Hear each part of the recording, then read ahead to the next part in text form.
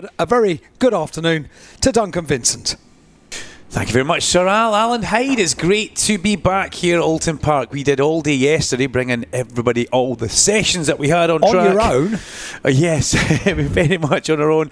But we're saying hello to everybody who is out there at the track. It's a busy, I've got to say, it's a nice busy Sunday, considering you didn't have the nicest of weather to arrive to. But Duncan Vincent in the commentary box, Alan Hyde in the studio, and Larry Scoop Carter down in the pit lane, bringing us all the information that we need from a pit lane at Larry that has dried up dramatically, but it still does look a little bit damp underfoot down there as you find your feet for the first time in 2026 for our British Superbike Championship. It's so exciting to be back.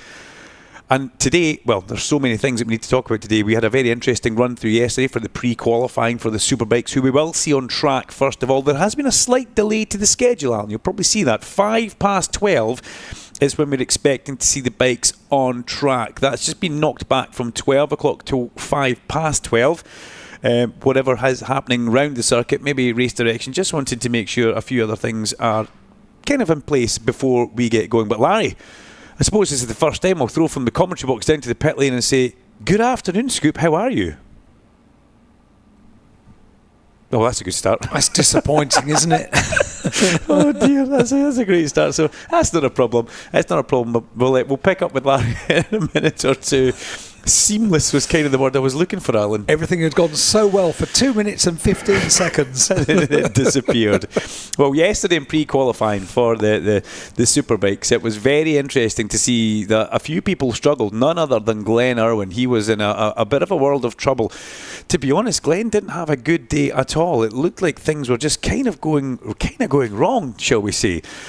He was late onto track. A few times he would put a very quick lap in right at the end of a session, but he was short on laps, and unfortunately when he was late coming out for pre-qualifying, he went out, did his out lap, and then unfortunately tipped off at Knickerbrook.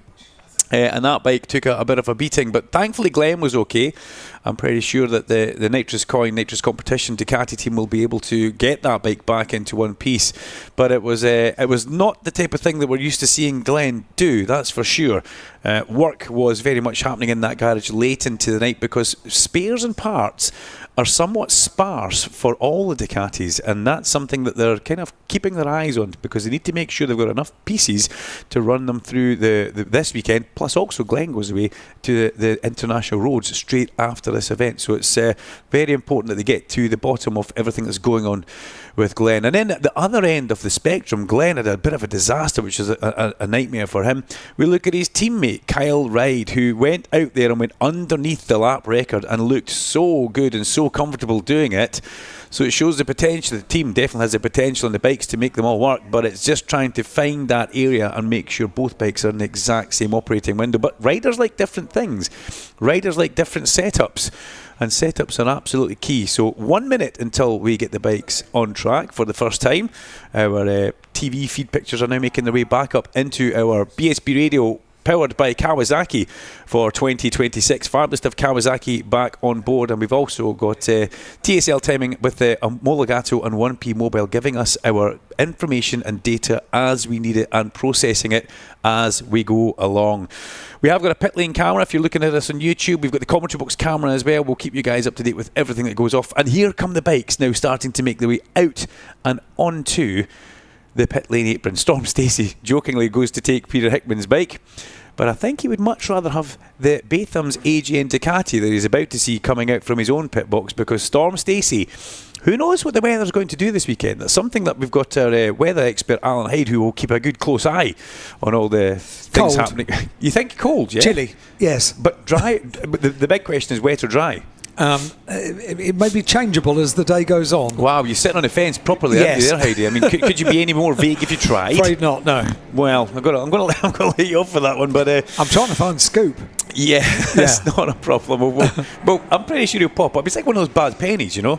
He is there, We just don't have the technical link between Larry and us. Oh, that's a shame. It's working. We did have it yesterday, so we did. We'll put that back in we'll click them back in, and we'll be absolutely fine. But the Superbikes make their way out on to track for what is effectively their free practice 3. Now, it's only a 10-minute free practice 3. This will be the first time some of these riders have ridden these bikes in these type of conditions.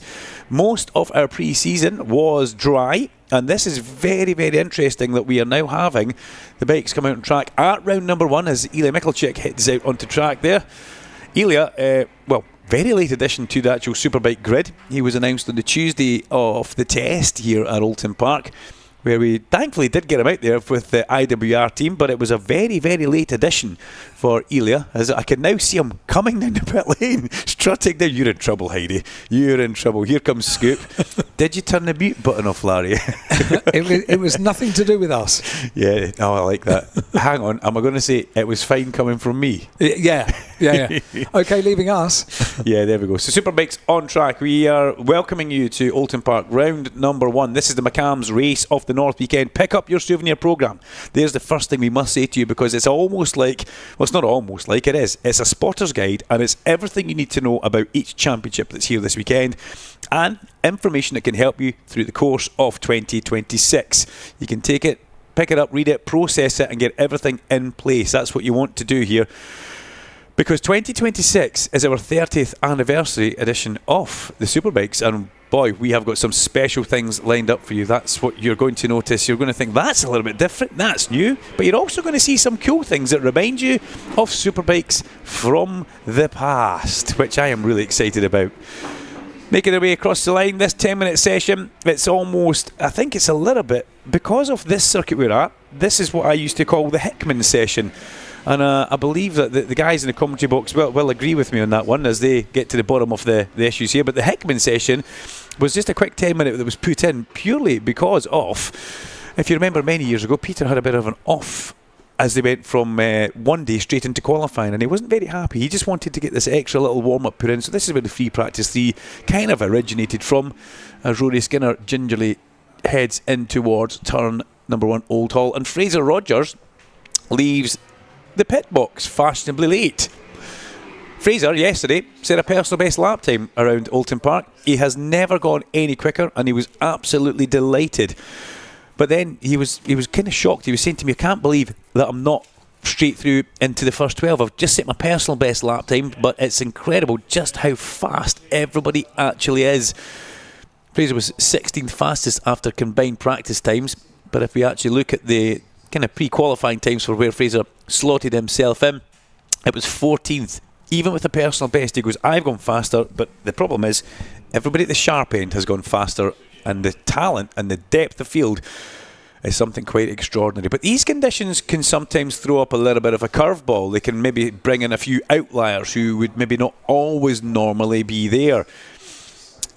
We'll have to look for the giant killing, the Whitecliff CDH off Luke Hedger. That's somebody who I think will definitely be in the hunt if the conditions stay and remain the same. Peter Hickman as well. This could be a big help for Peter, because he is struggling a lot with the bike spinning, using too much power and just not giving him enough grip as Ryan Vickers slides past on the way in and through Old Hall Corner as they head along the avenue. You can still see, if you can see any pictures out there of your standing trackside, you'll see that there's still spray coming up. You will notice that if you're trackside, and eventually the spray will get kicked up, the wind will pick it up, and it will come over and maybe rest against you in your spectator area. So there's a lot going on for the riders to try and process at this moment in time. What they do not want to do, what would be the cardinal sin here, is for them to accidentally put the bike down. That is not in the run plan, and the team bosses and managers will have reminded them that must not happen.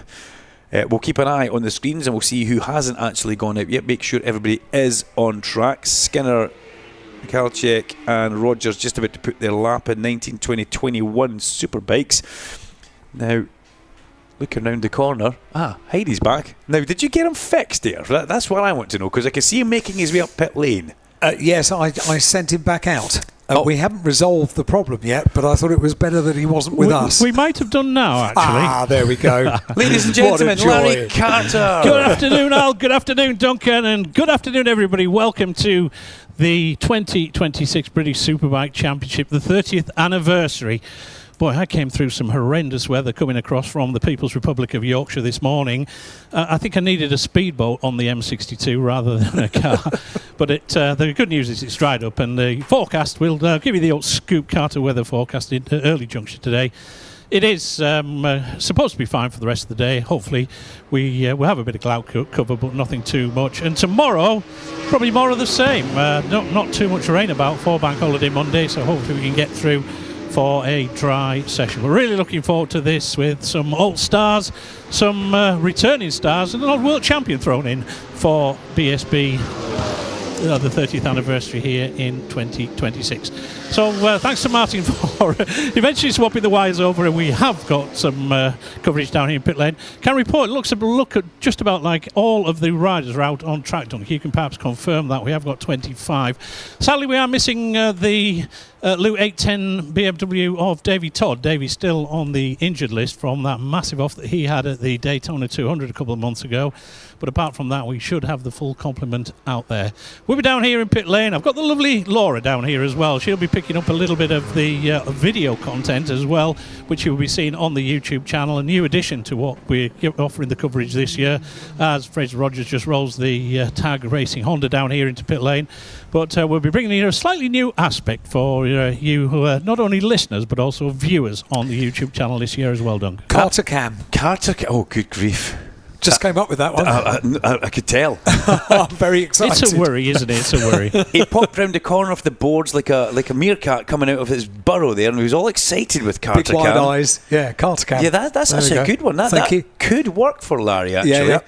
Because we've got Wes Cam in the commentary box, and we're just making sure that we can get the YouTube feed updated with the correct timing screen that's on it. Wes Cam, Carter Cam. Do we have Heidi Cam?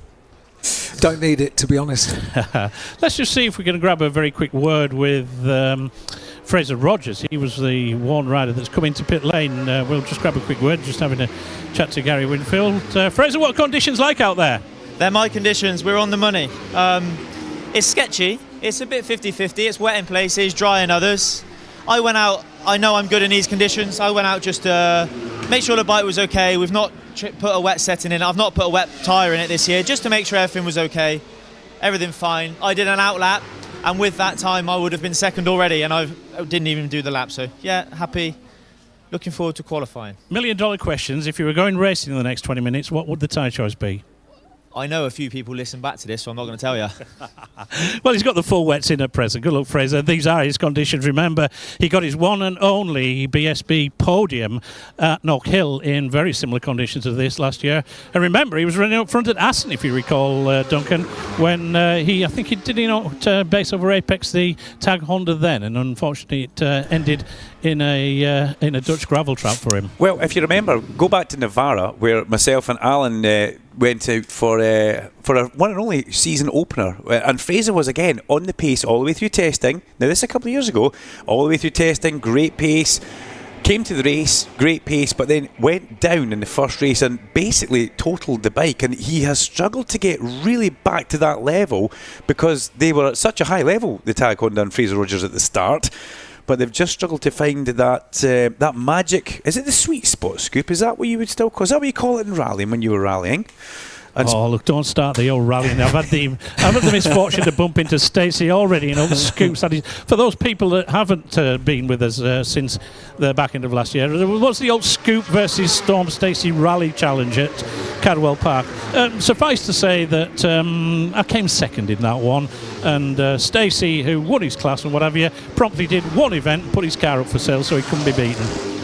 Yeah, but you had fun, Larry, and you're a YouTube sensation as you are just now. But for all the wrong reasons, unfortunately, we'll cover that through the course of the weekend, Alan. We'll let that one go and grow arms and legs and simmer. We won't let the truth get in the way of a story as well. There you go. Danny Kent is currently fastest for this British Superbike Championship with Pirelli. Free practice 3. Leon Haslam not on your timing screens, Dunk? No, I can't. I'm just checking because I'm trying to see who's actually missing. I've got one bike I should have 25 bikes, and I've only got 21 out there, so it's not just picking up one, Larry, it's picking up quite the a few. two AGN steel stock Motos are in the garage as well. Right. So that's Talbot. Well, Cook. they've had wet weather testing at Portimao. Yeah, I can see Haslam's bike on the jacks there. Brad Ray just walking back. In fact, no, that's Ben Curry. There you go, first Freudian slip of the weekend. Not a Superbike rider at all. The rider that's running for the McCams on the R9 is Ben Curry. Both the factory Hondas are out there, so I've named 3 of the bikes that are missing. We're just going to have to do a little bit more detective work to see who else is out there, Dunk. Well, I'm going to leave that in your capable hands, Larry, because right now, what I can tell you is it's Danny Kent fastest from Scott Redding with Ryan Vickers as the checker flag goes out. Josh Brooks. The two McCams Yamahas aren't out there either. That is, they're both in the garage. The two McCams Yamahas. Is that the Super Sport bikes? Yeah, sorry, the Super Sport bike of course. Because they're running the Super Stocker as well with the True Love out there. So yeah, Brad Ray. So that's 4 of them, isn't it? Still looking for one. Brad's been on track and done an outlap, but he's back in the pit lane. But yeah, I'm more than happy though, Larry, to see that Glenn Irwin's been on track. I think that's the best thing. With Glenn being on track, that's kind of what we were looking for. Because we weren't really sure to see if Glenn was going to get out there after the amount of work they needed to do on that bike last night. So, Glenn Irwin has been round, circulated laps. He has done 4 laps and then he's come back into the pit lane. Peter Hickman comes in, but as I say, the checker flag has been put out to bring that free practice session to an end. Yeah, Glenn is back in the garage, just having a chat with the team down here. Let me just see if I can grab a quick word, because that was... something that didn't want to happen yesterday, that off in pre-qualifying. All okay, Glenn? Happy enough with the bike? You missed out on a number of laps yesterday, but all okay now? Yeah, I've missed out a lot of laps, I think, from testing, really. We've had continual problems, and that's just how season can start. So, yeah, the bike, for the first time this year, we've got a rear brake, and obviously we had a technical problem yesterday, so new engine in today, and straight away it's behaving like an engine should. So, yeah, that session was very much just about... up the gears, down the gears as such, and everything's working fine. So we just got to see what the track does in 1 hour. Yeah, what are the conditions? Fraser Rogers wouldn't tell me what tyres he was likely to start the race on if conditions are like that. What's your thoughts? Oh, you would be on slicks for sure. It was an 18-lap race, and there's a couple of areas like into the last corner, but in 1 hour, and there's no bikes, the track will be bone dry. Okay, thanks, Len. Thanks for that. Always good for a word. We had a really, really in-depth interview with Glenn Irwin here. Was it last year before? When he was telling us all, it was last year when he'd had the injury at Snetterton and how he thought perhaps that might be it for his career and all sorts. We had a really, really long, in-depth interview with Glenn. But Glenn Irwin and Ducati at Oldton Park, you know what that usually means, Duncan? It's a podium or a win, isn't it? Well, remember he got a famous treble here for the PBM team. Was that last year, actually, Larry? I think it was, wasn't it? Well, he only got the 2 races last year. Brad won 1 and Leon the other one. He might have been thinking about the Beer Monster year when Bridewell and the infamous Bridewell and Irwin battle. It was 2023. Yeah, it all rolls into one sometimes, Larry. And when you're thinking about it on the hoof as we are, but when you sit down and kind of put it into perspective, you then get the years correct. But yeah, Glenn has won a treble here. He has won 3 times the one weekend. It has been done by the man. He has, it's a thing, Larry. When you get something that's brand new, it's not always the actual golden bullet. It's not the magic fix. You need to make it all work, and that's the thing. He's had these little problems. They're only tiny teething problems, but it's very similar to what happened to Storm Stacey at Oldton Park when they rolled the Batham's AGN Ducati out for the first time. Storm spent more time with the Port West Race Safe Marshals than anything else. But what we're going to do is we're going to draw breath for the first time in 2026, and I'm allowed to say I'm going to hand back to the studio, to the safe hands of Alan Hyde. Thank you, Duncan. Duncan Vincent with expert commentary, Larry Scoop Carter on the grid and in the pit lane, and Alan Hyde in the BSB studio. BSB Radio, powered by Kawasaki, the sound of the British Superbike Championship.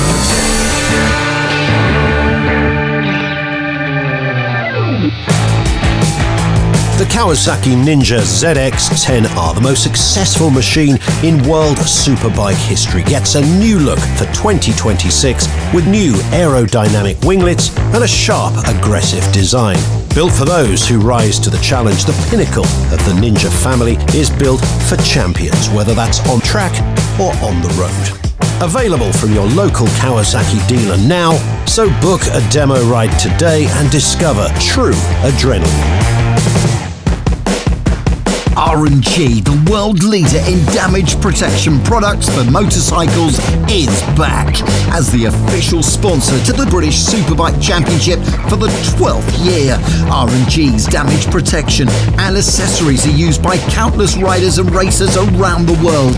Thousands of applications for hundreds of bikes and are trusted by teams across the BSB paddock. R&G's Pro Engine case covers are now included in the FIM Quality Product Programme. Visit the R&G official technical centre in the paddock to get your protection today and find out more at rg-racing.com. So no matter what you ride with R&G, if you slip it or slide it, you'll still be able to pick it up and ride it. The 2026 Zinn British Superbike Championship in association with Pirelli. 18 plus, Zinn is not risk-free and contains nicotine, which is addictive. Only for use by adults who would otherwise continue to smoke or use other nicotine products. Duncan, Larry and Alan live on BSB Radio, powered by Kawasaki, the sound of the British Superbike Championship. And something we absolutely love on BSB Radio, powered by Kawasaki, is your interaction. And there is a new way to get in touch with us here in the studio and in the commentary box over the course of this year. It is on WhatsApp. So you need the WhatsApp app on your phone, and the number you need to add to your contacts, because it's going to be the same number throughout this year to get in touch with us. 07482 877 877. 07482 877 877 is the WhatsApp number. So not texts, not phone calls, only WhatsApp messages. 07482 877 877. The rules are the same. We need your name, only your first name and your message, and send it on a WhatsApp text message to 07482 877 877. Or if you've got slightly more to say, same rules apply. Just your first name is all we need, and a message on email to studio@bsbradio.com. studio@bsbradio.com, and that gets you straight on air, Duncan. Did I write that number down correctly? Go on, try me. 077 No. 07 Yep. 482 Yes. 877 Yes. 877. Yeah, try it again. I'm going to remove a 7.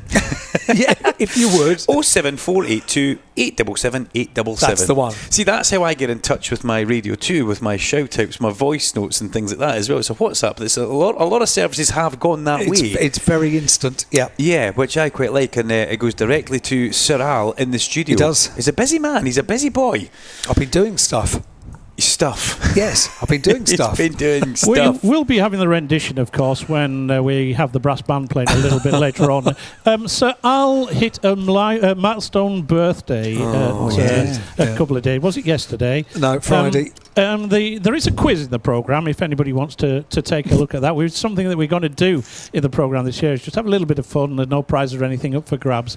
But we forgot to put a proviso in there for how old is Alan Hyde. We forgot to put that as question number 7. So if anybody wants to WhatsApp with a guess of Alan Hyde, it's a clue. It's not 20, 30 or 40. I'll give you that for nothing. So if anybody wants to WhatsApp him with a guess as to Alan Hyde's age, we'll get him to read out the most unfavourable one.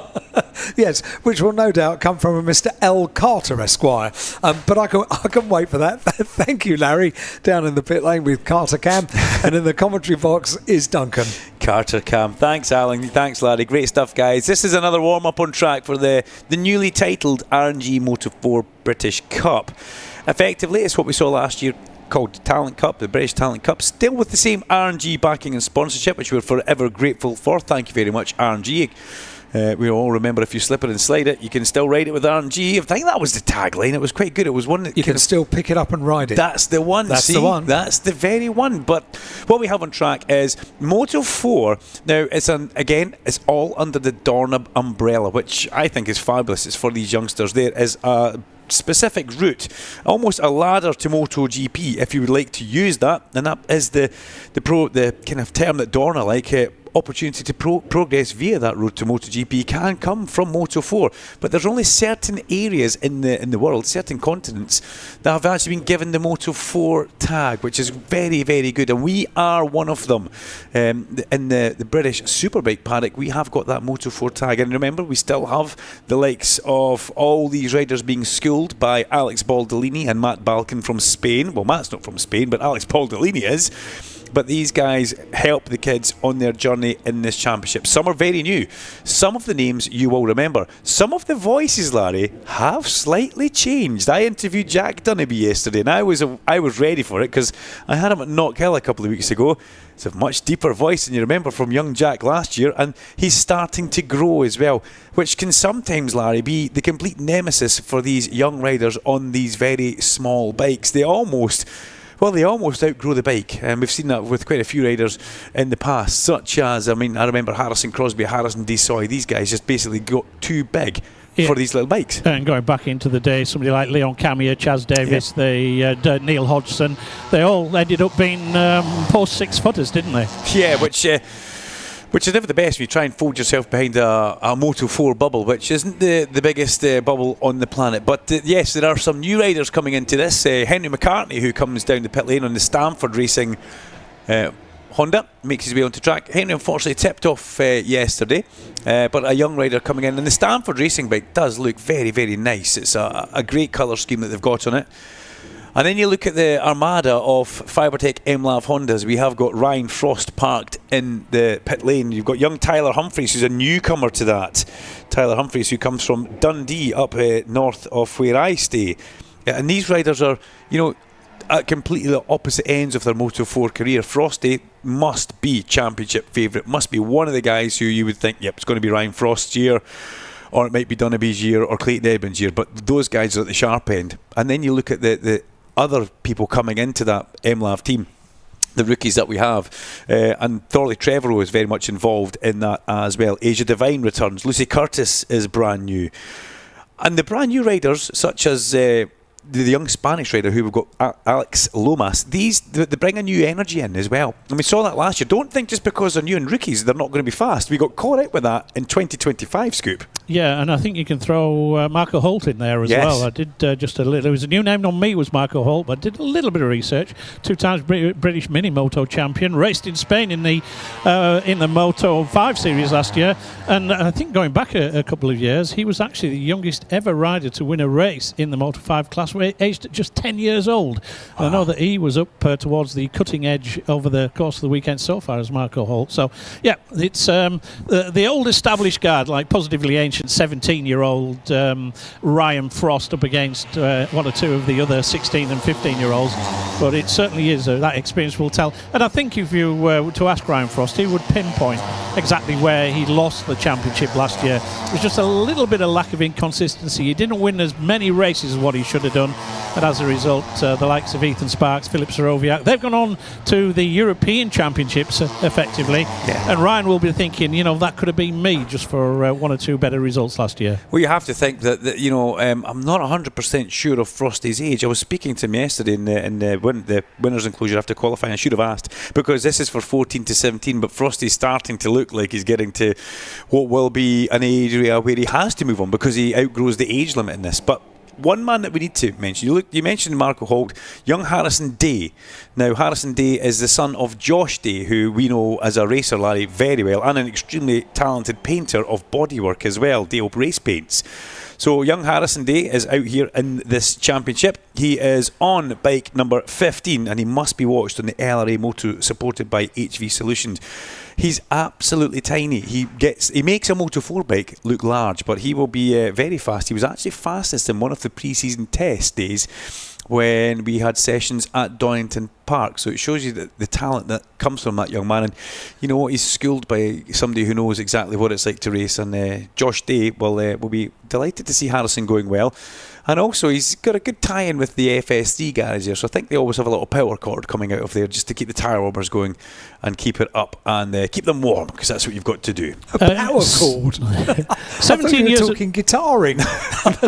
He's got a subwoofer in there as well. Yes, exactly. Sorry. Ryan Frost, 17 years of age, Donkey, turns 18 on the 15th of December this year. So this is Frosty's last year. And he is, I think, he's the can we say most experienced rather than the eldest rider in the field? Yes, and he probably is the most experienced as well. He's probably had the most starts to his name, I would imagine, in this class, looking down the field. Yeah. So this is the year for Frosty. That's what we need to think, and I'm pretty sure he will approach this methodically. Michael Laverty is here this weekend, the man who, well, his name's above the door when it comes to the Fibertech MLAV Honda squad. So he will be guiding Ryan Frost, hoping to pick up a championship. It's cutthroat in this championship. There's really, really good teams. You look at the Cavara Project, City Lifting. You've got Gary Wilson. You've got Mortimer. They're all really, really good teams. And they're all out for one thing, and that's a championship come the end of 2026. But the checker flag has flown, and fastest once again, the newly re-chipped Jack Burrows, as I called him yesterday, and he quite liked that. It's like he's had a remap put in over the winter. And Jack Burrows, fastest in morning warm-up from George Bowes, from Jensen Bishop, Jack Dunnaby, Mason Foster, Clayton Edmonds, Marco Holt, Luke Fitchett, who is another new rider, P4 yesterday. His dad, who's got the great name of Duncan, I'll just drop that in, was very happy yesterday. They didn't expect to be up there in P4, but they were, so they should have been very happy with that. But he's 8th in morning warm-up with Hudson Cooper 9th, and then Tyler Humphreys, Tyler Humphreys, I can't believe we could call him Archie. I was thinking of Archie Hopper, who's another new one, just behind Tyler. But that's our top 11 I've just given you there. We will now pause for another quick break because we're getting into the swing of things. Up next on track will be the Quattro Group British Supersport Championship, but it's qualifying, Alan. Always very busy here at Oldton Park on the Sunday because we start at 12 o'clock and run all the way until 6:30, which is the maximum amount of time that we can have on-track activity here at Oldton Park. So it's always very, very busy. And so too on our WhatsApp number. Thank you very much indeed for sending in messages. We'll get to those in just a couple of moments. Duncan, Larry and Alan on BSB Radio, powered by Kawasaki, the sound of the British Superbike Championship. Have you had a non-fault motorcycle accident? Don't let it put the brakes on your ride. McCams gets you back on the road with a like-for-like replacement bike. No insurance excess to pay, and you keep your no-claims bonus. And if you've been injured, Bolton Turner's expert solicitors will work to secure the compensation you deserve. McCams and Bond Turner, supporting bikers every step of the way. Call 0345 054 1000 today and we can help you get back onto two wheels. The 2026 Zinn British Superbike Championship in association with Pirelli. 18 plus, Zinn is not risk-free and contains nicotine, which is addictive. Only for use by adults who would otherwise continue to smoke or use other nicotine products. Want to discover the latest Kawasaki range of machines? The Kawasaki Experience Tour is heading to dealerships across the UK throughout the summer, giving riders the chance to ride the latest 2026 bikes. From A2-friendly machines such as the Versys 650 to new models like the KLE 500, the Z1100 and the Z650S. View the full list of events and book your place at KawasakiExperienceTour.co.uk.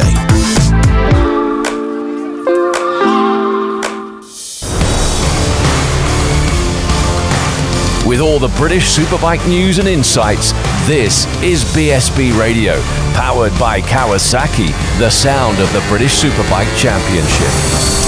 And as Duncan just said, at 12:35 we are due to get the Quattros Group British Supersport qualifying underway. So any moment now, and we'll bring all the action to you live here on BSB Radio, powered by Kawasaki, the sound of the British Superbike Championship here. 94.9 FM. If you have an FM radio here at the circuit, here at Oldton Park, 94.9 FM.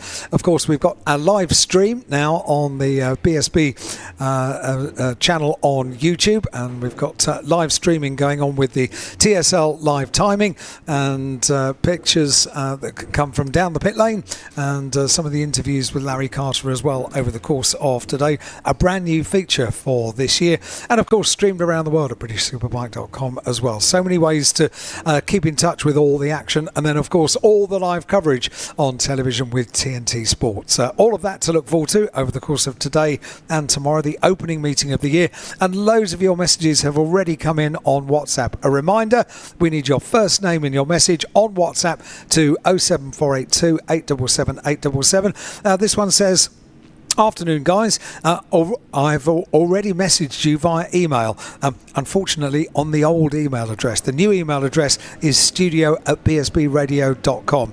But the message continues, but thought I'd set up the WhatsApp feature and see if it works. Gary and Amanda, it works perfectly. And make a note of the new email address, studio@bsbradio.com. There we go. This one says, could we say hello to my 6-year-old son, Freddie?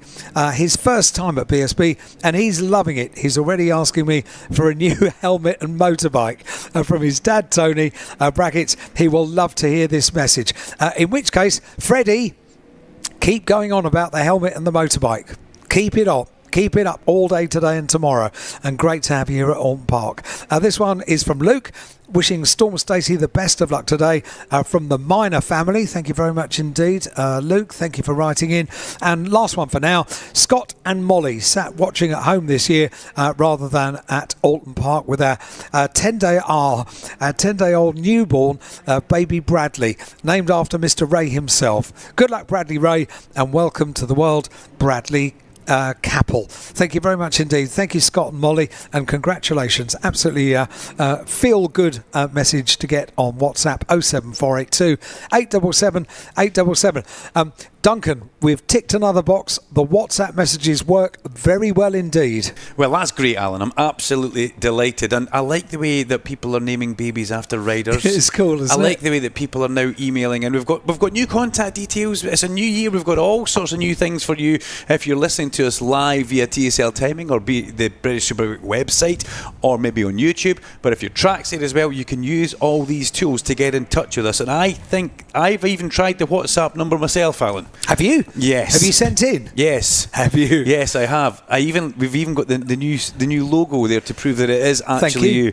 Brilliant, Mark Allen. And yes, studio@bsb.com. Nice, simple, easy email if you want to do that as well. But I do like the idea of the WhatsApp. I'm all for that, Alan. You've done a good bit of work in the winter. Thank you very much indeed. And I have to be honest about this.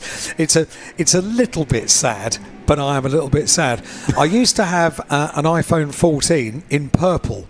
And then, as you do when you upgrade your phone, you send it back and you get a little bit off the new iPhone. But I always regretted getting rid of the purple iPhone 14. So when I got the new number for the WhatsApp, I thought, well, I need a phone. So I bought a second-hand purple iPhone, yeah, I did, yeah. Just to let you know, ladies and gentlemen, other makes of phone are available on the market, but they are substandard in our eyes in the commentary point for BSB Radio, powered by Kawasaki for 2026. I've never seen a purple iPhone in my life. Oh, it's beautiful. Has anybody else out there got a purple iPhone? Well, I think people would just like me to say purple. Yeah, you do say purple very well. Purple. Yeah. There we go. Joe Sheldon Shaw rocks into the pit lane because this is the Quattro Group British Supersport Championship qualifying. This is qualifying. Now, I spoke with Luke Stapleford some 20... Well, what time are we at just now? We're 20 to 1. He came and saw me at 11:45. We had a nice chat on the back of the BSB radio balcony. Wow, there you go. We've got a balcony at Oldton Park. Bet you didn't know that. Purple iPhone, lovely. Thanks for that, yeah.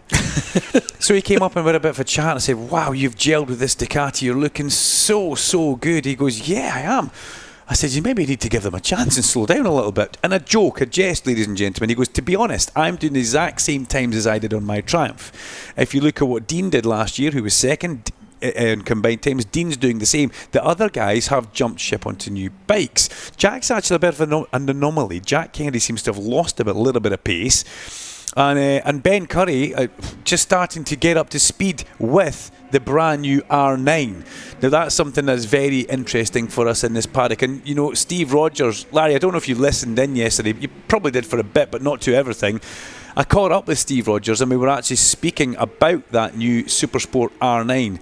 And he says, look, it's very important to Yamaha, but it's just something that we're finding our feet with, and that's something that we need to get time with. It's not 100% there yet, but it's pretty impressive for where they have got this early in the year. And I mean, Larry, you've been around this paddock long enough. You know exactly what the Raceways Yamaha team are capable of, especially, I mean, running more than one bike is not a problem to those guys. Yeah, when they rocked up in 1992 with a certain angry gerbil called Kevin Morty on, little did we know that they'd still be around some nearly 35 years later. But yeah, he runs a very, very good team, does Steve Rogers, from just up the Fylde coast there at Blackpool.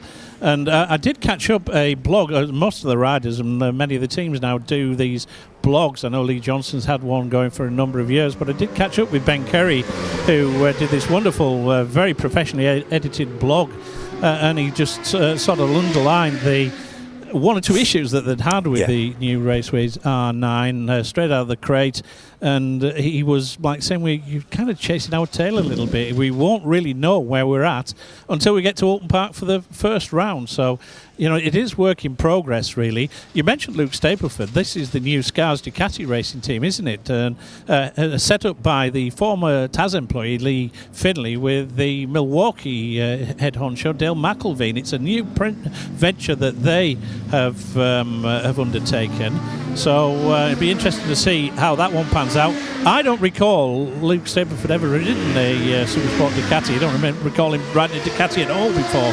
So that'll be interesting to see how that goes. But yeah, first time, Larry. He didn't endear himself too much yesterday, did he, Dun? Because I did actually catch up with one of your broadcasts when he said you reported that he was on his ear somewhere here. Yeah, he slipped off at Lodge, last corner Lodge, as we've got somebody who's gone, I think, down at turn number 1. I can see the boards flying, but I can't see anything from where I am. But yeah, Luke slipped off a very slow little off at Lodge.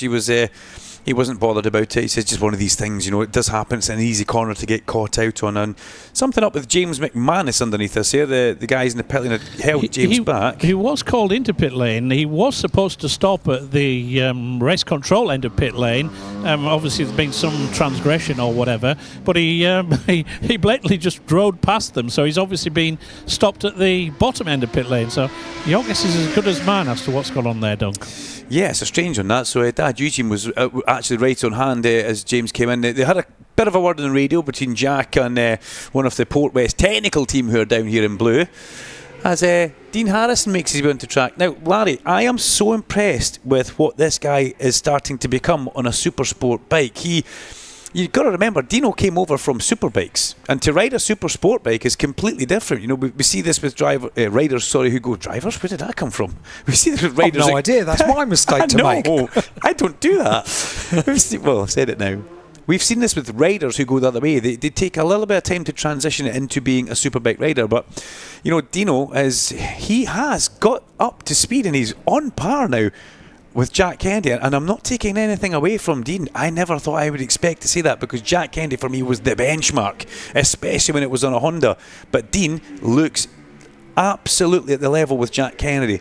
An interesting point with them both is, Larry, they both look identical on the bikes. They've both got red leathers, obviously for Honda, and blue crash helmets. Having said that, one thing I have noticed, and you guys go around the circuit and can keep an eye on this, Jack Kennedy, when he hits the brakes, slowly comes up from behind the bubble.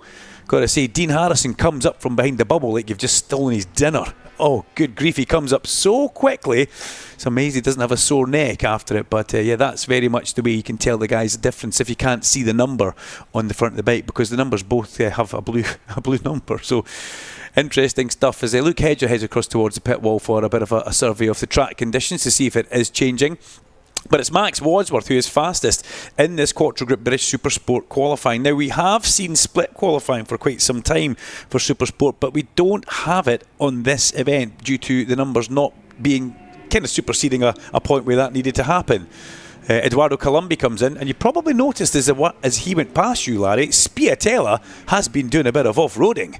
He was into the gravel at a corner earlier on called Lodge, which is the last corner, but he did continue. But Eduardo Colombi now finds himself a home with the MMB Ducati squad. He has come from TAS, and he goes from one Irish team to another Irish team, which I think is quite good there, actually. But yeah, Eduardo's away back to the tent to have a little bit of work done on that bike. TG Toms is now going fastest for GNS Kawasaki, from Max Wadsworth, from Ben Curry, Oliver Barr, Jack Kennedy, Stephen Thomas, Luke Stapleford in 7th. Now, Luke did come up, we had a bit of a chat. He said, I'm not going to stick my neck on the line for qualifying, Dunk. There's no point, it's damp.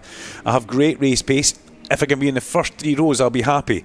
So where he is just now will work for him. Bingo. Now, I suspect we're going to be seeing some tyre changes shortly, Dunk. We've still got 15 minutes of this session to go, and there are a number of customers down here in pit lane. I think that's Adam Hartgrove we can see.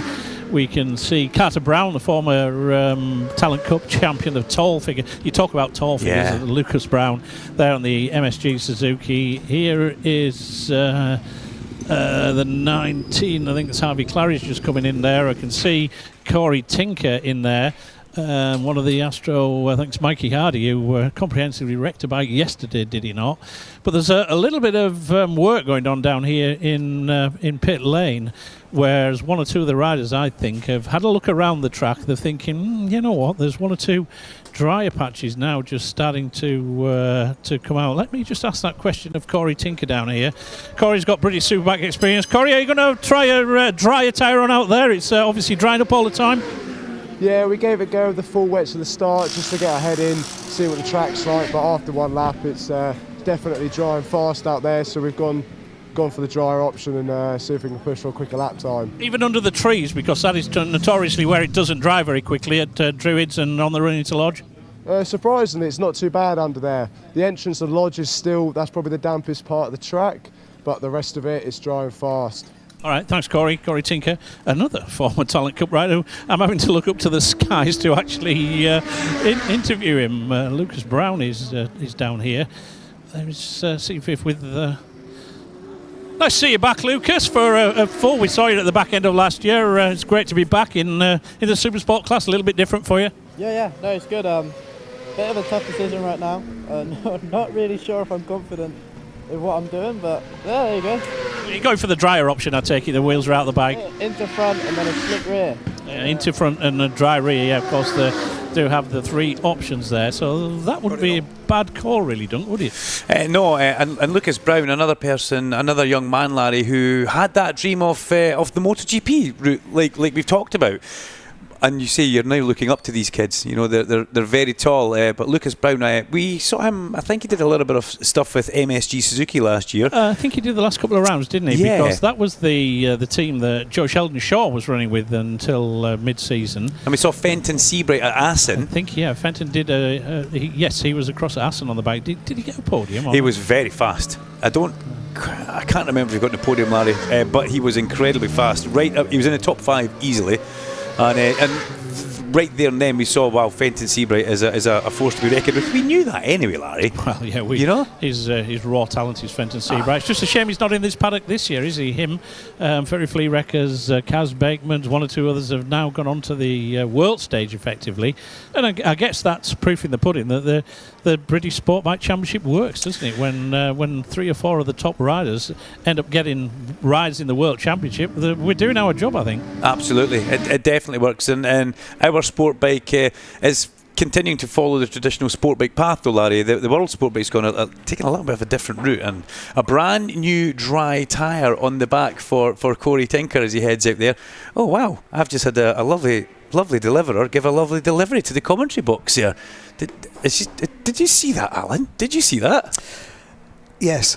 Yeah, isn't that lovely? Yeah. I didn't see what you were delivered. Well, I got delivered some brownies. That was lovely. That was from Lauren Andrew, who's the better half of Charlie Nesbitt. So thank you very much to Lauren. That's very, very nice and kind of her. Yeah, stop eyeing up my brownies. No, it does look nice. Alan, we're in a qualifying session. Keep your eyes off my brownies, please. Sorry. Thank you very much. As Mikey Hardy, you said there was a bit of an issue for Mikey yesterday.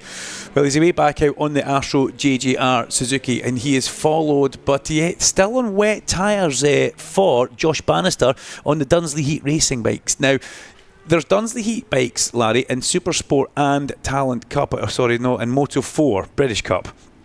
I said, we're going to get painted bodywork for the weekend, guys. Are like, not yet. We've not quite got that far.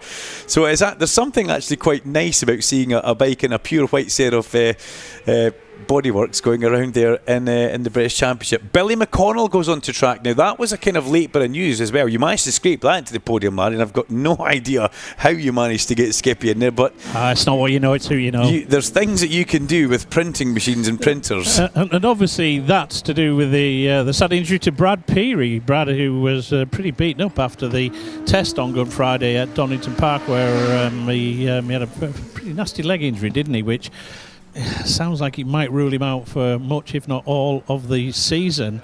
And I picked up the news that at some point in the next 2 or 3 rounds, we're going to have a certain son of a former world and British champion going to be joining us on that bike. Somebody by the name of Ollie Bayliss, who is going to top and tail with his World Supersport commitments. But in the interim, whilst those rounds do clash, they've pulled out a bit of a trump card in my book, putting Skippy McConnell on it. Skippy, who is a renowned we think of him as a superbike racer or a super stock racer, but he really did cut his teeth in this paddock some 15 years ago on in the old super sport category. So that is very much the case. Nice to see Dave Tyson down here. Dave, good to see you back here, mate. We can't get rid of you. No, keep on coming back every year.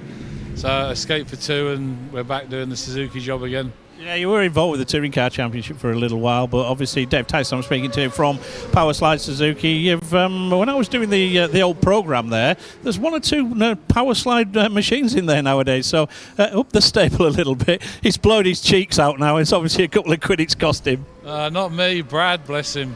But yeah, it's a good job. Obviously, the Suzuki was amazing in sport bike last year, and there's been a lot of interest in it, so we've brought 4 of our own. And then we're helping Rossi Banham and Joe Ellis as well. And the idea is basically to build ready-made race bikes for people to come and buy off us, because it is a really good bike. It's cost-effective, so it performs. So and then we've got a young Australian. He's only just 17, doing Super Sport Cup on a 750. Well, the GSX-8 or G8R is a bike to have in sport bike. He won the championship last year. Yeah, I think so. I think the Aprilia is very good this year. The new Aprilia looks really, really strong. Alfie's looking really strong in that. So that'll be a good competition all year. Great to see you again, Dave. Keep up the good work. Dave Tyson, he actually ran the Qingdao team with Danny Buchan going back many years. But yeah, it's like the old bad penny, isn't it? We can't get rid of Dave Tyson. He keeps turning. We tried to siphon him off into your paddock, Alan, who's the voice of. He's the Scoop Carter in the British Touring Car Championship. If you wonder where you've heard that voice before, we got rid of him, mate, for a season or 2, but he's back. We mentioned the bad penny before you could hear us, I think, Larry. And we might have mentioned it about our pit lane reporter. But great to hear from Dave Tyson. You know, he really helped that Power Slide Suzuki team last year really come online with that GSX 8R, especially Asher Durham. Asher, great to see him back here this weekend. He was absent from the pre-season testing that we had, but and a new dad, Asher. So Asher and Nina, Mum and Dad, parents, it definitely changes you, let me tell you that. But it's great to know that Asher is in the paddock. And, you know, back in Sportbike, it'll be interesting to see exactly how they get on with that. But this is the Quattro Group Supersport Championship, and it's great to have Dave Tyson down there because he's a man of vast knowledge and he's been around a long time. Ben Curry, on the other hand, well, he's been around a long time, not quite as long as Dave Tyson, but he's gone to the top of the times. Ben Curry from TJ Toms, and listen to this, Larry, you're going to have a bit of a happy smell here. Joe Sheldon Shaw in 3rd place. From Max Wadsworth, from Dean Harrison, Adam Hartgrove, one of the cup runners, up in 6th. Billy, Skippy McConnell, Carter Brown, Jack Kennedy, Harry Truelove. Now, you need to get Carter Cam on Harry Truelove when the helmet's off, because I think you've been listening to the old moustache comments that we have been coming out with. He's got a proper Dale Earnhardt Intimidator moustache, and I quite like it, so much so that you actually sent me a picture of Alan Hyde with a moustache that you doctored and stuck on. So yeah, interesting. You need to try and get that on Carter Cam if you certainly can. So it'll be good to see. But you know what? The R9's going pretty well, Larry. Brand new bikes, Ben Curry fastest. And these are tricky conditions. And you mentioned tyre changes earlier on. We're starting to see a little bit more of that creep in now. James Alderson down here with the tyre warmers on the bike, looking like he's just about to go out on dry tyres.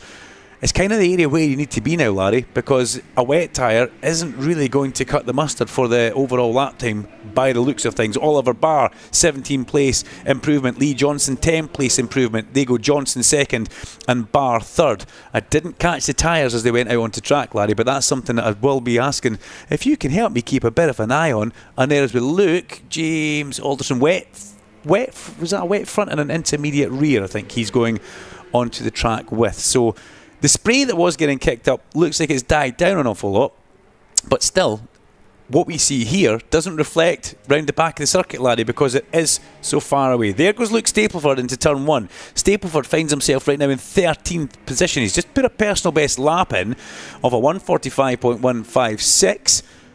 Doesn't really move him up too much, but what it does do is it gives him that little bit of extra feeling, because you just push a little bit more each lap to ride up to the grip that you have. Jack Kennedy goes out in full slicks from what I see in the commentary box, and one of the G&S Kawasaki's go out as well. That is TJ Toms, and that's full slicks as well. So Larry, we'll keep our eyes on Kennedy, and we'll also keep our eyes on TJ Toms. Lucas Brown comes up 27 places now to go into P3 for Lucas Brown, the very tall figure of the man who won one of our RNG Talent Cup championships. Oh, would that be 3 years ago now? I think it possibly could be, or at least 2 years ago. The very tall figure of Lucas Brown finding a home in the Quattro Group British Supersport Championship, where we only have 4.5 minutes left of this session. Lee Johnston crosses the line, stays in second place, 1:41.537, 1.3 seconds away from the back of Ben Curry. Curry really has got a bit of a jump on everybody here, and that's maybe where the new kind of R9 that we have, with its development phase it's going through, it's maybe just a little bit easier to ride. It's maybe not got the peak performance and power that the supersport bikes, other supersport bikes would have. So this is a big leveller, as we see Ben Curry doing a fabulous job out there, topping the times on bike 61 for the McCams Raceway team. And remember, this is the McCams Race of the North event, and they'll have nothing more than seen bikes at the sharp end of Superbike and Supersport, Larry. Yeah, perhaps them in different conditions out there, just to say suiting Ben Curry. You know, the new bike, perhaps it didn't quite have what it needed in the perfectly bone dry conditions, but Ben, he lives very close to the Oldton Park circuit. He is originally from Australia, born in Germany, lived in Australia, and now makes his home in North Wales. So it's a little bit more cosmopolitan than most people would imagine was Ben Curry. But it's impressive, given that it was. You'll have seen the same videos that I saw. It was all doom and gloom at one point, wasn't it, for Ben Curry? And well, you know, when I started thinking, you know, this is a former British Supersport champion who was one of the favourites, is one of the favourites, and if he's sort of like making these negative vibes at the start of the season, it's going to take a little while for him to get up to speed. But absolutely 100% if that's the case. Let's see how it pans out in the next 3 minutes, Dunk. The only time will tell, Larry, that's for sure. Only time will tell. Curry is still fastest. Lucas Brown, though, is making inroads, Larry. He's now only 0.8 of a second away. Lucas Brown on bike number 29. Let's try and spot him as we see him going around the circuit on the tracker map. Tracker map for bike number 29. There's that many bikes out there. Yeah, he's just making his way up over Hilltop down towards the Hizzy chicane. Lucas Brown, personal best first sector, personal best second sector. You can tell that the track is evolving, and you need to be on a different kind of tyre, because the timing screen is a wash of green and purple, Larry, and that's not something that you see very often unless it's an outlap at the start of a session. Just about everybody put a personal best lap in last time round. Everybody's personal best sector 1, sector 2, and almost through sector 3. So I should really take a screenshot of this, because it's possibly all going to change. Billy McConnell, well, he's in 6th place. Let's see what he does as he crosses the line for Skippy.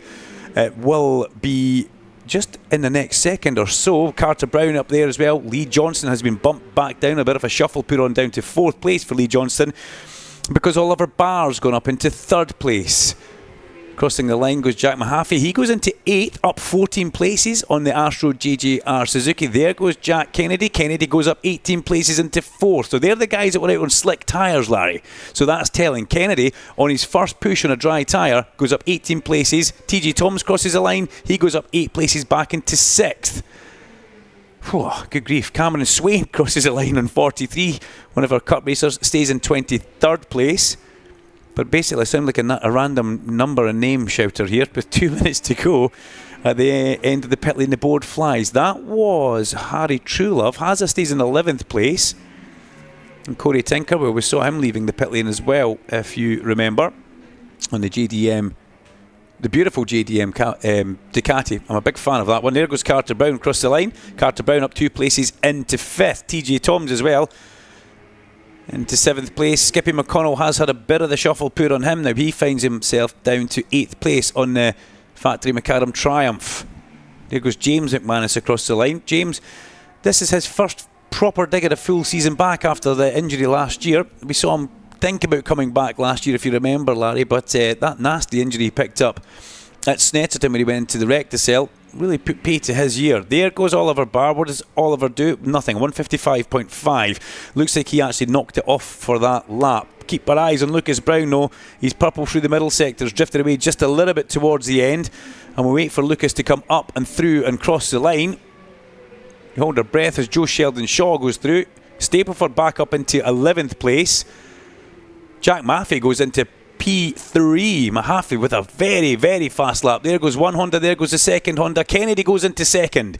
So Jack Kennedy now 0.3 of a second away from the back of Ben Curry. The checker flag flies. Did Kennedy take the checker flag? No, he didn't. So both Hondas are on live laps, Kennedy and Harrison, and they will be the last to come through and take the checkered flag. So they have got this lap in order to do something. Dean Harrison needs to do something, because Dean Harrison finds himself down in 18th place as a big jump for somebody. Who was that? Was that True Love or Claridge who went through there? Anyway, at the end it doesn't actually show you the increase, it just shows you who's dropped positions, and somebody went up from around about 24th place all the way up there. Alan, I don't know if you were keeping your eyes on that, but I've never seen a timing screen so busy in such a long time. You go into the winter and you almost don't forget what to do, but things start happening. It was the General Lee Johnston goes to the sharp end. Provisional pole for Lee Johnston at 139.5. 0.4 of a second up the road from Jack Kennedy in third place and Ben Curry, but we need to keep our eyes on Kennedy. Personal best through sector number 1, sector number 2. Lucas Brown, purple through sector 1, purple through sector 2 for Lucas Brown on the number 29, just making his way up through Clay Hill and in towards the Druids area of the track. The MSG Suzuki, the GSXR 750, has got just ahead of him a quick man in young Australian Jack Mahaffey. So this could be Lucas Brown going to provisional pole as Ben Curry now edges himself back to the top of the timing screens from Johnson, from Oliver Barr in third place, and Jack Kennedy. But we're watching Lucas Brown, his personal best through the other sector. He goes to the top of the times. Lucas Brown does it. He takes provisional pole, but we need to let everybody else come through. That's a great result if he can make that stick. Lucas Brown, Curry. Where is Kennedy? Kennedy has taken a checker flag. So that, Larry, wow, didn't quite see that one coming. Lucas Brown with an inspired ride puts the MSG Suzuki on provisional pole at the end of what can only be described as an absolutely manic Quattro Group British Supersport Championship qualifying. Lucas Brown from Ben Curry and Jack Kennedy, 29, 61 and 4, the front row of the grid. Provisionally, obviously, they need to go through inspection and speak with Larry. Then we've got Lee Johnston, Oliver Barr and TJ Toms. Row 2, Jack Mahaffey, Carter Brown and Luke Stapleford. Well, Stapleford said, look, if I can get in the front 3 rows, I'll be happy with that. And he's done that, so that's good. The big loser in that for me is number 55, 10th place for Dean Harrison, 2.7 seconds away from the top times. Dino has been pretty much on it all the way, and that's a bit of a shock, we have to say. Cam Hall in 11th. We've got Harry Truelove, in 12th. Max Wadsworth, Adam Hartgrove, first of the Cup in 14th place. And in 15th, the XMT triumph of Jamie Davis. Wow, what a qualifying session that was. Had a little bit of everything, and maybe a little bit too much of changing in my eyes. We'll draw for breath in the commentary box to grab a quick drink of water. We'll head down to Larry Carter in the winner's enclosure, but before we go there, let's hand back to Alan in the studio. With all the Superbike news and insights, this is BSB Radio, powered by Kawasaki, the sound of the British Superbike Championship.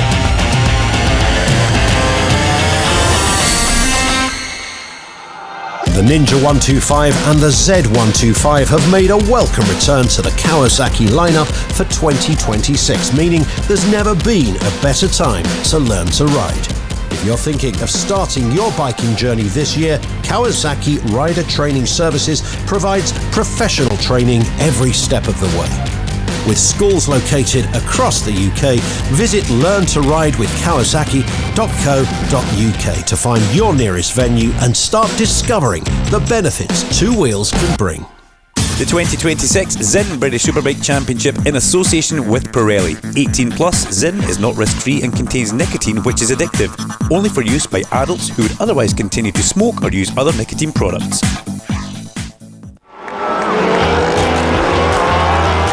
On race weekends, every second counts. And so does the right bike insurance.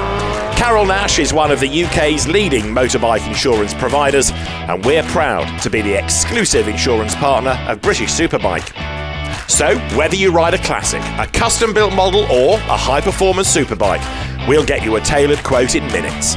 For over 40 years we've been protecting bikes, and with 2 levels of cover to choose from, we've got your back. Don't miss out. Search Carol Nash. Live online at BritishSuperbike.com, on FM radio and live stream with TSL live timing on YouTube. This is BSB Radio, powered by Kawasaki, the sound of the British Superbike Championship. Here at Oldton Park on 94.9, your messages on WhatsApp 07482 877 877. But before that, let's get down to Larry in the winner's enclosure. Thanks, Alan. Delighted Lucas Brown rolls the MSG Suzuki down here onto provisional. Oh, it is pole position for the sprint race later on today. That'll be a first for him. And you think all his Christmases have come at once. Ben Curry's down here. Ben had the intermediates on. Lucas Brown and Jack Kennedy had an interfront and a slick rear. So perhaps, just noticing the tyres there, Ben. Obviously, you've got the R9 onto the front row, which was important for the sprint race later on today. But maybe see what the boys were running on the slicks, perhaps. Might have been an idea just to try a slick in the rear. Definitely, but like I just said to the boys, when you got 5 minutes to go and it says +2, why risk? And it's like you're thinking, for sure I needed a slick. Like I was absolutely certain on that, but I thought, no point taking the risk. There's still a little bit of time in me yet with this inter. So I thought if I can just maximise the inter, we're going to be very close. And sure enough, they pit me right there at the end. But to be honest with you, anywhere on the front row is an absolute win. So yeah, we can do a job from there in the sprint race. Let's see how we go. I'm sure the grid, I haven't seen the grid, but I'm sure it's all over the gaff. So obviously Stableford's the guy to beat this weekend. We're not really racing him at the moment. So this gives us our best chance to try and beat him. Yeah, it was all over the place that last lap, mate. So well done. Congratulations. And congratulations too to Lucas Brown. Because the last time we interviewed Lucas, it was on the Talent Cup a couple of years ago. Here you are, mate. But this is a dream come true, isn't it? Pole position at the first round for the first race. Couldn't be any better than that. Yeah, I mean, pace hasn't been too bad in the dries, to be fair. But I went out on wets and I felt horrible on the wet. So I came in, I put a slick in the rear and an inter in the front and went out and just attacked. And yeah, here we are. What do you got to do it in the race now? Yeah, the pressure's on. Thanks, Lucas. Congratulations. And Jack Kennedy, the multiple champion in this class, just congratulates the 2 other riders there. Oh, I'll tell you what, Jack, it could have been P1, it could have been P11 after that last lap, couldn't it? Yeah, didn't really know what way it was going to go. Had a little bit of issue with feeling towards the end as well, so we couldn't really rectify it. I just had to go out and push with the not nice feeling that I had, but very happy to consolidate front row. That was the main target in that session. And like you say, we were 5th, we were 11th, we were 12th, and to end up on the front row is pretty good.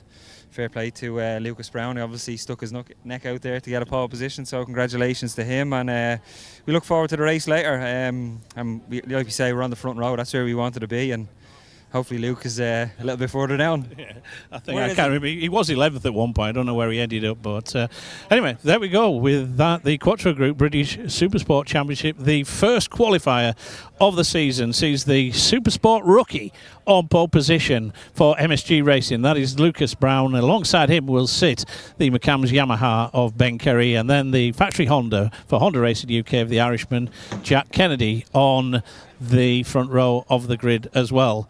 Well, that was dramatic, wasn't it, boys? Let's hope that we can see what... I think it's going to dry up a little bit for the super bikes, which are out next. But you never know. 1 or 2 just dark clouds kicking about. You never know what this weather will do here at Oldton Park. You never know. Larry Carter, thank you very much indeed. Yep, Superbike qualifying is coming up. Some of your messages before then. Thank you so much to all of you that have embraced the new way of getting in touch. Thank you, Dave.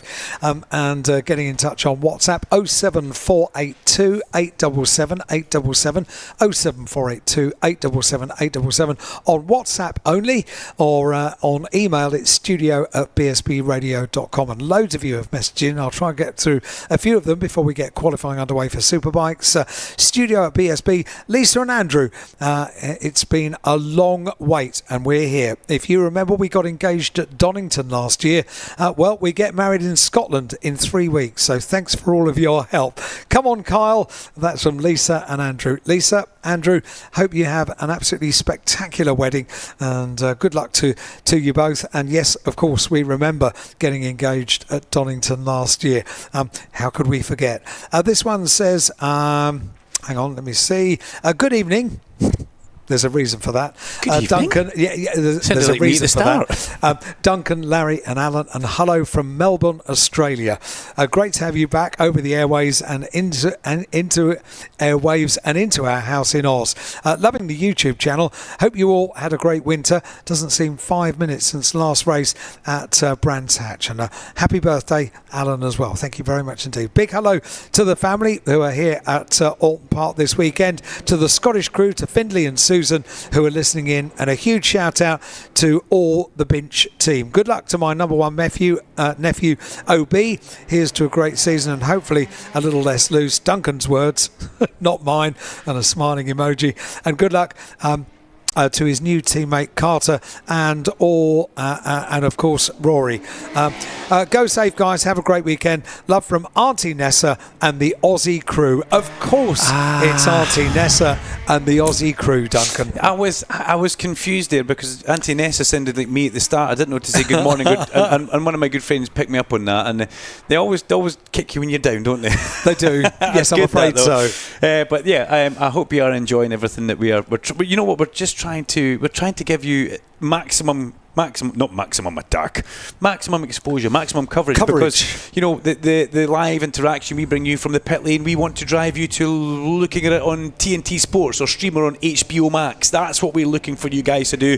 Try and get involved with the 2026 British Superbike Championship. But on to track, this is the first time we're getting really competitive now for the Superbikes as they make their way round in conditions that can only be described as a little bit, I think I'm going to stick with Larry Carter, I'm going to say tricky, challenging. We saw some really inspired riding in the Supersport session there, which I'm delighted to say that it's always good when we do get somebody who we don't quite expect to get up there, and that's exactly what we just saw with young Carter Brown. Not Carter Brown, with Lucas Brown. Slap me, Alan, please. It's all going wrong I here. won't. You're too far away. Too many buttons to try and change. but Lucas is somebody who I've always thought has, a bit of star potential, and that's exactly what we've just seen on track. Now, the first part of this Rocket Oxygen Performance qualifying is very important because 3 of these riders that you are watching on track will progress into the second phase of Q2. This is Q1. Remember, we still keep that format for the Superbikes. And we'll look for people going into Q2. Glenn Irwin finds himself in this session purely because there was a bit of an incident and an issue for him yesterday in the pre-qualifying where he unfortunately went down at the exit of Knickerbrook, and that wasn't ideal for him. And it wasn't ideal for the team because spares are rather sparse and hard to come by for these Ducatis.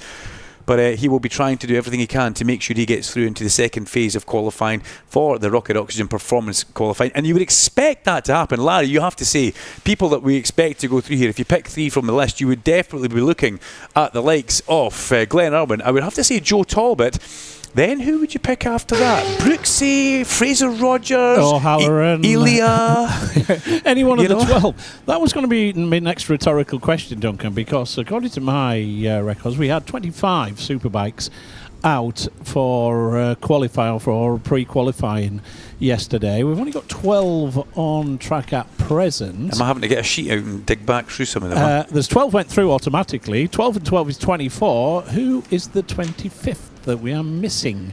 Now, Connor Thompson's out there. Yeah. Richard Kerr is out there, working from back over. Is Luke Hedger on track? Ilya Mikhalczyk, Luke Hedger, Eugene McManus and Rhys Irwin, the Andrew two Irwin master hasn't hit the track yet. There we go. There we go. He's leaving now. Just as we ask the question, Andrew Irwin delivers, and he is on an outlap of that brand new Met Carb Ducati. That's interesting setup, that one, isn't it? Given that Andrew on a Ducati, his own private setup with backing of the family business, the Met Healthcare Squad, and Phonacab as well, one of the Northern Ireland's leading taxi agencies, who have backed a number of riders over the year. But great to see that they're involved on a full-time basis with Andrew. Yeah, I 100% agree with that. MET. Oh, we've got somebody going down at Island Bend. MET Phonacab and the marshals making their way towards that. We've got a red flag out at this moment in time, so that's not the greatest thing to see, but the marshals very much on their way to that area off the track.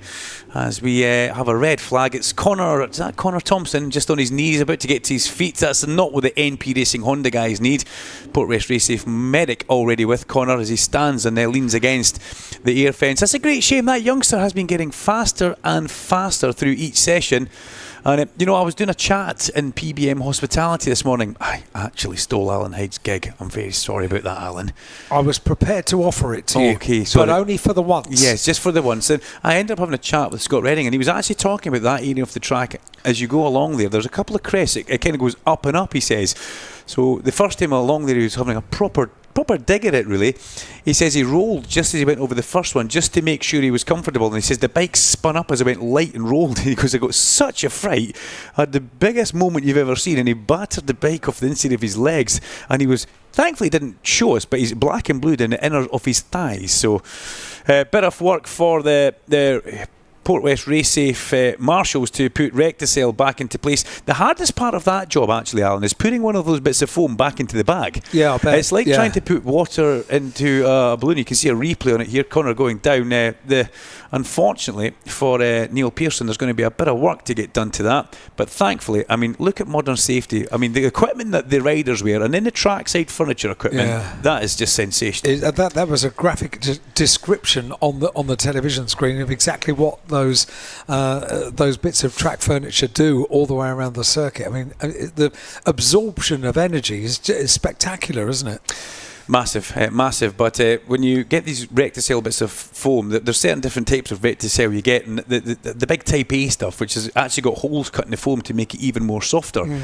It's when you're trying to push the foam into the bag, it just keeps folding up. I would imagine it does, yeah. It's a bit of an art to make that work. But in the pit lane, things are now in the pit lane kind of getting busy, Larry, because the riders have gone out there and done a little bit of work just to see exactly what they can get on and what they can do. So what we can see is Ilya Mikhalchik in his pit box, gives the camera just that little bit of a wave. That was all so late when we actually think about it, Larry. It was announced on a Tuesday test when we got down to Oldton Park. Ian Wallacott was, he said to me, Duncan, we had nothing. Our sponsor decided to go and do something else, which they're entitled to do. We had no rider, we had no bike, we had no funds for the year. And then through great help with Sean Muir and the World Superbike team, with BMW, they placed Ilya with us. And it's just worked a treat, and it really is a very, very professional looking outfit as Connor Thompson walks in towards the ambulance, which is the best thing I've seen this morning. Chris Glendenning with his brand new Alpine Star race suit down there looking good as well. But Ian Wallacott just saying it's fabulous the way things have worked out, and from us going into winter thinking we don't have a 2026 to then having the likes of Ilya, who was so incredible in this paddock last year on the super stock bike. A very exciting prospect, as well as James Buckingham, Larry, now steps back from being crew chief because they've placed some BMW technicians in that garage. Yeah, I was going to say, former Cup champion, did he not fancy putting his leathers on? Just down here with Carl Ryde, and Carl, who's the reigning champion. I'm sick of people coming up to me, Carl, and saying, how fast is Carl Ryde on a Ducati? He's never ridden one before. So it's not quite true. You've done a few miles over Wintron one. Of course, you did a couple of club meetings on a bog standard Ducati last year. But how is the new bike, considering what? You spent 4 years on a Yamaha? Yeah, it's obviously massively different, but from everything that everyone's told me, it's the complete opposite. I've literally just been riding it the same as what I have been doing. I've had to change a few little tweaks to match how good the Ducati is in certain points, but yeah, I've just been riding the same as what I have been doing, and the bike's a lot better around a few places of this track, but it's also a lot worse, as I would understand. So yeah, I think overall I'm loving the new challenge. I think I needed 4 years on the same bike is obviously a great achievement because I've done so well on it, but at the same time I'm glad I changed. Yeah, back-to-back champion. There's only a couple of other riders that actually done that, but nobody has ever back-to-backed it on different makes of motorcycle. Now, you'd be fed up with people telling you that as well. Does it add to the pressure? Not really. If it happens, it happens. If not, as long as I have a good season, I already know there's going to be a few tracks where it ain't going to be simple and I ain't going to be doing fastest ever laps around the track. So, yeah, the objective is to get to Brands Hatch with a good amount of points and a chance to win the championship, and we'll stick our neck on the line there. But yeah, for now, just sunny side up and keep trying my best. A couple of people have said, well, you know, it's going to be a little bit more difficult for you because the likes of Brad's on the same bike, Scott Redding's on the same bike, and what have you. That your two main rivals last year, as it turned out. It's not going to be too much of a problem, is it? Once you get up to speed. I mean, for me, obviously, the biggest objective was to become fast as quickly as possible, and I've done that already. So now, I've never raced this bike in a race, so I'm going to be doing stuff on it that I've never done before. I might even be able to pass someone down the bottom straight, which I've not done since 2021. So all this is going to be new for me. It's going to be a completely different racecraft, because on the Yamaha I have to set things up 2-3 laps before just to pass somebody, where now, just with a good exit, I might be able to pass someone down the bottom straight. So the whole season's going to change. As long as I'm fast at each track, I'll be happy. Good luck, Carl. Good. Very best luck with your title defence as well. Got so much time for Carl Ride. He's been nice guy. He was there for his first win when he was something like 12 years old, believe it or not, back in the 125 class. And we said then, we've got a very, very special talent. And the very fact is that we've managed to nurture that talent in the British Superbike paddock. Back-to-back champion. Well, it's been a long time since anybody did 3 on the trot, isn't it, boys? 30 Larry. 28 years since a certain Scotsman managed that. Yeah, and that certain Scotsman will be around for quite a few of these events this year, we're told as well, which will be good to see. Larry, I can see you down in the pit lane yourself. Carter Cam is working hard, and we've got that live on the YouTube feed just now. Brilliant to see and hear from Kyle. You know, we seem to think, you know, you're jumping on a new bike, it's going to be this, it's going to be that, but it's all new to him as well. And like he said, I'm going to have to adapt to this new bike. I might be able to pass people in a straight, which it's never really been in his locker. It's always been on the brakes. It's always been corner speed. It's always been using the key attributes that his Yamaha gave him, which are completely different from this Ducati. Yeah, absolutely. But he's a quality act. His car. We've known that right along, and that title battle. It wasn't quite as dramatic last year as it was the previous year, but he still had to do it, and it will be a big challenge for him to actually do that. We always know that the championship is never won at the first round, but it gives us an indicator as to who might be on the pace. Bear in mind that we come back to Oldton Park this time in early August. So last year we were here and it was a little bit cool, it was a little bit damp in October, but this time we're here for the second round at Oldton Park in midsummer effectively, so that will be interesting to see how we go. Whilst we just got this little delay, perhaps a chance to grab a word with a couple of riders. I'm just going to bypass the Tag Racing Honda garage and just see if my old mate Storm Stacey is down here. Indeed he is. He's resplendent. He's resplendent in a little bit of pink this year. Nice to see that, Storm. But here we are again, mate. Oldton Park, you're doing reasonably well on the new bike. So what's your thoughts? We're going all right, Rally Larry. Rally Larry, you did have to bring that up, didn't you? I'm bringing foul play to play. It was you that scattered the oil in the inbound corner that caused me to crash down. Anyway, the least said about that, Storm, the better. The fact is you got very, very lucky on your one and only rally that you did. Yeah. But anyway, talking about Superbikes, this year, a lot of people quite fancy your chances. Do you agree? Yeah, it's up to them, innit? I'm just trying to go a bit steadier at the minute, just to get my bookie odds up. Then we might be able to win a bit on the bookies. All right, there's not a law against that, probably. But you don't do anything by law anyway, do you? I don't think you can bet. I think it's illegal to bet against yourself to rig the race. Obviously, that would be illegal. You would know, Stacey. I don't think there's anything against you betting on yourself to win. All right, There can't be anything wrong with that. Okay, well, lend us a couple of quid, mate, and go and put it on. Because you never know. But, at Oldton Park, even on the BM last year, this was one of your better circuits, so you must really fancy your chances this year. Your local track as well? Yeah, local track, yeah. No, just really enjoy riding around here. Just every lap's a pleasure. Yeah, the Ducati's coming good, better and better and better every single session. Straight in the wet then, I think the Ducatis have been known for not being probably one of the best bikes in the wet, but the feeling I got from the rear end of the bike is better than I've ever had on Kawasaki or a BMW. So yeah, feeling really good with it. We more wanted that session just for the data to work out what wet settings we wanted for if we do have a wet race. We knew that we needed to tone the engine braking down quite a lot. I went out, tried it, could tell it was still too much. That's why I came in mid-session and then ended up going back out and having a go, and I think we're in a nice spot with it now. But overall, wet and dry, I feel really comfortable on the bike, but you still get the people go, "Whoa, wet now, it's your conditions." Yeah. No, I don't like the wet any more than anyone else. I think maybe we just get on with it better than other people. But yeah, hopefully the sun will come out and we will have a lovely afternoon racing. Well, your team boss was kind of like stuck with that sticker. Michael Rutter, who was the weather rider and all this. And Michael says, I can actually ride in the dry as well. But you need a medal, mate. You do need a medal, because to put up with Rutter for 1 year is one thing, mate. But you've gone and signed up again. What's possessed you? Well, no one else wanted me, so I just had to come crawling back to Michael. No, I really enjoy working with the team. It's a good atmosphere. Everything we say we're going to do gets done. He asked me what bike I wanted this year, and I went with the Ducati, but if we wanted something else, it would have been something else. But yeah, no, really happy where I am, and as long as this goes, I'll probably kind of stay here, unless something else comes out of the woodworks that's really a lot better. Really happy, and BSB's home for me. I really love it. I can be home on a Sunday night, see my dog, and the fan base is unbelievable. With the new merch trailer as well, it's done so well already this weekend.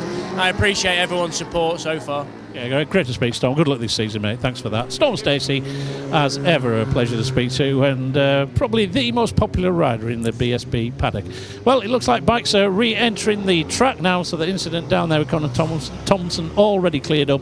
See, Andrew Irwin looks as though he is just about to be the last rider to leave pit lane. Again, Duncan, back to you. Yeah, thanks, Larry. As we have a diminished adhesion flag, or debris flag, across from the pit wall. Now, Larry, it's not starting to spit with rain out there, would it happen to be? Tell me, am I wrong?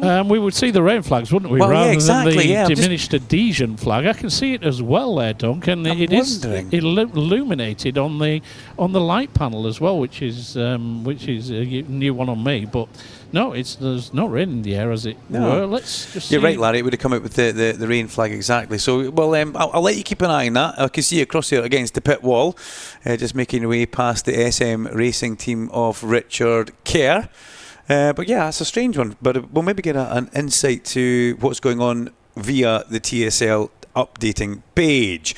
So what do we have left? We have got 9 minutes to go. Big thank you to everybody who is getting in touch with us as well. And if you are watching this TSL page and listening to commentary through YouTube, we don't really monitor what's going on there. So if you want to get in touch, you need to then text Alan via the WhatsApp number, which he has been going on about. So make sure you do that on 07482 877 877. That's the way to do it. Don't expect a reply from the BSB on the YouTube stream, and we will be giving shout outs to absolutely everybody. There seems to be a big Australian contingency watching it, Alan, and big shout outs for Jack Mahaffey. Right. Loads and loads of messages. We'll get to them. Yeah, which I am liking. But yeah, get in touch with Alan at the studio at bsb.com or the WhatsApp number 07482 877 877. We have got 8 minutes left of Q1 here for the Rocket Oxygen Performance qualifying for the British Superbike Championship. There goes Joe Talbot across the line in towards turn one. So there was a technical issue which caused Joe to crash in the test going in towards turn one, and it was a fairly large, sizable accident. And he said to me, as we were having a chat, he goes, it took me a good 7-8 laps, Dunk, to hit an apex at turn one, but then also fully commit going in there. It was playing on my mind a little bit, and I like a lot of riders won't maybe give you that honest an approach, but he was very honest with what he told us, and it was good to hear. I'm watching the internal feed which I get, and I can see Glenn Irwin making his way through Knickerbrook, chased by young Eugene McManus. So a lot of experience ahead of Eugene there in his rookie campaign with the Mastermac Hawk Honda. I am expecting Roger from Mastermac to be here. Roger has been enjoying some quality time with the family through the winter, but he's very much still involved with the Hawk team. And let's see how we get on. Somebody was asking about John McPhee. Well, John's left this paddock and he's going to race in the EWC now with Honda France. So that was one of the questions that got put my way. So I'll just put that out about my good friend and countryman as they once again make their way up and across the line. There goes Glenn. Glenn goes to the top of the times. He's superseded straight away by Brooksy Owen and O'Halloran. So the three at the top, Brooks, O'Halloran and Glenn Irwin, with Eugene McManus, then Rhys Irwin is this the first time we've ever had 3 Irwins in a Superbike race, or did Graham Irwin do them? I'm not saying they're all from the same family, Larry, but 3 Irwins on a timing screen. Did Graham Irwin do Superbike, or was he super stock? Well, we had Ross as well. And Ross, yeah, of course. Forgot about Ross. Sorry, Ross. Did the old man Alan do a bit as well? Yeah, not on the same timing screen. As I just say, there's more Irwins in an Australian zoo. Yeah, brilliant. But Very good. Yeah, I don't think Alan Irwin had timing screens back in his day. I think, I don't know what they had back in that day, but good racer was Alan Irwin, and probably still is. Some great stuff on some of the Facebook commentary corners when you pick up all those Irish road racing stories. Brooksy fastest, O'Halloran, Joe Talbot, who goes into 3rd place.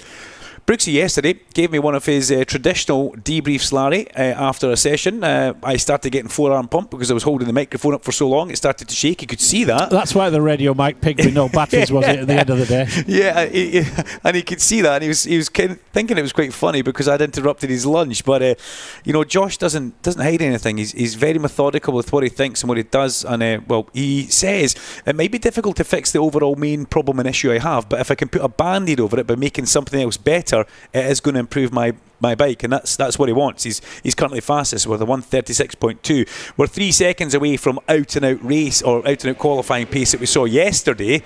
So that tells me that the track is still not 100%. If I had to put a percentage on it, Larry, I'd probably say about 85%, because that's still a fair chunk of time as we see a very smiling Ian Wallacott down there in pit lane. Love this pit lane cam. I can see absolutely everything. But yeah, that's it. Elia has just gone to the top, so that's why Ian Wallacott will be smiling. Michalczyk fastest on the BMW. Now, when you think that people are short of laps, Elia is really short of laps. He's done effectively nothing until the Tuesday.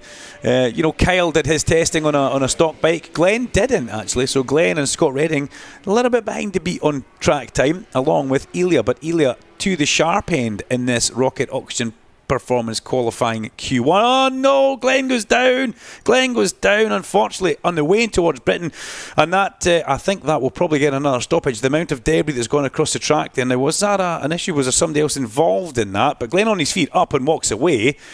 But Glenn Irwin walks away from the Britain chicane as we unfortunately see the Nitrous Competition Racing Ducati slide across the grass and the track, and it's taken a lot of debris there. With there only being a short amount of bikes on track, there may be time for the marshals at Britain to quickly sweep that, because I've got to say, the Port West Race Safe marshals, when you give them a line of brushes, let's see what happens here. Picked up by the Osho. Glenn Irwin won't be happy about that one. He was overtaken by Jason O'Halloran going in there, and he had to take avoiding action, and then Elia. Oh, what a bit of avoidance from Elia Michalczyk. That was something just a little bit special. That was supreme response, wasn't it? Oh, big time, Alan. I mean, that's thankfully he would have watched everything happening in front of him, but they've then still got to deal with it, and you get fixated on your friend who's on the floor. Now, yeah, Jason O'Halloran's looking, where's Glenn Irwin? Oh no. Yeah. Now he's thinking, maybe he went in the pit lane. Everything's okay. Then he's going to see yellow flags and think, oh no. And Glenn Irwin's looking back for Jason O'Halloran. So this is a tricky weekend, Larry. Could this be the first refereeing match that old Scoop's got to undertake down here in pit lane? Because I have a feeling that there may be a visit to a garage once a certain Irishman gets back to his pit. Yeah, I think we'll let Race Direction deal with that one. Didn't look like Glenn was on a hot lap, but he wasn't really going slow. He's still looking for Jason. Jason's going extremely slow towards him at this moment in time, in towards the area, and he will be now very much aware of what's happened as Jason comes into that area. And, great work by the Port West Race Safe Marshals. I did pick up on that. They have managed to sweep that bit of the track clean and done it in so incredibly quickly. With we don't need to go for a stoppage. We will be 3 minutes to go. And Michalczyk, O'Halloran and Talbot, the three who go through, a wry smile on the face of Scott Hargreaves in the Honda garage. He's the new boss down at Honda UK. And doing a sterling job, I've got to say. A nice atmosphere to walk in that garage, and a very friendly face whenever you go down there, Larry. Yeah, the other thing to consider as far as Glenn Irwin's concerned, that's the back row of the grid, isn't it? Start for him when he goes to the sprint race later on this afternoon. Good grief, Larry, but it's also the amount of spares that they don't have. They literally have next to nothing, and when that goes down, that could be a clip-on, it could be fairings, it could be foot pegs, and they literally are scrabbling for bits. The biggest thing is if you dent a fuel tank or twist or break a fuel tank on these bikes, there's only 4 fuel tanks in the paddock and there's 4 bikes. There ain't no spare tanks on any of these teams. So, yeah, interesting. Let's see what Andrew Irwin can do on the MET Fonacab Ducati, the former Hager PBM bike that he picked up, and really he has hit the ground running. This was a team that got put together under the radars. You know, we heard nothing of it until it was announced, and then you think, wow, what a team, what an announcement. They've done that so incredibly well, and it was announced on BBC Sport Northern Ireland by Stephen Watson. It was really a high-profile launch for that team, which I think is very justified for Andrew Irwin. He's needed to just have a bit of a change. Sometimes, as Cheryl would say, a change can do you good. That's Cheryl Crow, I'd like to point out there. A change can do you good.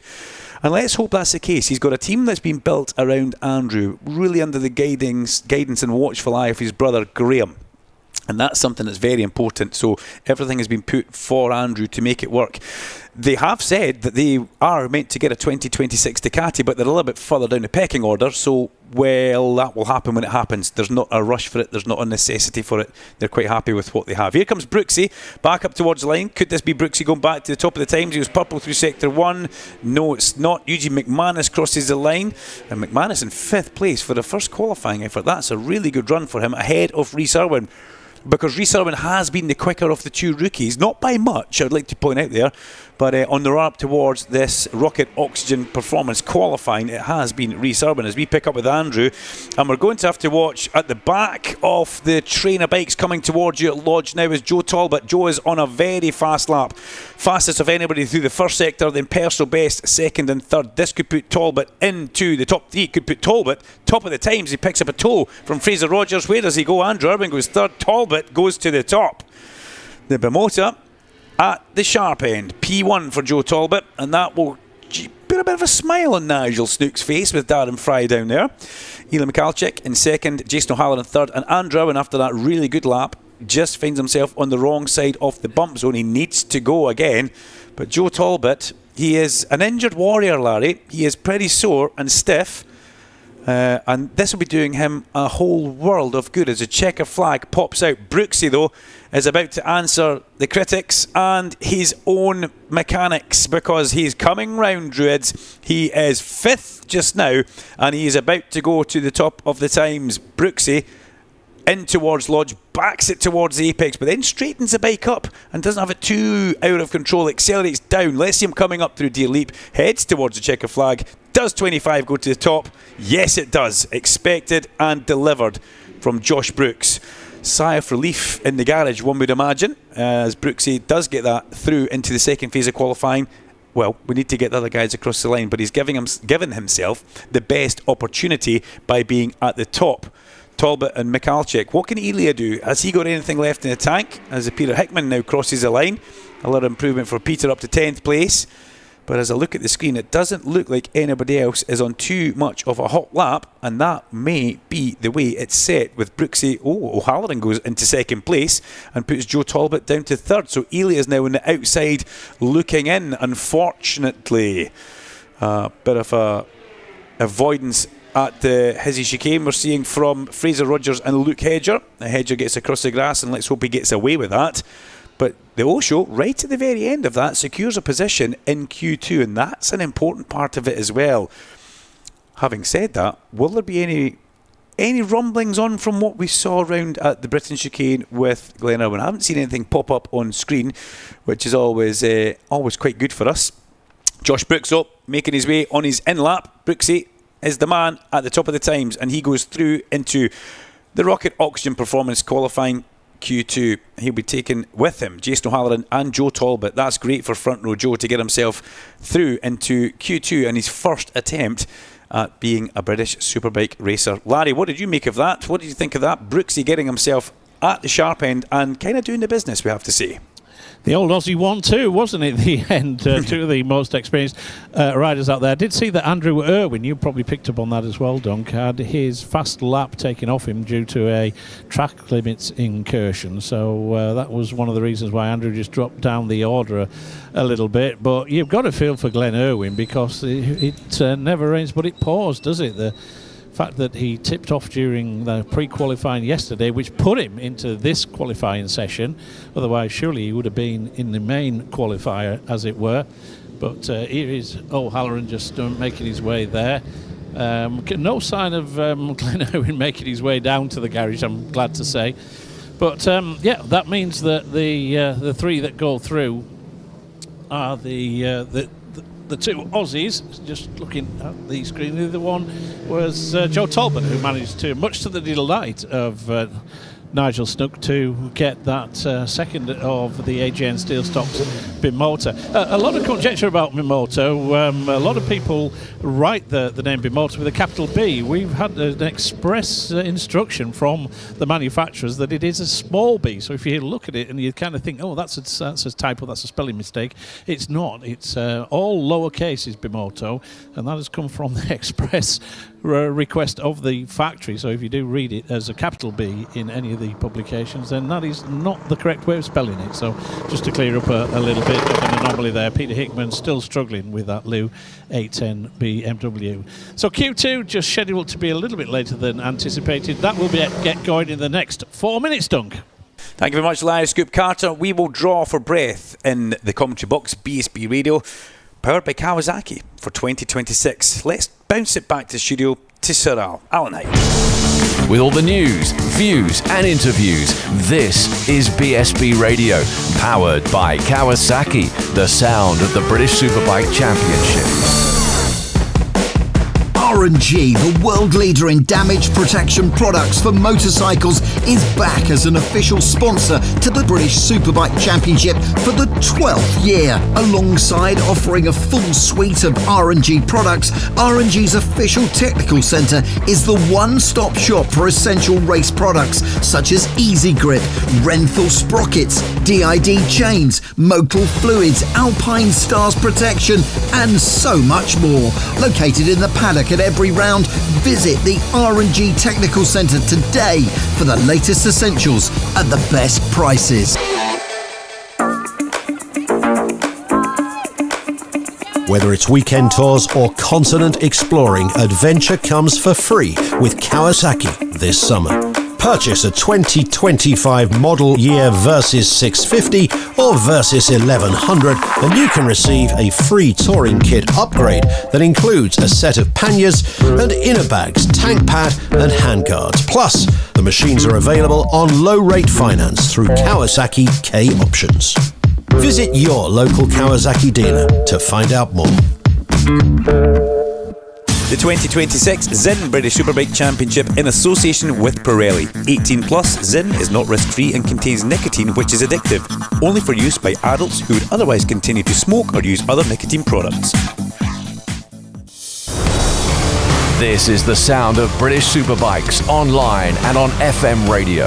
This is BSB Radio, powered by Kawasaki, the sound of the British Superbike Championship.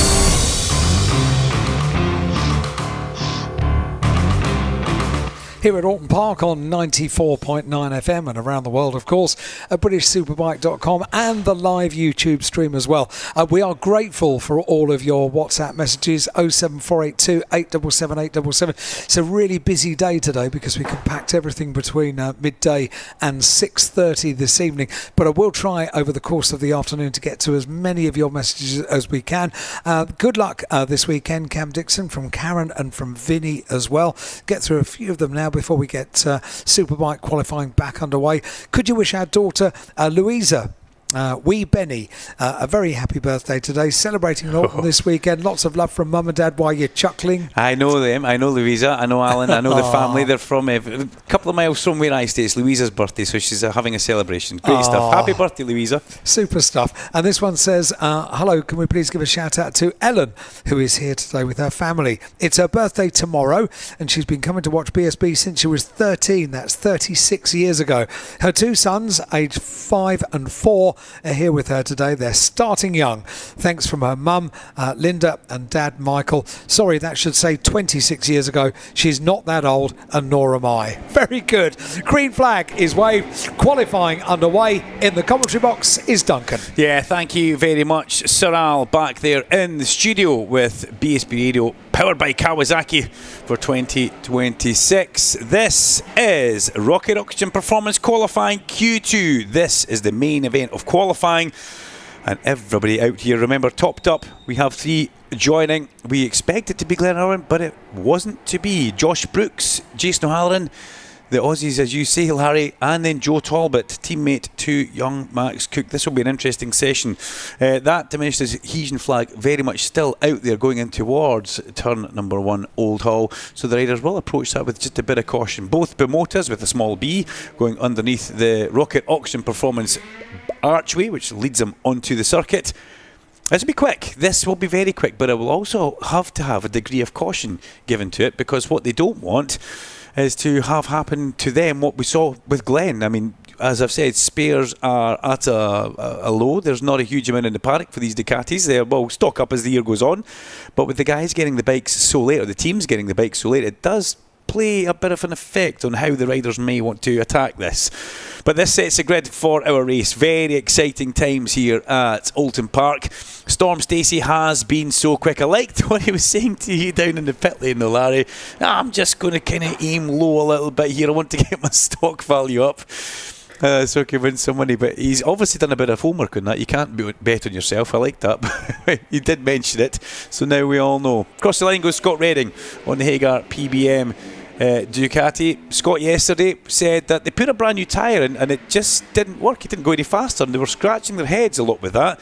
Didn't quite understand how the bike didn't perform any better on a new tyre, but they'll get to the bottom of that. He, John Mowat and James Mead, who is the electronics engineer down there at PBM, will be sure that they get everything A-OK. That's Charlie Spud Nesbitt, new colour scheme for Charlie, and Charlie out there on that tag Honda. We saw him with Mastermark for quite a few years on the Hawk team, but a very welcome addition to that tag garage, I've got to say. He and Fraser Rogers working very well together, and just behind Charlie we've got Christian Idden. Behind Christian Idden it is Storm Stacey, but they all chase Scott Redding, Redding Power, who's wintered himself in California, and he wintered himself extremely well. Hasn't ridden a lot of bikes. He said the first time he got back on a bike he thought, my goodness, this is quite fast, as it pulled his eyebrows back going towards Island Bend, and he's just had to reprocess and get the brain back up to speed. But for these guys, that muscle memory comes pretty quickly, unlike for your mere mortals like myself and Alan Hyde, who probably would get called in for having the tyres too cold, not getting them up to temperature. Yep. I like that, Heidi. As we watch Scott Redding, lovely style that he brings back to 2026. And this is a full year for Scott, remember. He joined us from Knockhill onwards last year, and when he did join us, it seemed to up everybody's level when Scott came back into this paddock.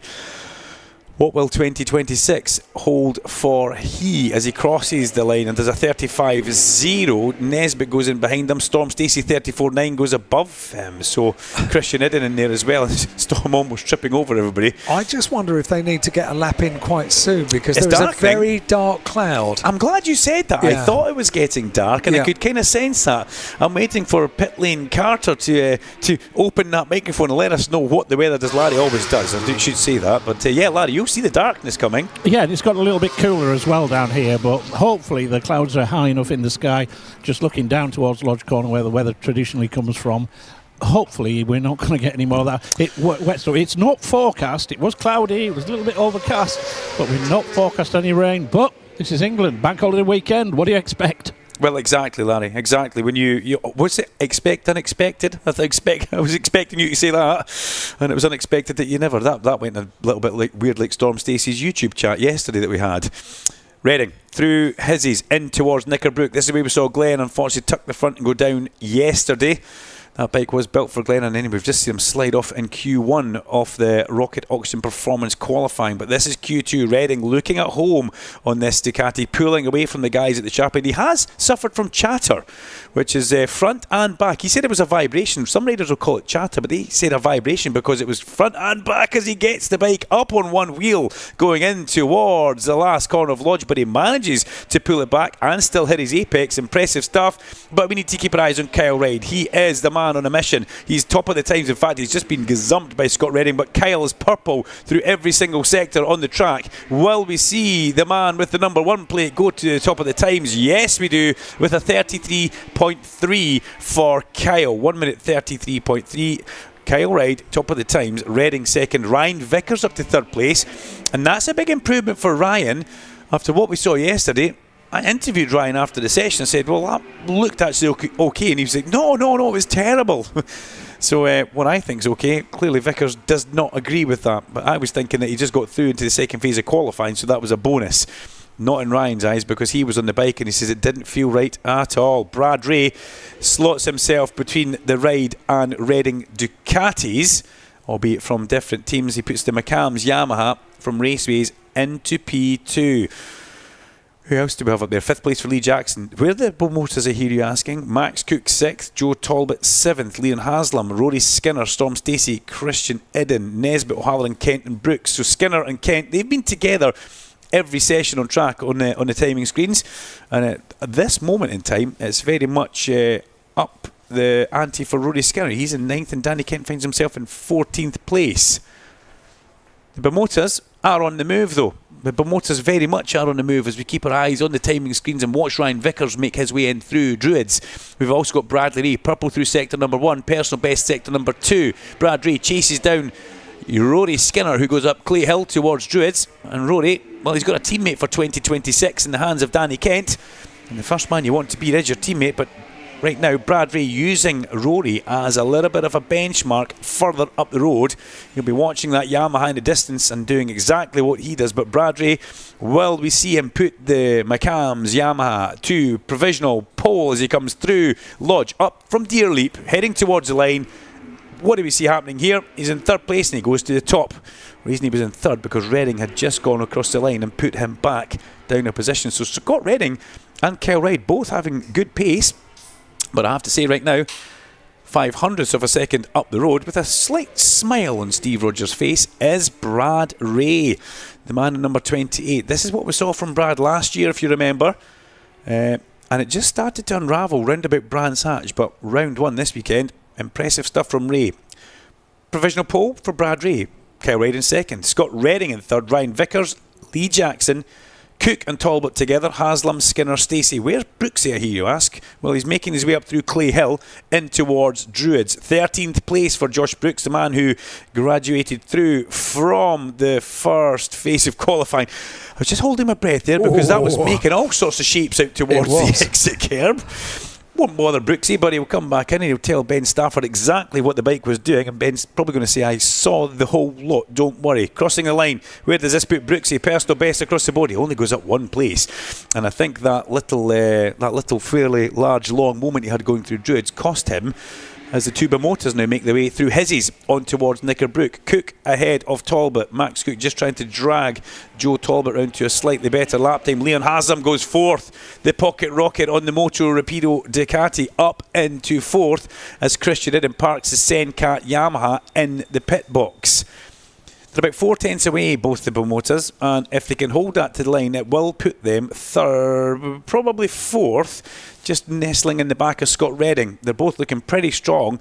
And remember, this is a rookie chasing down the now team leader at the FS3 AGN Steel Stock Bimota team. Max Cook goes 3rd. He goes ahead of Scott Reading. Joe Talbot goes 6th.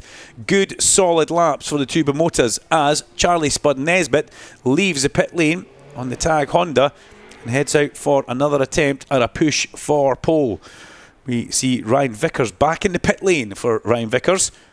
Number 7 in 7th place. There's a bit of a thumb up, but, you know, Ryan Vickers, I have to say, I think he's done very well since he has come back. He's had to adapt back to BSB technology, where we take away his electronic age, which he got used to for a whole year, and he done really well in my eyes at World Superbike, and it's a sin that he didn't get that second year. But World Superbike's loss is our gain, and we have to look at that. Ryan Vickers is the real deal as Kyle Ride comes through Druids, and that thing was chattering the front end and bouncing all the way in there. The Pocket Rocket stays out of his way. Kyle comes past. He's got 2 purple sectors, and he's got Lee Jackson on the personal best behind him. That Ducati looked a handful going through Druids, but then looked very planted as he made his way through the next part of the track, which was Lodge. He goes to the top of the times, 1:33.001. I'd have to say, track must be a lot better than it has been. Lee Jackson as well on that lap. Jackson puts a personal best lap time and he gets himself into 8th place. Now what we're seeing down in the pit lane, I can see it from here, there's a bit of work getting done to Danny Kent gets pushed away, but Rory Skinner, is that a tyre going into Skinner's bike, Larry? He's down there somewhere in the pit lane, quite up your neck of the woods. There's a whole flurry of bikes go out with all new rubber on the back. What has Bradley Ray got as he comes past me? That's new rubber on the back, new rubber on Christian Idden. This must be a new tyre on the back of Rory Skinner's bike, as Philip Neal very much involved in that as well to get Rory through and out. Rory comes down the pit lane. Yes, new tyre. New tyre in the back. So everybody out with their second new tyre. The thing that this will be bad for is the guys that came through from Q1. They will have used one of the tyres. So it'll be a bit of a shame for those guys. They now don't have the same rubber that these guys on track have. Scott Redding's not happy. What's he not happy with? Is he not happy with people dawdling in front of him, or has something happened to that? He's just not happy with the people around him, which is understandable. A lot of these guys like to either have to follow somebody, they like to not be followed, but they don't want to be in a big group of bikes. They would prefer to have clean air around them. Brad Ray on the McCallum's Yamaha has got he's got a little man behind him wanting to get a bit of a visual on where he's going on a Yamaha, and that's Christian Idden who follows him on the Senkat Yamaha, and Danny Kent goes straight through the Hizzies chicane on the Cheshire Moulding Yamaha. He'll probably join on the back of Christian Idden and try and get a bit of a tow round for his final qualifying lap as well. But this is it. We're into the last 3 minutes of the Rocket Auction Performance qualifying. This is Q2 at Oldton Park, and this is the big part of qualifying. Has Brad Ray got what it takes to get back on top of the times and take that provisional pole position away from Kyle Ryde? As we catch up with Charlie Nesbitt, personal best across the board, but he's 1.4 seconds down from where he needs to be. That 1.4 seconds could put him into round about 9th place where Rory Skinner is. But remember, Rory's out there on another new tyre. That dark cloud that was threatening Alan seems to have kind of given us a little bit of a reprieve almost. Doesn't look like it's about to do something to us. And it looks like the skies have kind of lightened up a little bit as Charlie Nesbitt has that thing bouncing all the way through the apex of Old Hall. That did not look nice at all. That was vibrating. You could see the oscillations going through the whole bike. And that was something that was pretty nasty for Charlie, but he manages to hold on to that. So the timing screen now is awash with green and fastest sectors of all, and it's Scott Redding who's gone purple through that first sector, fastest of all. Behind Scott Redding we then have also got Max Cook, personal best Leon Haslam, personal best Ryan Vickers, personal best Storm Stacey and Christian Idden. Fabulous stuff in the commentary point here, thank you very much, as we get a little lovely treat from our lovely Port West Race Safe Marshals during the middle of qualifying. But Redding looking like a good lap here. Kyle crosses the line 1:33.006 last time through, so 0.05 of a second away from where he has been. Leon Haslam up to 4th place, personal best 1:33.778. Here comes Max Cook. What can Max do? He's 0.3 of a second away. That will half the gap, but it won't take him ahead of Brad Ray. He will stay in 3rd place, but he will half the time distance if he can hold that to the line. Well, he loses another chunk, but he actually improves in time, but not in a position on the number 30 AGN Steel Stock Bimota. Again, crossing the line, Storm Stacey improves, Jason O'Halloran improves up to 11th, Stacey goes 9th, Danny Kent goes 14th. Rory Skinner, where is he? Well, we've seen Skinner going round, he's out there. I think Rory's going to give himself a second lap to see if he can do anything. Redding crosses the line, 5th place. Now what we've seen with Scott Redding, because he lost a bit of time there, and have we seen the bike? Yeah, Scott Redding, whoa, ride him cowboy. Scott Redding manages to hang on to the Hager PPM Ducati, but Heidi, that will definitely be in his mind. Oh, and yes. Yes, he's looking back to make sure he hasn't left anything on the track there. That was a lucky moment for Scott Redding. Goodness me. The comeback kid very much holding on for, I mean, you can see they're still in the development phase of these bikes, but he's holding on to that one with both hands. But that's where you've also got to try and loosen up just that little bit. It's a difficult phase to be in. But it's Kyle Ryde who's provisionally fastest from Bradley Ray with 27 seconds to go, with Max Cook, Leon Haslam, Scott Redding, Joe Talbot, Ryan Vickers, Lee Jackson, Storm Stacey and Rory Skinner, the top 10. That's Storm crossing the line. Where is Rory Skinner? Will he get another lap? And yes, personal best sector 1 ticked Personal best sector number 2, ticked. Rory Skinner, we need to pick up with him on his way around this lap. He's heading over towards the top of Hilltop as we look at Charlie Nesbitt. Charlie's only 8/10 away. Now, in fact, you can cancel that. It's gone to 1.1 seconds away. So that will keep him in the same position from where he is as we look at Danny Kent now coming in towards Lodge. Kent finds himself in 14th place. This is a bit of a mystery. He was a lot faster than this. Rory Skinner crosses the line. No, he doesn't. He gets demoted 1 place by Jason O'Halloran, goes down to 11th. Here's Skinner now. I was a little bit ahead of myself. Rory comes up underneath the bridge, crosses the line. Does he move up at all? Yes, he does. Skinner goes 7th. Big improvement for Rory, but his teammate Danny down in 14th place. Anybody else improving? Not really. It's still Kyle Reid at the top from Brad Ray and Max Cook. That looks like that will be your 3 for a bit of a chat after the session with Larry Carter down in the winners' enclosure. Lee Jackson is on a lap as he finds his way around the circuit. Got to see, Lee Jackson has been looking pretty good, but he is nowhere near his personal best. He's 1.2 seconds away as he goes through the third and into the last intermediate. Storm Stacey, hang on, 4/10 of a second away from Storm Stacey. That could put Storm Stacey on the front row of the grid if he can hold this to the line. Let's try and pick up with the number 79, Batham's AGN Ducati. Wow, he comes into shot completely sideways. We look at the commentary box window. Has Storm held this? Is it a front row for Storm Stacey as he crosses the line? No, it's just onto the second row, and he drags Leon Haslam around to his best and puts Haslam on the front row of the grid. Wow, Reid, Ray and Haslam, your provisional front row of the grid. Storm Stacey, well, he didn't get Max Cook in the end. He is 5th place, Cook in 4th, Stacey 5th and Redding in 6th place. But that, once again, Larry, is all about Mr. Two-Time. It's Kyle Reid.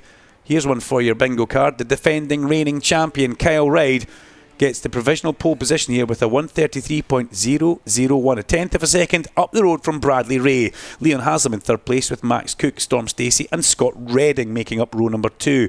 Joe Talbot, what a man. Fabulous to see Joe Talbot there in 7th place after what happened to him last week, alongside Rory Skinner and Ryan Vickers. Lee Jackson, Jason O'Halloran and Christian Idem. And then we make up Charlie Spud Nesbitt, Danny Kent and Josh Brooks. What do you think of that one, Scoop, as you make your way around to the winners' enclosure? Well, that is Kyle Reid's 19th career BSB pole position. Puts him one clear of a certain Michael Rutter and a 3-time champion in Yuichi Kianari. So that is fantastic for him to get that achievement as well.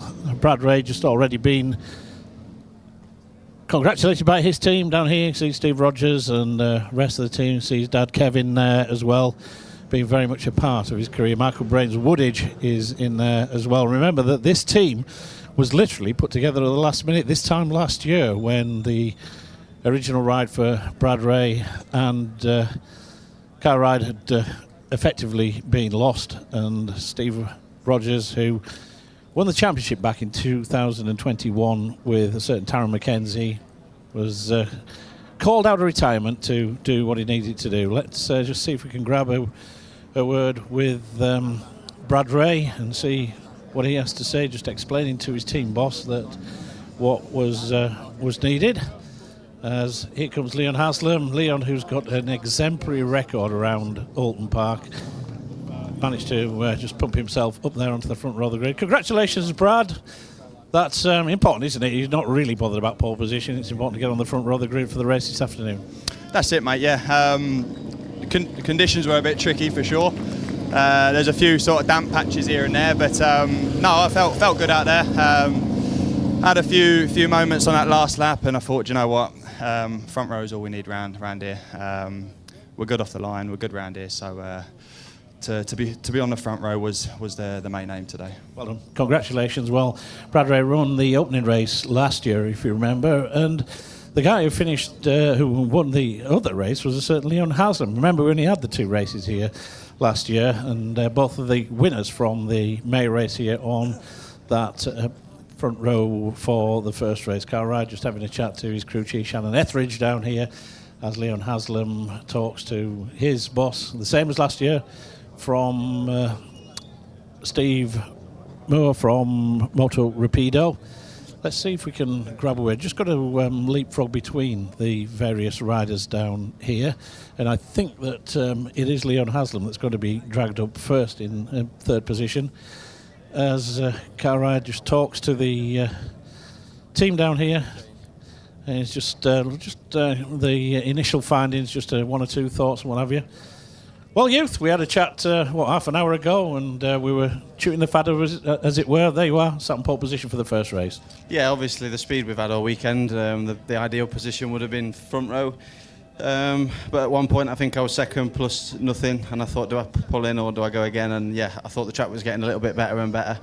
So I stayed out and obviously just picked Brad. But yeah, it doesn't, first or second, front row was the objective.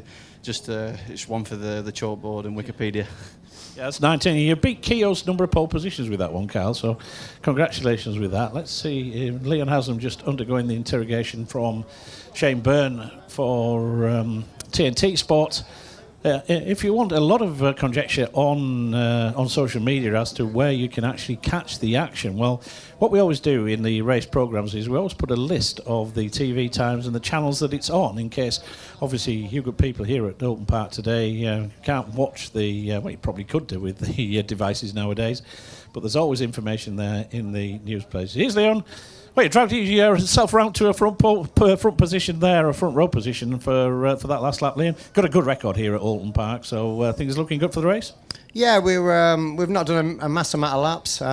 My best lap was my 10th lap then, so yeah, just trying to gather a bit of information. The conditions was difficult with the patches, and obviously a little bit of traffic out there. Got balked by storm again, so that was a little bit frustrating, but really happy with the progress we're making in the short time we've had the bike. All right, thanks. I'll let you get back to have a chat with the team, and they can go off and do the debriefs, because the next time we will see the Superbikes on is for the opening round of the British Superbike Championship a little bit later on this afternoon. Well, if it's okay with you boys in the commentary box, I think we're about to go racing. So to start the build-up, hand back to Duncan Vincent. And Alan Hyde in the BSB radio. I forgot about the old birthday boy himself. Kawasaki. The rumour has it, Alan, that there's far too many candles on the cake, so we're going to need the local fire brigade to stand on standby. You really don't want to count them. Any WhatsApp messages as to that at all? We have loads of them, and some of them are absolutely spot on, Larry. It is BSB radio, powered by Kawasaki, the sound of the British Superbike Championship. Larry is absolutely right. We're about to go racing. It's for the R&G Moto 4 British Cup, 12 laps around the Oldton Park circuit. We've then got a race for the 1P Mobile National Junior Sport Bikes and the Quattro Group British Super Sport, their sprint race. That's coming up at around about 3:25 this afternoon. We're going to take a quick break and then be back with the grid. This is BSB Radio, powered by Kawasaki, the sound of the British Superbike Championship. Live on FM radio, online at BritishSuperbike.com, and streamed live on YouTube with TSL live timing.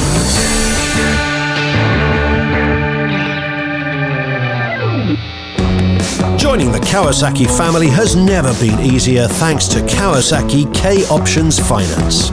With competitive finance rates available across the entire range, from entry-level 125s to the Superbike conquering Ninja ZX-10R. It's easy to find the perfect machine for your garage.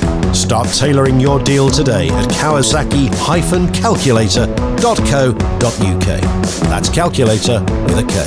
Kawasaki Finance is a trading style of Black Horse Limited. The 2026 Zinn British Superbike Championship in association with Pirelli. 18 plus, Zinn is not risk-free and contains nicotine, which is addictive. Only for use by adults who would otherwise continue to smoke or use other nicotine products.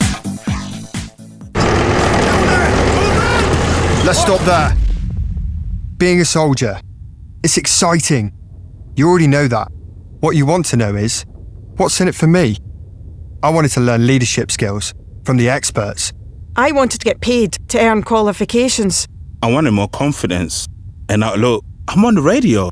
That's what was in it for me. Get skills, get qualified, get confident. Army, recruiting now, search Army jobs.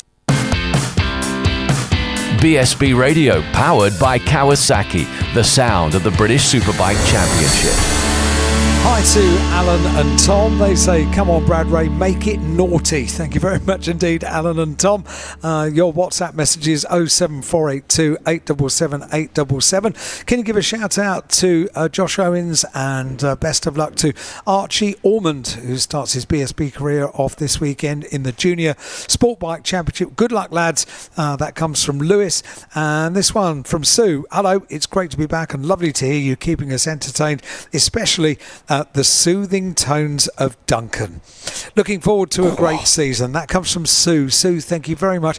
Very much so. Very popular with our listeners is Duncan Vincent, and he's sat round the corner tucking in to chocolate brownies. There we go. And he's been telling us his hugely healthy food regime, and you've just gone and spoilt it, Duncan. No, you've just thrown me under the bus. I'm afraid I've had a taste. I just had a taste. It was okay.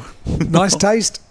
Very That was good. impressive, yeah. I think we've got bikes down on the grid, and we've also got Larry Carter. Yeah, the 3-minute board already moving things on at pace, given that we are just playing a little bit of catch-up. So 2 minutes to go till we go off. I won't interview the riders on this occasion, so we are just about ready to go with the green flag for the first race of the 2026 British Superbike Championship season. Thanks, Larry. Can you believe Alan Hyde just threw me under the bus live on radio? You know what he's like, mate. We've worked with him now for long enough. The bad news is, Dunk, we put the request out. Nobody else will know other takers for the job, mate. I think the problem is he couldn't stop himself. Once he started the sentence, he couldn't actually bring himself. He couldn't find a way out of it, so he just thought, "It's okay, Angela, maybe listening." I had no exit plan.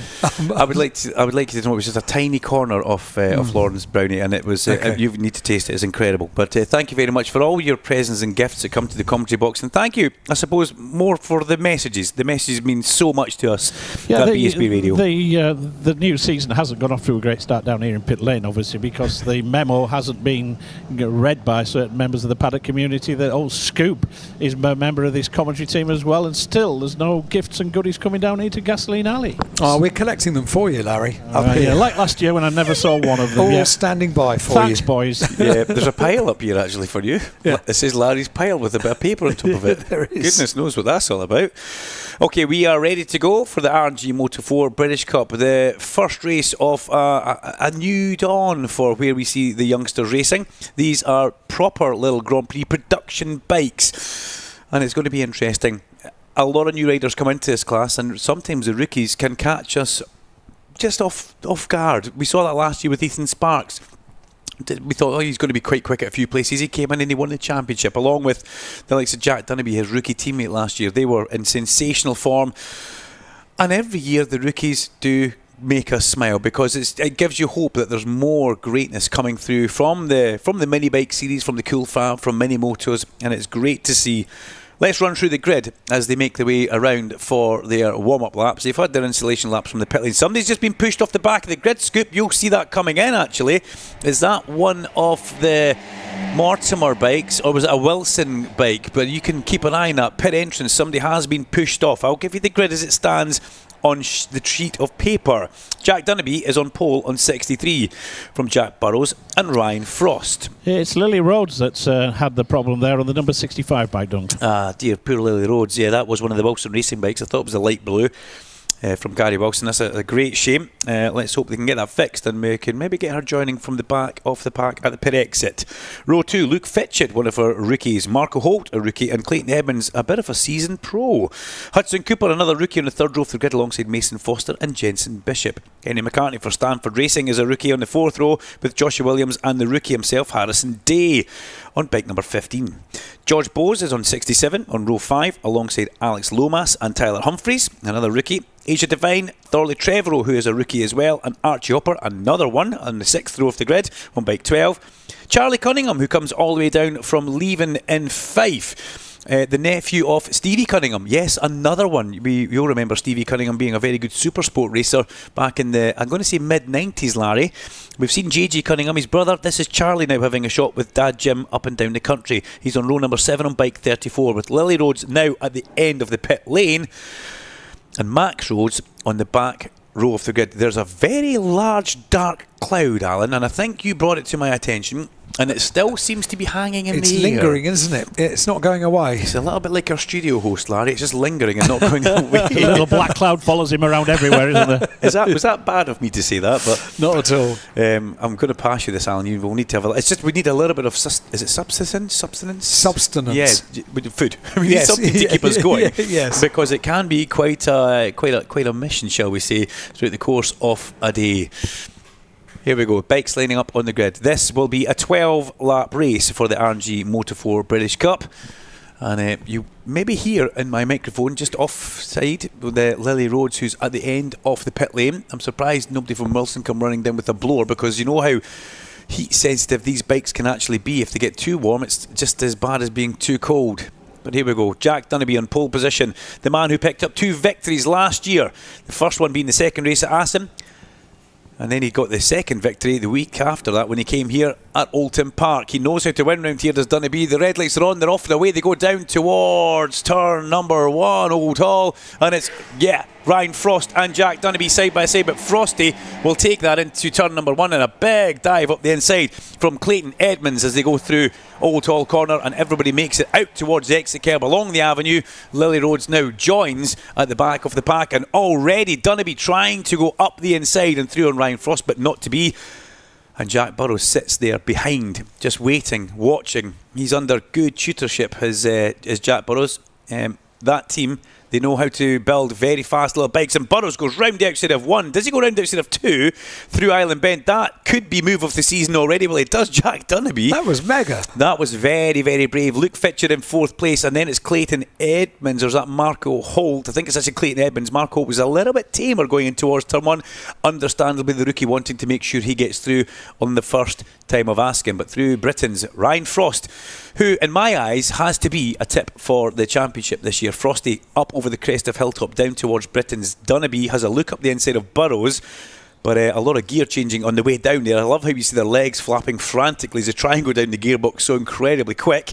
And Harrison Day, well, he's managed to get going, 12th place in the middle of the pack as they come through the exit Knickerbrook and up Clay Hill. You've got to get everything tucked in now. You've got to get behind that bubble, and you've got to make sure you're not dragging any feet or any elbows, because that's the type of stuff that does slow you down as you make your way up and in towards Druids, where we pick them up with just look at the speed that they go through Druids, and look at the vibrations that go through the bikes. If you're out the back on the inside there, it's a great place to spectate from. Here comes Burrows up the inside. Lovely, lovely manoeuvre from Jack Burrows, and he manages to hold the line. Does he hold it on the exit? Yes, he does.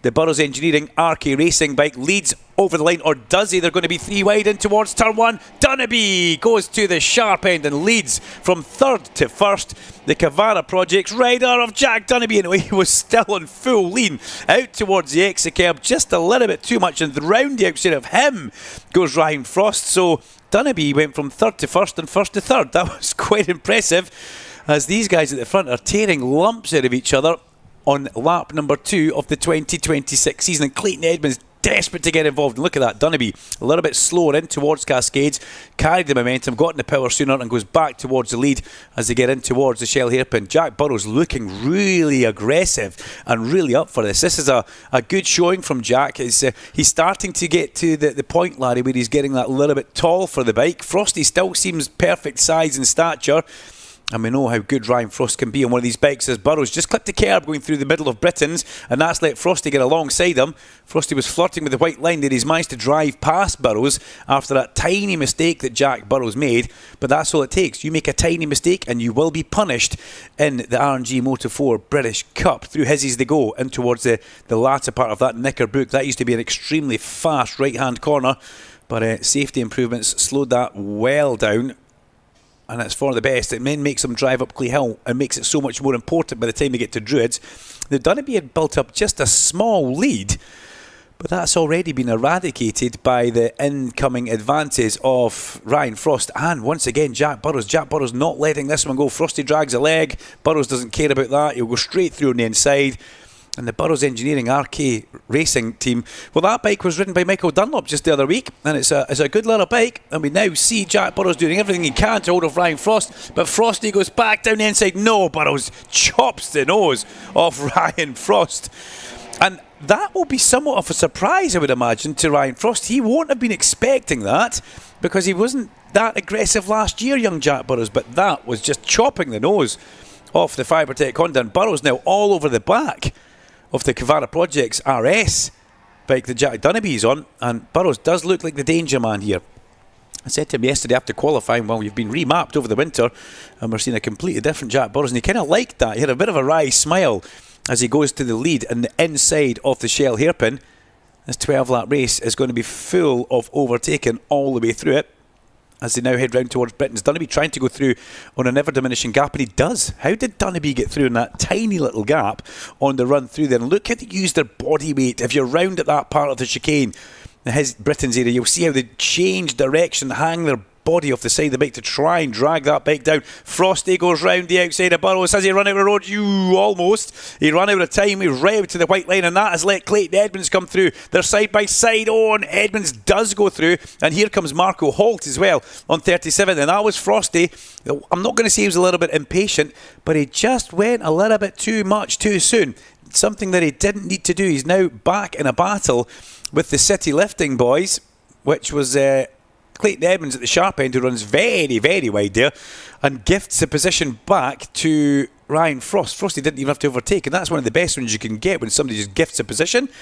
Clayton just a little bit wide through the heart of Druids, trying to carry too much speed there, and there's a few ripples in the way in. The Superbikes catch them, but these little bikes get caught with them even more, and it just walked him away from the racing line, and really you have to roll the throttle at that point, and before you know it, somebody is through on the inside off you. And Clayton Edmonds, and Marco Holt, don't like that, way out over the red and the white curbs onto the race director's green area. Now, turn 1, Old Hall, turn 3, which is Cascades, and the exit of the last turn, Lodge, are the corners which are actively monitored for track limits. Now, you have to watch. You can touch that green once and you get a bit of a telling off, but if you keep going onto that, Larry, as we saw so many times last year, you will get a bit of a word from race direction. There may be a flag or a penalty infringement if you keep using them throughout the course of the race. So that's one strike for both of the City Lifting bikes at the same time, at the same corner, just too deep into Old Hall, and round they went. Dunnaby with that lovely style that Jack's got, peers round the side of the number 63 Cavara Projects Honda before he goes up over Hilltop. He's settled into his rhythm now, Jack Dunnaby, and he still has Jack Burrows on his tail, but that rhythm does seem to be pretty quick and very handy at the same time. Frosty in third place with work to do. The gap's not enormous back to the two guys he's chasing, but there is a gap there, and he forced that gap by making a small error himself going in through Hislop's. We didn't see the perfect camera angle from it, but we can guarantee that he was running out of road right out towards the white line, and it just really have to tighten up the whole complex of corners, and that makes it very tricky. But Frosty, look at the experience that this man has got. He's right onto the back of Jack Burrows, and what does he do now? Does Frosty know? He needs to get told there's a gap behind him, and then what does he do? Does he just sit there and monitor that and try and control it and sit with the leaders, let them make the mistakes that he's already made? He's got away with it once. He doesn't want to try and do anything again. He knows he's got a comfortable buffer over the two City Lifting boys going through the heart of Old Hall. Oh dear, Seroviak out. Oh, not Seroviak, there's a flashback. Edmonds out on towards the green again. Larry, you will need to remind me. You can have a look at the final instructions. I think it's 2 strikes, then it's a bit of a slap. New lap record for Frosty as well, 1:45.945 on his comeback to get to these guys at the sharp end. But we've just seen Clayton Edmonds using far too much of the race director's area in towards the exit at Old Hall corner, 2 laps on the bounce. Jack Dunnaby caught a little bit unaware there by Jack Burrows coming through, and then said a big long look over the shoulder from Jack Dunnaby. That's not normal. We normally just let these guys ride off their pit board. Alex Baldellini and Matt Balkin will have a bit of a word, I would imagine, in Dunnaby's ear about that one. Right to your pit board, don't look behind you. You've always got to look up the road. Burrows covers the inside line. Frosty tries to do something. Jack Dunnaby almost tried to go around outside, but cost himself there. Had to roll the throttle and through, and then inside comes Ryan Frost. That was all for Dunnaby, just putting himself in the wrong place at the wrong moment, and then having to roll that throttle. Another look over the shoulder from Dunnaby. Has he got something that's not right on that Cavara Projects RS Racing Honda? Remember last year, there was a couple of those black and green Hondas at the sharp end with he and Ethan Sparks. Luke Fitchett, his teammate this season, 8th place for the rookie. I have to say, our top rookie is Marco Holt, that we were told to watch out by Larry Carter. Sorry, that was just the Frosty effect going in towards Lodge, looking at the side of Jack Burrows, which caused a little bit of the high note in the commentary box. Here comes Burrows again to cover the line, but Dunnaby trying to go up the inside of Frosty, and does. He goes into second place. So Frosty's seen this before. He's been around. He's a wily competitor. He knows what it takes to win one of these races. And maybe sitting in third place until the last moment or last point, it's what he needs to do. But look at Clayton Edmonds on the first of the city lifting bikes in fourth, starting to home in and starting to make some sort of move up towards that big three at the sharp end. Behind that is Mark Hall, then it's Mason Foster on 88, then it's Hudson Cooper on 27, Luke Fitchett on 7, Jensen Bishop 11, 31 Henry McCartney in the top 10 on his debut in this class. Job done, well done. We've got Joshua Williams in 11th on 78, then Harrison Day is in 12th on 15. Asia Devine returns to the championship, young Bermudan rider, and young rider from Bermuda, we'll go with that one, in 13th place on 90, and George Bowes is in 14th place as the leaders all fan out in towards Hezes, Burrows, Dunnaby and Frost. And do we now put Edmonds on that as well? I think we do, and we also put Marco Holt as well. So Marco Holt doing a fabulous job. And how does Ryan Saxby keep finding these incredibly talented rookies who they just seem to parachute into a championship, and before you know it, they're right at the sharp end? Dunnaby looking just a little bit maybe uneasy in second place and wanting to lead the race, but in doing so maybe putting himself under a bit of unnecessary pressure. And looking at the inside of places where he doesn't need to go through, he just luckily gets the bike stopped for Lodge, but he had that one all locked up on the way in, the back wheel just in the air for a split second, and then the down change gets caught out of time, and it makes the bike all unsettled and a bit livid as he heads towards that apex. He manages to hold that though, because there was a big long look from Ryan Frost on the running towards the inside. New lap record from Clayton Evans, 145.920. 145.920, that takes it away from Ryan Frost. The lap record as we came in towards us was a 146.7. So good grief, Larry, they have absolutely destroyed the lap record, but we saw that yesterday as well. And these Moto 4, RG Moto 4 British Cup racers underneath the lap record by quite some way. Is Jack Burrows starting to put a bit of a sprint on you? Is Jack Burrows starting to pull away from the train behind them, which is now pretty busy when you look at it? Dunnaby, Frost, Edmonds and Holt. As they get towards this part of the race, we're on to lap 7 of 12 already, just past the halfway point, just 50% of that race. And here comes Frosty up the inside of Dunnaby from a long way back, I must add, but he doesn't get through on the inside. He can't make that one work, and he has to think again. There's a bit of a necessity now from Ryan Frost, because you can see a bit of a gap with Burrows, but he will hear on the overrun Clayton Edmonds coming up behind him, and Frosty and that Fibertech MLAV squad will be giving him a good pit board. He looks at the inside into Druids. That's a lovely manoeuvre. If he can hold the line through there, that will be perfect, and that's exactly what Ryan Frost does on 24. Lovely manoeuvre. Frosty though, he's under attack again from Dunnaby in towards the last corner. Good grief, that was incredibly close. Frosty almost had to duck his arm under the thigh of Jack Dunnaby. Jack didn't leave him a lot of room there. Wow, love and affection on the track. And here's Marco Holt now passing Clayton Edmonds, or side by side, the two city lifting boys. That's tight, but they both get through. Oh, Edmonds. That's 3 strikes, Larry. That's 3 strikes onto the area where you're not allowed to go. I think you could add another couple of halves in that as well, Tom. He's treading a very, very fine line, is Clayton Edmonds. Well, my heart rate went through the roof there, Larry, and I'm pretty sure Marco Holt was thinking, what are you doing? We're teammates, I'm alongside you. And Holt has just taken the lap record, a 145.784. No points for lap record, just a little bit of bragging rights when you get back to the ice cream van after this race for these young riders. But that was a high risk manoeuvre from Clayton Edmonds here, and ultimately he may pay a price for that. He still holds a position, but he may pay a price for being wide out over track limits. Now that's all very well. We look at the screen for anything coming up. The last thing I can see is no jump starts, which is great, but it's the leaders coming down towards Hizzies, and it's Jack Burrows. He's been pegged back by Dunnaby. Frosty's up the inside of Dunnaby. He goes through, and that's a good move from Ryan Frost. That's how you should do it in towards there, unlike the previous time, which he overshot the corner and cost himself a whole chunk of time. Jack Burrows, though, looks so good. I like how the head's just tilted off to the side as he's looking through that bubble. Never lift your head up from behind the bubble on one of these smaller capacity bikes. When you're on a straight, try and keep behind it all the time to try and minimise the air disturbance that your body and your head will make. As they come along towards the last corner, we can see the fans in the grandstand loving this one. Is up the inside now. Here it comes, the race control message, black and white flag for 64 track limits. He's got away with that lightly, Larry. He's got away with that very lightly. I was expecting something else, but you have to give a warning, then you offer a penalty.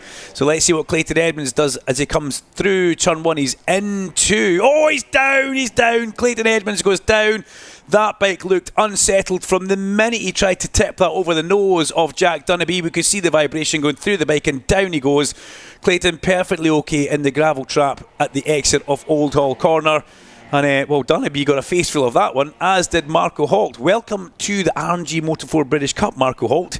You're a lap record holder. In fact, are you anymore? No, because Frosty's has taken that back from you with a 1:45.5. If you can see a replay on one of the big screens around the circuit, just that was unsettled on the way in for Clayton. Folds it through the dip of the corner. Yeah, that's not what you want to do in your first race of the season, but he was treading a fine line, as Larry Carter did say. He was... it's a fine line between chaos and creation, and we've just seen a little bit of both there in that one, Alan Hyde, as they go through turn number 1. Right, yeah. Frosty has used that experience to keep himself, out of trouble, but get back up towards the back of Jack Burrows. I'm trying to remember. I'm looking back towards last year's results. Larry, you'd be better doing this. Did Burrows get a victory last year? Don't believe he did, but did we see Jack on the podium? I think we did. This is where I need you to start going back through the sheets, Scoop. I can't do it on my laptop right now in the middle of a race. But Jack Burrows, the remapped Jack Burrows for 2026, looking so at home and so happy on that number 16 as Frosty pops out from the draft in towards Lodge. Frosty levels him on the brakes, and that's all you need to do. You don't really need to pass. You just need to level your opponent, and then kind of the corner's in your hands. It's up to your opponent to what they do after that point. And Jack Burrows was very clever at that. He didn't try and fight that. He didn't try and be brave and go around the outside. He was very much able to stick with Ryan Frost and take that one and stay in second place. Now, we need to look at the battle for the last step on the podium, because Marco Holt is giving Jack Dunnaby a right good, shall we say, seeing to here. This is not what Dunnaby expected from the rookie in the sister camp to the Cavara Projects team. That's a city lifting bike, the red bike with the yellow flashes, run under the Ryan Saxelby banner. Whoa, Jack Burrows doesn't give Ryan Frost any room in towards Island Bend. Good grief. I think Frosty may have a little word in the ear of Jack Burrows. Now, you can pass me, that's no problem, but you can't take me out to the white line on the edge of the track. That was not allowed. You asked about Jack Burrows. No podiums at all last year. Best result of 5th. He's been on the podium once before. Snetterton 2024, Dunk. Larry, I love it. I absolutely love it. I ask, you deliver. Well, let's see how he gets on as they make their way up over the podium, up over the crest of hill. Will this be a top step off the podium for Jack Burrows as Frosty comes around the outside, but he can't make that move work as they go in towards the Hizzies chicane. And Jack Dunnaby is right onto the back of Ryan Frost on lap 10 out of 12. Got to watch this one. That dark cloud still kind of hovering above us as we make our way up underneath the Cheshire Moulding Bridge, round and in towards Water Tower and Druids. That's where we are, this incredibly fast corner. You just see the bikes kind of vibrate as they go over a few of the ripples in the track that some of the cars will have put in there with the amount of downforce and aggression that they go through there on a hot summer's day. They do ripple the tarmac. Dunnaby goes second. Holt looking to come up the inside as well, but he doesn't want to blot his copybook. We've seen one of the city lifting bikes down. Ryan Saxelby's not used to having those bikes down on the side of the track. Marco will want to bring that home. Dunnaby under pressure from Frosty. Frosty releases the brakes, rolls it up the inside. Can he keep it on the black stuff as they come through? It's a Jack Dunnaby who's in all sorts of trouble there. That bike doesn't want to look like it holds a line through the mid-apex part of a corner, and it looks very difficult for Dunnaby on the exit of the corner, and that's what's opened up for Marco Holt to now get himself a step on the podium. This is an impressive ride. Larry mentioned him. I forgot to pick up that Marco was a rookie earlier on, as Harrison Day passes me in a fine 8th place, with Joshua Williams, George Bose and Henry McCartney all fighting behind him for down to 11th place. But I've got to say, Marco Holt on that city lifting by RS Racing, number 37, the white helmeted rider. Nice and easy to spot him out there. Dunnaby, though, will be desperate to try and get through if he can on the run in towards Britons and unable to go through. But Dunnaby's bike doesn't look like it wants to hold a line at high speed through the rather bumpy, tricky Old Hall corner. And all the time when this is happening, Jack Burrows still at the front, leading at the front, doing how he wants to do it, not having to think about anybody else. He is the pace setter that everybody else is chasing. Last time across the line, he had almost a 0.2 of a second lead. Now that's next to nothing. Oh, we've got a red flag coming out. Red flag coming out. That will be a result. The race has been red flagged and it's brought to a premature halt. And we are well 2/3 distance. We're on to lap 10 out of 12. So that will not be a restart. That's a result. Rider up on his feet walking away. Who is that? Is that young Archie? No, Hudson Cooper, sorry. Hudson Cooper up on his feet walking away from the side of the track. And that will be a victory then, Larry, for Jack Burrows. He will be happy with that one. We take it back. We look Burrows, Dunnaby and Frost. Last time across the line is what I see on my TSL timing screen. And it's just changed out of shot. So let's see what happened there. Down, down, down he goes. Oh yeah, 2 bikes unfortunately. I think that was Luke Fitchett who's gone down as well. I think he had nowhere to go, unfortunately. Hudson, got to say, it's a great shame there. Up on their feet, walking away from that one, I'd like to point out in the back. But yeah, that's it, bringing a result just here for our first race, straight away. Burrows, Dunnaby and Frost should be the 3 that you have down there, Larry. If you've got an update on that, you could definitely correct us. Behind that, Marco Holt. What a fabulous run for Marco Holt and his rookie sensation. Then Mason Foster, Luke Fitchett, Hudson Cooper, Harrison Day, Joshua Williams and George Bose. Now, 7 and 27, Luke Fitchett, and 27, as I also said, was Hudson Cooper. They're both being assessed round at the Britain chicane. We've also got a lap record in that, Larry. 1:45.569 for Ryan Frost.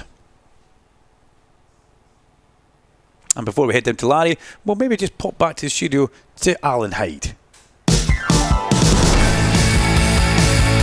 You're listening to BSB Radio, powered by Kawasaki, the sound of the British Superbike Championship, live from every round of British Superbikes.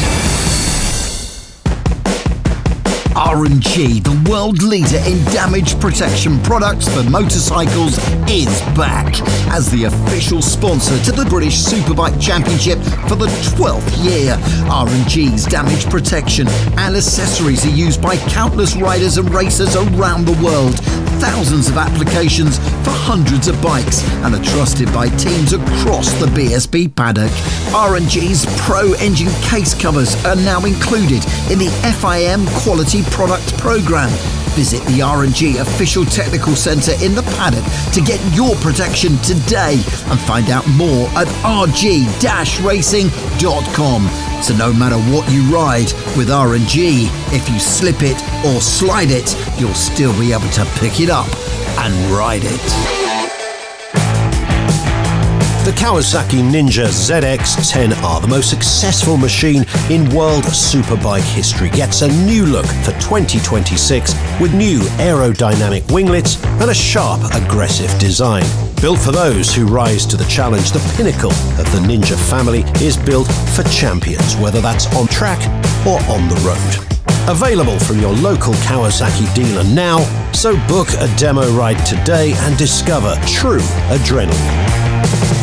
The 2026 Zinn British Superbike Championship in association with Pirelli. 18 plus, Zinn is not risk-free and contains nicotine, which is addictive.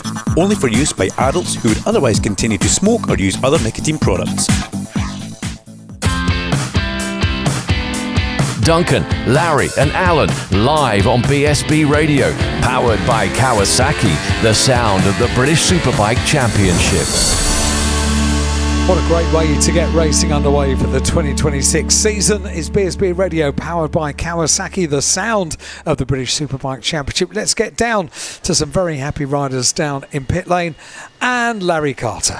Thanks, Alan. Yes, indeed. The riders disappointed to see the red flag, of course, but the race result exactly as Duncan Vincent confirmed it. A win for number 16, Jack Burrows, ahead of the number 63 of Jack Dunnaby, and rounding out that podium, number 24, Ryan Frost.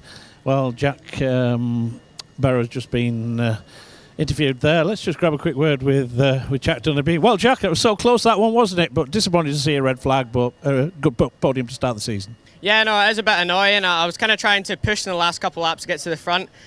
But no, I'm still happy with the P2. It's the first race. We've got plenty of time. So yeah, looking forward to race 2. Absolutely. Well, we ain't going to have time to interview any of the other riders. We are just being pushed on at a pace. So let's go then with the first podium of the 2026 British Superbike Championship season. This is the R&G Moto 4 British Cup. And onto the podium in third position for Fibertech Michael Laverty Racing, Ryan Frost. Second position for Cavara Projects and RS Racing, Jack Dunnerby. And what a way to take your first victory in the class for Burrows Engineering and RK Racing. The race winner, Jack Burrows. And the team will collect the team award as well on behalf of the Burrows Engineering RK Racing. John, are you going up for the team award? Yeah, go on, John, up you go for the team award, mate. Get the glasses on, mate. That's what it's all about. And so we'll ask Richard if you want to just pass the trophies on. We'll ask Richard Hutchins, representing R&G, to make the podium presentation to the third place rider, Ryan Frost. Well done, Ryan, back on the podium. It's a good start to the season, not the win he wanted, but he's on the podium. Second position then for Scotland, that is Jack Dunnerby. Jack, who raises the trophy aloft. And a special one in the trophy cabinet, this one, because it's a career first victory for the race winner, Jack Burrows. And John Burrows, the legend that is John Burrows, run many races and a former top international road racer himself, gets the team award. So that, ladies and gentlemen, concludes the opening round of the R&G British Moto 4 Cup here at Oldton Park. A win for number 16, Jack Burrows. Second, number 63, Jack Dunnerby. Third, number 24, Ryan Frost. If you want the results, the grids and every other bits and pieces, we don't have time to give them out. TSL Timing is the website to look at. All the W's, TSL Timing, and you can find and download files until your heart's content with that one. As I'm sure you do, Larry, exactly the same as me. TSL-timing.com. Thank you very much indeed. Thanks very, very much indeed to Larry Carter down there officiating over the first podium of the season down there, and some very happy scenes as well. 1P Mobile National Junior Sport Bikes are out on circuit. They'll be lining up on the grid in just a couple of moments. Time for a few of your messages which have come through on WhatsApp 07482 877 877. If you want to say hi to someone, we only need your first name. Zach and Fleur, former sponsor of Joe Howard Team 48, now back in Carl Harris. Carl is on a cash bonus from us this weekend. Top 5 finish, 500 quid. Podium is a grand. Rocket Team looking good for 2026. Zach and Fleur, thank you very much indeed for writing in on WhatsApp. Good luck to G&S Racing, number 2, TJ Toms, and 48, Cameron Hall, Kawasaki Supersport riders from More Speed Services. Thank you very much indeed for writing in. And this one says, hi guys, glad to be back at Oldton. Can I wish my dad, Jim, a very happy birthday? Wow, he is 87 years young. Happy birthday, Jim. He's my hero, and thanks to him for taking me to race meetings from a baby, and at 57 it's still my passion and riding. I hope he has a great weekend. Cherry, that's absolutely brilliant. And Jim, happy birthday, great to have you here. If you are sending a message, we only need your first name, and then your message on WhatsApp only to 07482 877 877. Shelley from Delhi wishing Eugene and James McManus, Brad Ray, the best of luck. Look forward to seeing you at Donington. Thank you, Shelley. And Danny down at Cascades with my daughter, Kazima, hoping for no more rain after last night. Look, it was rainy last night, wasn't it? Looking forward to some great racing today and tomorrow as well. Danny, thank you very much indeed. And I'm wondering if Larry Carter is making his way down to the grid. I think he probably is, in which case we'll go down to Larry in due course. Can you give best wishes to my father Nick, who's had to skip Oldton Park for a minor surgery, what will be back at Donington. Thank you, Nathan. Thank you very much indeed, and good luck, Nick. Hope everything goes according to plan. And Jess here, big shout out to Harrison Day, number 15, watching at home with James and Eleanor, his day Data Man. Scott's family, Scott is also responsible for the LED pit boards you might see down there on the pit lane. Go Harrison. Jessica, thank you very much indeed. Thanks for writing in. And happy birthday to Joe here for his birthday weekend. All the best to Reece Stevenson and everyone at Rocket Racing, from John and from Diane as well. All those messages on WhatsApp 07482 877 877. If you've got more to say, maybe an email, studio@bsbradio.com. Right, that's it from the studio for now. Is Larry Carter down there on the grid? You bet your life I am. I'll imagine it. It's not too bad when the podium to the grid is It's good, only isn't it? Yeah. a few metres. It's where nice. where we've got the camel track at Knock Hill and Donington Park, where I need to get a bus actually from one to the other. Well, we are talking at Knock Hill. We've got the Kokori Kawasaki of the Scotsman down here on pole position. It is Marley McKenzie. Well, this is a new class for this year. It's effectively evolved out of the Super Teen category because one or two Super Teen riders from last year are in it. But Marley, just very, very quickly, I think you were on the podium here at Oldton Park this time last year, so you certainly know your way around. Going to put that to good effect today? Yeah, hopefully I'll be able to replicate last year, try and get up to speed as quick as possible. We've made a couple of tweaks to the bikes, hopefully it works, and hopefully a good race. There's a Scotsman rooting for you in the commentary box anyway. We are waiting for Ben Jolliffe to come down here. No sign of him just down here. A few of them have done another run through, Larry, just to let you know. Yeah, okay. Well, he's cutting it marginally fine. We've got 2 minutes to go.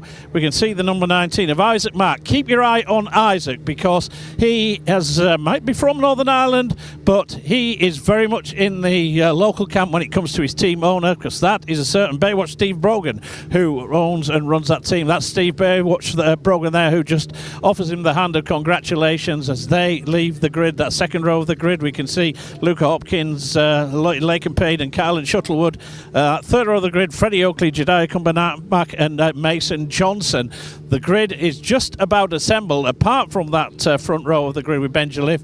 We're being cleared off of the grid, so the 1P Mobile National Junior Sport Bike Championship over 10 laps about to go. Thank you very much, Larry Carter. I've had an interesting text there from Harley, who does Pirelli PR. He says the Moto 4 lap record, 1.2 seconds quicker a lap, Larry. Power is nothing without control. Oh, I like that. It's a wee Pirelli thing there. Anyway, we'll move on quickly, but I did like that. Thank you very much, Harley, for your text. Right, okay. The 1P Mobile National Junior Sportbike Championship 10-lap race. I am joined in the box by Charlotte Marcuso, which is lovely. Former racer in this paddock, but doing a bit of no limits racing, if I'm not mistaken, just now. Correct me if I'm wrong. Yes, I am. I am doing some no limits racing. And somebody with a fabulous voice as well, as you know, Larry. You said that. Well, Marcuso, good on the track and good in the commentary box. So there you go. That's a bit of got almost a doth of the cat from Larry Carter. Marley McKenzie is on pole position on 45 from Ben Jolliffe and Isaac Mark. We can see them from where we stand in the commentary point. Luca Hopkins has got Laken Payne and then Kylan Shuttlewood. Now, a lot of these names you will remember, as Larry said, from the Super Teen last year, and a few of them are brand new, which is fabulous. Freddie Oakley, who I think was one of the most consistent racers in the entire paddock last year, is on the third row of the grid from Jediah Cumbernack and Mason Johnston. Mason Johnston, who we did see previously in the BMW F900R Cup. Young Mason Johnston, he will be interesting to watch. I think he's very fast. He's on a Yamaha R7 in this 1P Mobile National Junior Sportbike Championship. Fourth row, Lewis Mullen, Jamie Hanks, Elliott and Henry Ross. The fifth row, Rory Creeth, Sid Marshall and Jamie Muir. Archie Ormond is alongside Finn Page and Holly Harris on row 6, with Finn Harrison, Luca Wilkinson and Casey Sparry on the back 7th row. Now, one of the things I did say earlier on, keep your eyes on Finn Harrison, number 38. He's got a helmet which is a bit of a tribute to Nigel Mansell in my eyes. It looks fabulous. Something from round about 1983-esque, Larry, when he was a Chapman driver for Lotus. So there's something to keep your eye on. But this is a 1P Mobile National Junior Sportbike Championship. We have got the ZX4RR in here, and we've also got some R7s. And Charlotte Marcuso, this is a great championship. It's for the youngsters as well. That's something we should say.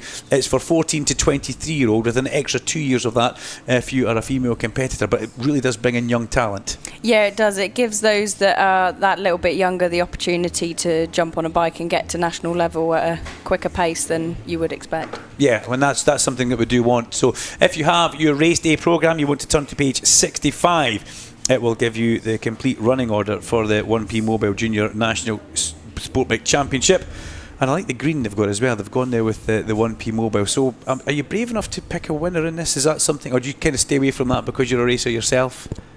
Well, I think it's very early to call, but I have seen a lot of Marley's progress over the winter just from clubs and stuff. So I think he's got a strong chance at winning the championship. But as I say, it could be down to anyone really.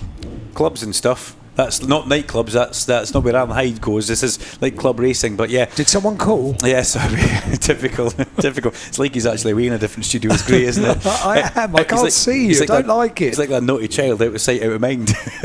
But Marley McKenzie, yeah, we've got to say the Kirkcaldy Kawasaki backed rider, Brian Nelson from Kirkcaldy Kawasaki, putting a bit of funding Marley's way, which is brilliant.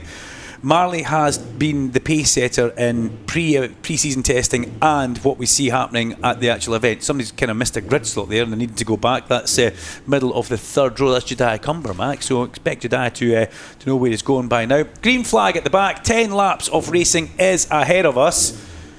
And here we go. We wait for the red lights to come on the gantry, and away we go. Nice quick turnaround and a great start. Marley McKenzie missed the start there completely, and he's down to third place. Will he be fourth in towards turn one? No, he manages to hold third place, but it looks like it's Isaac Mark who leads along the avenue for the first time of asking before they go through Dentons and down towards Cascades. So, I mean, Marley missed the start, but third place on the kind of Cascades on lap number one isn't a complete and utter disaster, Charlotte, but it's not the start you want.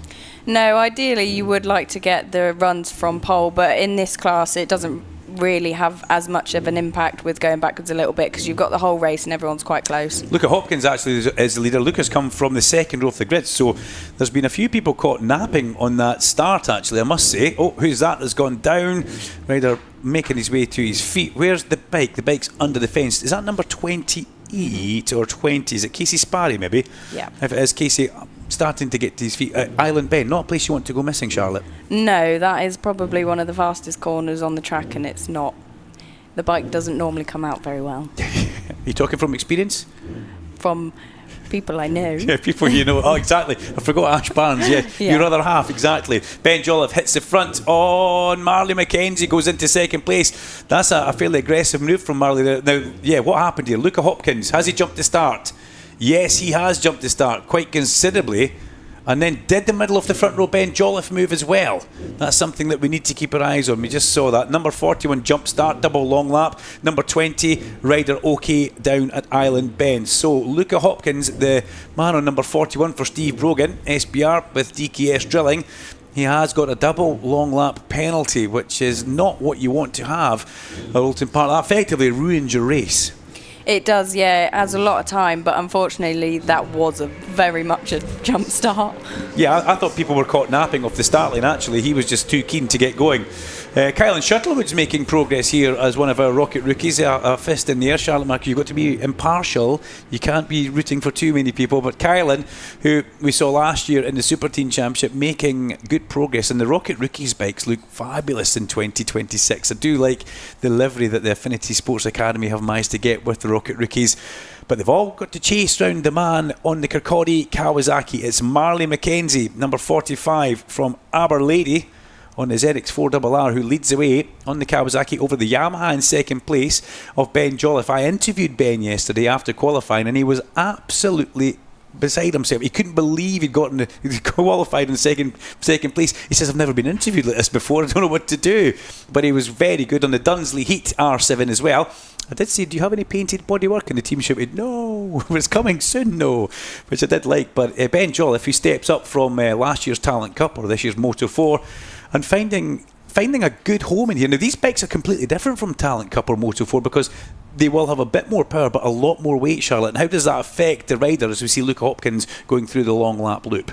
Well, obviously the difference will be in the weight of the bike, so he's got to get used to that, and obviously they handle completely differently. So I have heard that with the Moto 3s or Moto 4s, they don't give you a lot of feedback, whereas these bikes will definitely give you a bit more for him. Yeah, the little rigid kind of production Grand Prix bike can be very unforgiving, as we saw with Clayton Edmonds. He just got a bit of a vibration on going in towards Old Hall in his race, and down he went. Now, Marley McKenzie, this is kind of living up to the billing of this race. We saw Marley setting the pace through testing, setting the pace through the event that we're at here at Oldton Park, the McCann's Race of the North. And Marley McKenzie started to put a bit of gap. He's got 0.3 of a second. At some points during testing, he was some 6, 7, 8 of a second faster than anybody else. They managed to peg him back a little bit for the actual qualifying. But if he could just hold his nerve here, he could be on for something pretty special. And we saw Marley running at the sharp end of the Super Teen Championship last year, so he is used to being at the sharp end, and he's used to running here. For a lot of these guys, it's kind of new hunting territory, but it's good for them. Yeah, it means they can learn really quickly on the job pretty much, and obviously with Marley having experience at the front, he knows how to manage it, whereas if you haven't had that experience, it is difficult to learn, but this will be perfect for them. We've got Marley McKenzie leading from Ben Jolliffe and Kylan Shuttlewood. Luca Hopkins in 4th place, but he will have to go through the double long lap. Luke, I thought we saw him already doing that, but I think he's still in the mix. We've got then we have got Laken Payne in 5th place with Isaac Mark, who was in the front row of the grid, Isaac Mark, but they didn't. I've got to say, the front row didn't make a good start. Even though there was a jump start, the front row didn't make a good start. And here we go, Luke Hopkins now going through the long lap penalty. Now, how tricky is that to go through all those chicanes that are in place here at the Hislop chicane? Well, you definitely have to be perfect with going through everyone, but luckily I've never tried that before, so... Yet. I think we'll put that one down. Touch wood. But he's got another one of those to do because he's only done the one. I thought I saw him go through earlier on, but that's not the case, and that will effectively ruin his race. His teammate Isaac Mark still up in there at the sharp end. But, actually, look at what he's lost. He's not lost that much, but he's going to lose it again and go back down behind the guys behind him. So, yeah, bit of work for Luca Hopkins to do. Just a little bit keen to get off the line. That nervous energy, that pent-up aggression that's been with you all winter. Before you know it, bang, you're away too quickly. And yeah, so there we go. It's up on the big board, but he's already done one of those long laps. And he has to do another one as he comes through Old Hall. He'll be cursing himself at this moment in time as Mackenzie does a 1:47.704 for his best lap and the fastest lap of the race. And he's now got 0.9 of a second between himself and Ben Jolliffe, who looked like he was running a bit wide through the exit of Cascades. And here comes Kylan Shuttlewood alongside Lakeside, but not going through on the inside. That's a brave place to go past there, Charlotte. Yeah, it is very fast there, so if you're going to go, you need to commit to that move. So it's... Yeah, it's not just for yourself, it's for the person you're overtaking as well. Exactly, yeah, you don't really want to take both of you down. You can't appear just half alongside him and say, oh, sorry, because it's not a place that you want to do that on. Now, with this being a new championship, the lap record is still to be established, so whoever gets the fastest lap in race number 1 will take that lap record. And right now, it's the man from Aberlady on his Kirkcaldy Kawasaki, and I'm pretty sure I stopped in last night to actually my way through the paddock, and I spoke with his dad, and Marley was there as well. I'd been in getting the Lennon Docherty lowdown from William Docherty, so that was quite interesting actually. I also got a present for Alan Hyde from the Dochertys. Thank you very much to Hannah and to Claire. That was much appreciated. But I stopped in to speak to Marley and his dad, and they were in great spirits, and you always are when you're going well. I have seen him a few other times in the paddock where the heads have been down, but Marley's in a good place. He looked relaxed at the back. If anything, looks like he's maybe lost a little bit of weight and trained a little bit harder for 2026, as we do see now Kylan Shuttlewood coming through and getting ahead of Ben Jolliffe, and that was a lovely overtake from Kylan Shuttlewood there. You can put your hand in the air, on you go, you're allowed to. There we go. Kylan, again, he'll be comfortable in that Kawasaki because he knows the bike from last year. Yeah, he does. Obviously, he was on it all of last year and he was learning it, and he was at the front, most of the races last year as well, so that was good for him to bang elbows. Yeah, as we see Ben Jolliffe going straight back through and inside as they go over Denton's in towards the bottom of Cascades, and a lovely move right outside with Laken Payne. So Kylan Shuttlewood maybe caught napping just a little bit as he left Old Hall Corner, and he's now lost 2 places. I think this is great for Ben Jolliffe. He moves over from that Moto 4 campaign where he was starting to gain some good momentum, and he's decided, right, we need to get onto something a bit bigger, a bit more powerful and heavy, something more representative towards where his racing ladder can really go in this championship that we're in. Because from here you would imagine these racers want to maybe progress in towards Sportbike if they can. Yeah, everyone's goal really is just to keep moving forward, so the fact that he's doing really well in this will set him up nicely for when he wants to move up into the next class. Marley McKenzie dragging a foot on the way down towards the Hizzy chicane, as we saw that, and controls it well as he goes through the corners of who's going straight on? Well, again, that'll be Luke Hopkins taking his other long lap. So that effectively is his race done. It's a great shame, but I'm pretty sure these are character building moments that you've got to then control yourself. You can't lose the head at this point. What he's got to do now is to try and make sure he gets good lap times and bring that bike home in one piece. And then Steve Brogan will give him a nice bit of a cuddle and say, this is what you don't want to be doing. It doesn't help your racing championship. And the SBR team powered by DKS Drilling, as we see Kylan Shuttlewood up the inside of Lake and Payne, but he just releases that brake. It's a brave thing to do that when somebody's already alongside you in the braking zone. Is it something that you would do, or would you rather maybe try and get them a different corner? Because releasing and cutting across them is never easy. I have to say it really depends on the circumstance and kind of what the corner is giving you. So if it's more of an open corner, you can really get away with it, and if it's a last lap, you just want to be in front of them. So you're not caring. No. You've got elbows and knees and everything in front of them. So what can Lake and Payne do? He's got some unconventional lines here. I've got to say he's a lot wider on the entrance towards some corners and then cuts it back tight on the exit, but he's got a good run along Lakeside here.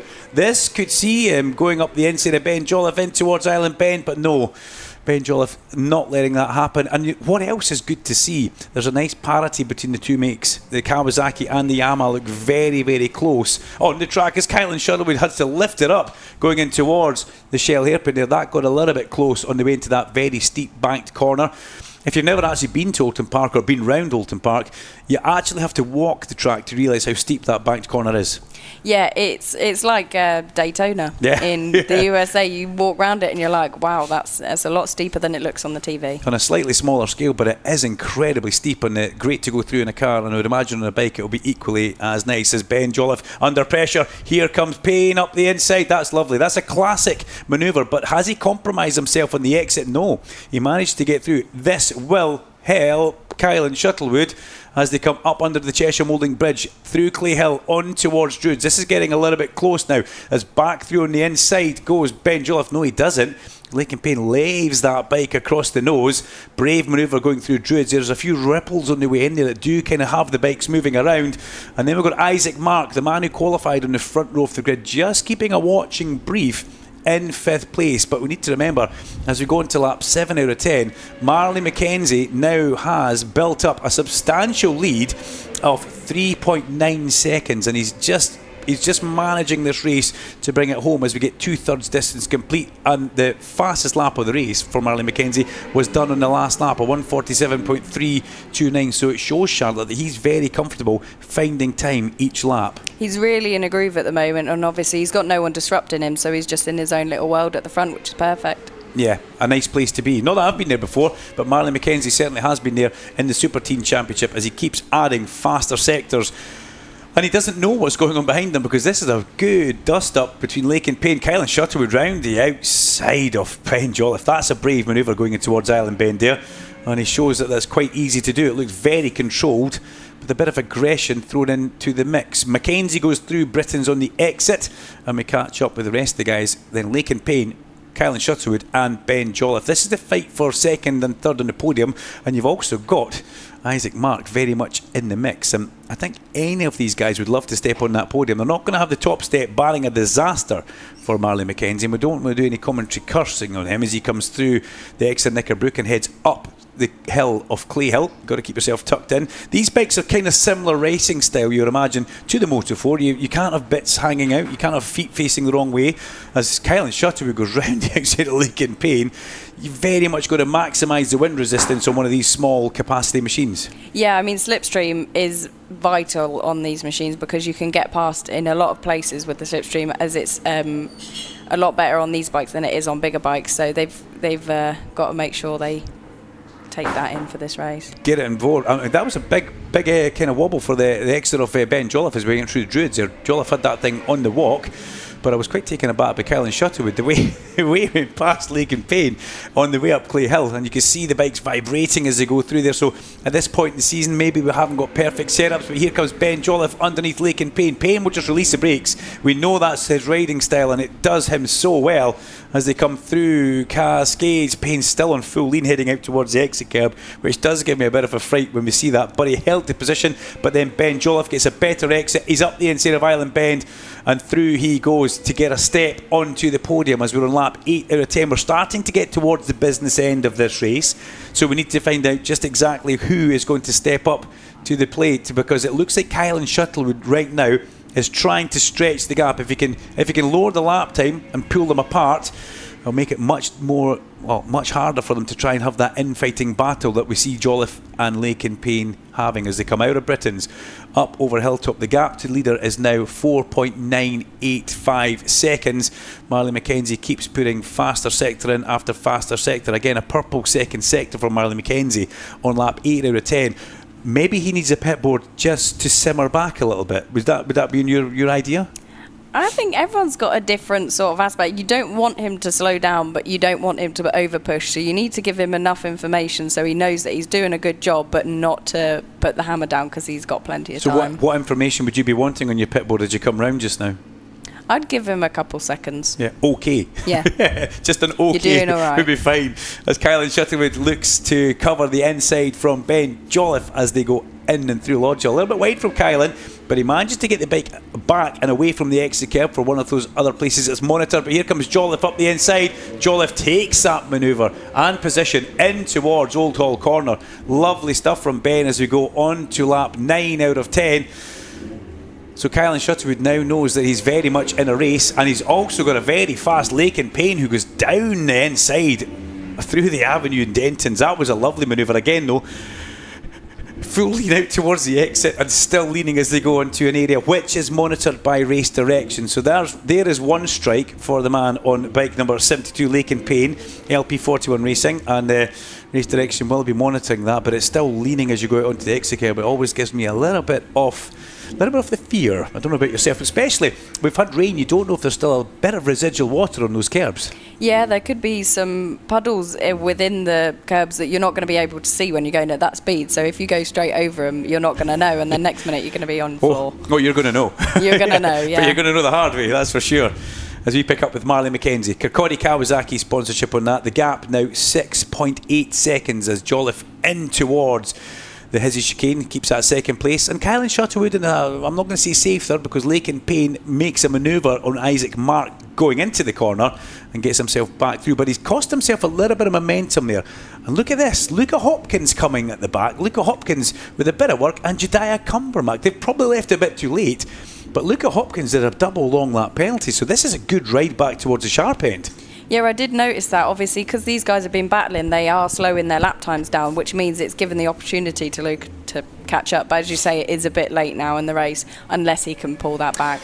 Well, Luca Hopkins will be hoping to do a little bit more battling with each other as we move into the last lap of the race, because he's put a purple first sector, and this could be a new fastest lap of the race for Luca Hopkins as he crosses the line. Well, it's a personal best, but Jediah Cumbermack has done a 47.7, Hopkins with a 48.2, so it just drifted away a little bit, but they need a little bit more infighting, and I think they're going to ultimately run out of time as Ben Jolliffe holds that second place from Kylan Shuttlewood as they go through the exit of Cascades. Thankfully nobody out onto the green this time as they go along and in towards Lakeside and then Island Bend, bearing in mind Marley McKenzie leads the race by some 8.9 seconds away out the sharp end. He's already heading round towards Britain's as Shuttlewood looks up the inside but can't go through on Ben Jolliffe. Jolliffe holds that position and closes the door as they accelerate out and round towards Britain's.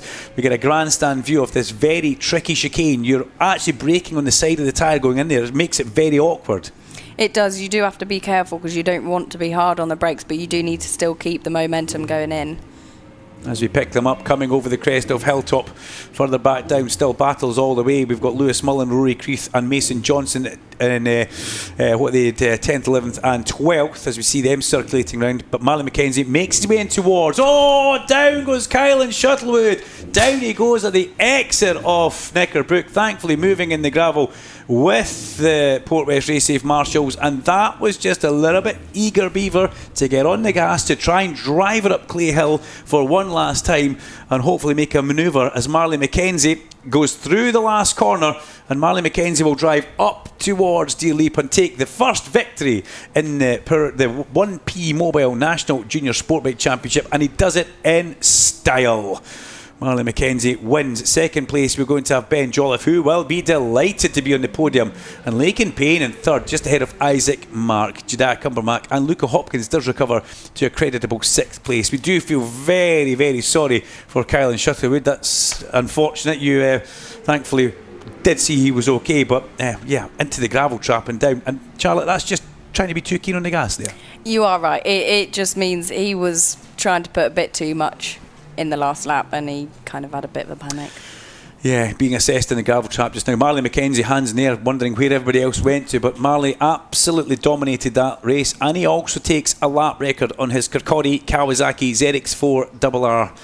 Dad will be happy, the guys back in Kirkcaldy will be happy, but Marley, well, he's going to try and take this in his stride. He needs to enjoy this moment, that's for sure. Let's run through the rest of the finishers. Freddie Oakley gets a good 7th place. Freddie Oakley comes across the line in 7th place with Henry Ross in 8th. There's good news, unfortunately. Good news from bad news, is that right? Am I right in saying that? As Kylan Shuttlewood on his feet with the medics and the marshals. Let's watch a replay. Do you want to talk us through the replay here?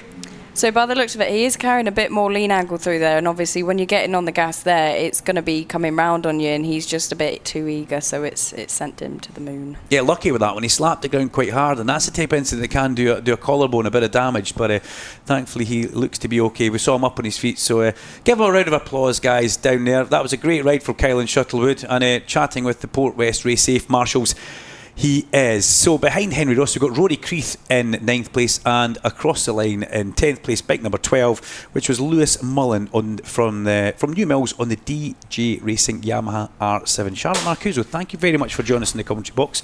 I'll let you give everybody a little wave to the camera there. Great to have a guest. We'll go back to pit lane camera now. And we'll see Larry Carter. That was a dominant victory for Marley McKenzie. 7.9 seconds, a lap record. That's almost job done. Well done, Marley McKenzie. Yeah, it made it look a bit too easy, that, didn't he, Marley? We'll have to have a word with him and sort of like make sure he reads the script next time to not win by 2.5 weeks. But fair play to him. He's put his experience from the Super Teen Academy effectively last year into a good effect. And as Charlotte was saying, he certainly is the one of the class of the field as far as that is concerned. They are making their way down here. We have a slightly different Park Fermé layout other than the other races for the Moto 4 and for the Junior Sport bikes. As Lake and Payne makes his way down and he is greeted by his team. I noticed on the back of the team clothing, Duncan, for Marley McKenzie, it's the chunk. Is this some Scottish dialogue or something that we need to know about? Well, there is Ben Jolliffe, who makes sure that the rev limiter is still working, and the race winner is Marley McKenzie. Comes on the Kirkcaldy Kawasaki, and it's not such a good idea to do a burnout on the old carpets down here, as they celebrate with various riders down here. And we'll see if we can grab a quick word with Marley. Just about to take the gloves and the crash helmet off, and we'll grab a very quick word with him before we go off. Apologies if we don't get to speak to your favourite riders, ladies and gents, boys and girls, but it is always a little bit hectic down here in Park Fermé. Well, Marley, we were just saying that you didn't read the script there. It was supposed to be a last lap dash for the victory there, but you ended up clearing off and winning it by a quarter of a lap. What a race. I mean, I didn't get the best of starts, but I just kept calm and then overtook the two in front of me and never looked back. So happy. Team sponsors, everything. I can't do without them, so brilliant. There you go, mate. You wanted for TV, so there is Lake and Payne and Ben Jolliffe there as they make their way around to the corner. There's Ben Jolliffe. Let's just see if we can grab a quick word. Well, Ben, that was an exciting race for a second. Pity you couldn't do anything about the leader. I just struggling with rear end grip, really. Other than that, bike's absolutely perfect. I just want to thank everyone in my team. Well, you're doing a good job. You've got to do it all over again tomorrow. So there is Lake and Payne. Laken, come on. We'll go on, as we go into the podium, mate, we'll go and grab a quick word with them as we make our way round. In fact, he's still getting congratulated by half the paddock down here, is Lake and Payne. Go on, Laken. Congratulations, mate. That looks a good race to be in. Yeah, really good race. I knew that I probably didn't have the pace to go with Marley off the start, so I tried staying, middle of our pack. Just I didn't want to reveal too much towards the end. And then I got to the front, not by mistake really, and I knew that I didn't have a pace, so I dropped back, made a mistake, but kept within the pack, and then obviously with the unfortunate crash of the lad in front of me, it progressed me into P3. Yeah, it was Callum Shuttlewood that went down. So, well, you're on the podium, mate. Congratulations. We'll just head over there and we'll go with the podium presentation literally soon as James Whittam has finished off interviewing Marley McKenzie. But Callum Shuttlewood, that was unfortunate because he did round the season off in the Rocket Off BMW Cup, I seem to recall. Did he get a guest ride towards the end of the season in that? And he ended up injuring his leg. I do recall that there was some sort of leg injury towards the end of last season. So let's just hope he's not suffered with anything other than that, with a repeat of that little incident down there at Knickerbrook. I'm sure Alan Hyde and Duncan Vincent will bring you up to speed with the origins of the name Knickerbrook, or as one certain commentator here at Oldton Park over the years, Knickerbrook. I've forgotten the details, Larry. I'm sorry. Oh, Blaster Baits, that was the one. Yeah, look it up on Google, folks. That It's all there. Tell you all you need to know. Well, we are just waiting for Marley McKenzie, then we'll get this rattled off because we have got a small matter of a Quattro Group British Supersport sprint race upcoming next, and I'd like to spend a little bit of time on the grid if we can to just gauge the feelings, gauge the thoughts of one or two of the leading runners. Sometimes we do get out there on the grid, sometimes we don't, so you just have to bear with us. We fly by the seat of our pants down here, as we always do, folks. We'll always do our best to get the interviews that you want to hear, but sometimes it's not always possible. Well, we have been given podium clearance here for the opening round of the 1P Mobile National Junior Sportbike Championship. And onto the podium in third position for LP41 Kawasaki, Lake and Payne. Second position for Dunsley Heat on the Yamaha, Ben Jolliffe. And with the first victory of the season for Kirkcaldy Kawasaki, and for Scotland, the race winner, Marley McKenzie.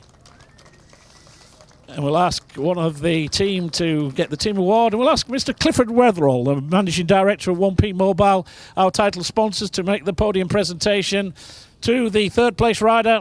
That is Lake and Payne. Came out of that battle, 5 or 6 rider battle for that third position. Congratulations to him. Onto the podium. Ben Jolliffe as well, after serving his apprenticeship in the British Talent Cup and one or two other junior classes. He's on the podium for a British Championship level for the first time and taking victory and first blood in the championship. The race winner, Marley McKenzie. And the Kirkcaldy Kawasaki team for the chunk gets the team award as well. So thanks to Clifford Wetherall and thanks to 1P Mobile for their sponsorship of the Junior Sportbike National Championship. That just about concludes that podium ceremony, so in plenty of time we can hand back to the studio. Larry, thank you very much indeed. Larry's going to scoot down and get onto the grid to hopefully have a chat to a few of our riders ahead of a 12-lap sprint race, the first race of the weekend for the Quattro Group British Supersports. They're lined up just underneath the studio here. They're being held at the moment. They'll be released any moment now. They'll be heading off onto the grid. We'll take a short break, back after this. Live from British Superbikes, this is BSB Radio, powered by Kawasaki, the sound of the British Superbike Championship.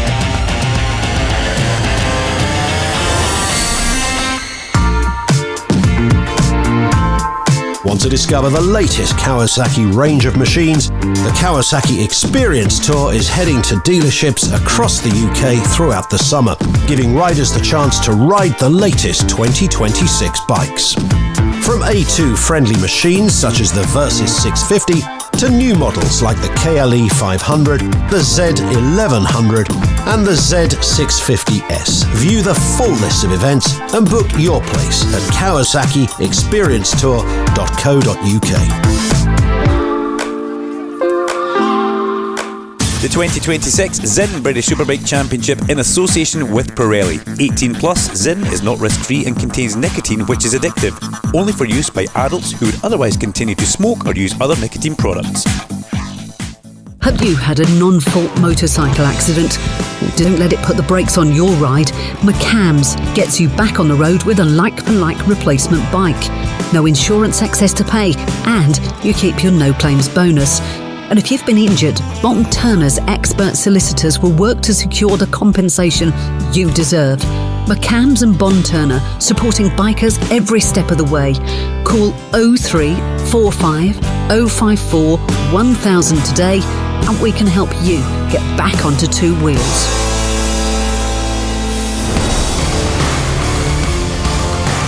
With all the British Superbike news and insights, this is BSB Radio, powered by Kawasaki, the sound of the British Superbike Championship.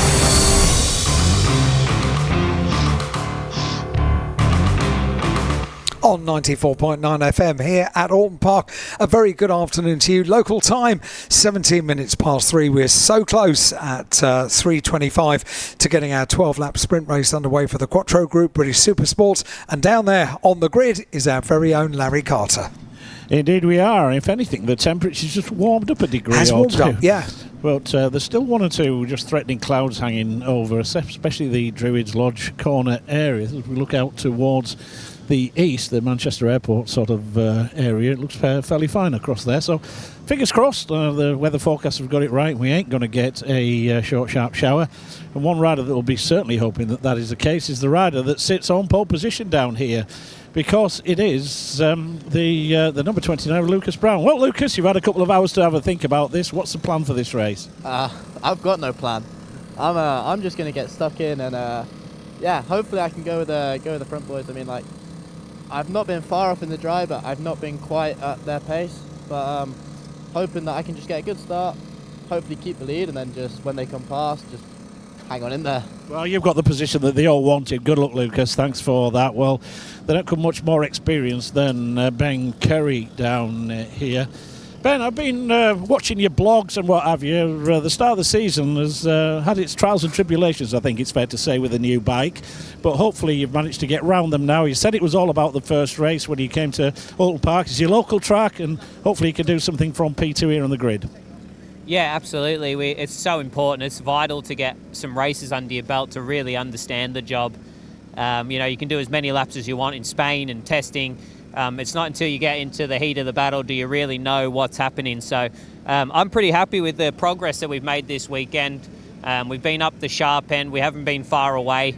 I've been quite vocal that we're probably not racing for the win at the moment, but with Luke being mithered back in the pack ever so slightly, it gives us an opportunity to maybe fight for it. But I dare say he'll come through the pack. But let's see. We haven't made any changes since FP2. Unfortunately, we didn't get a dry lap in quali. We wanted to make a change, but a bit too risky to chuck that in now. So we've got what we've got. I know what I've got, and let's see what we can do. Good luck, Ben. Thanks for talking to us, Ben Kerry there.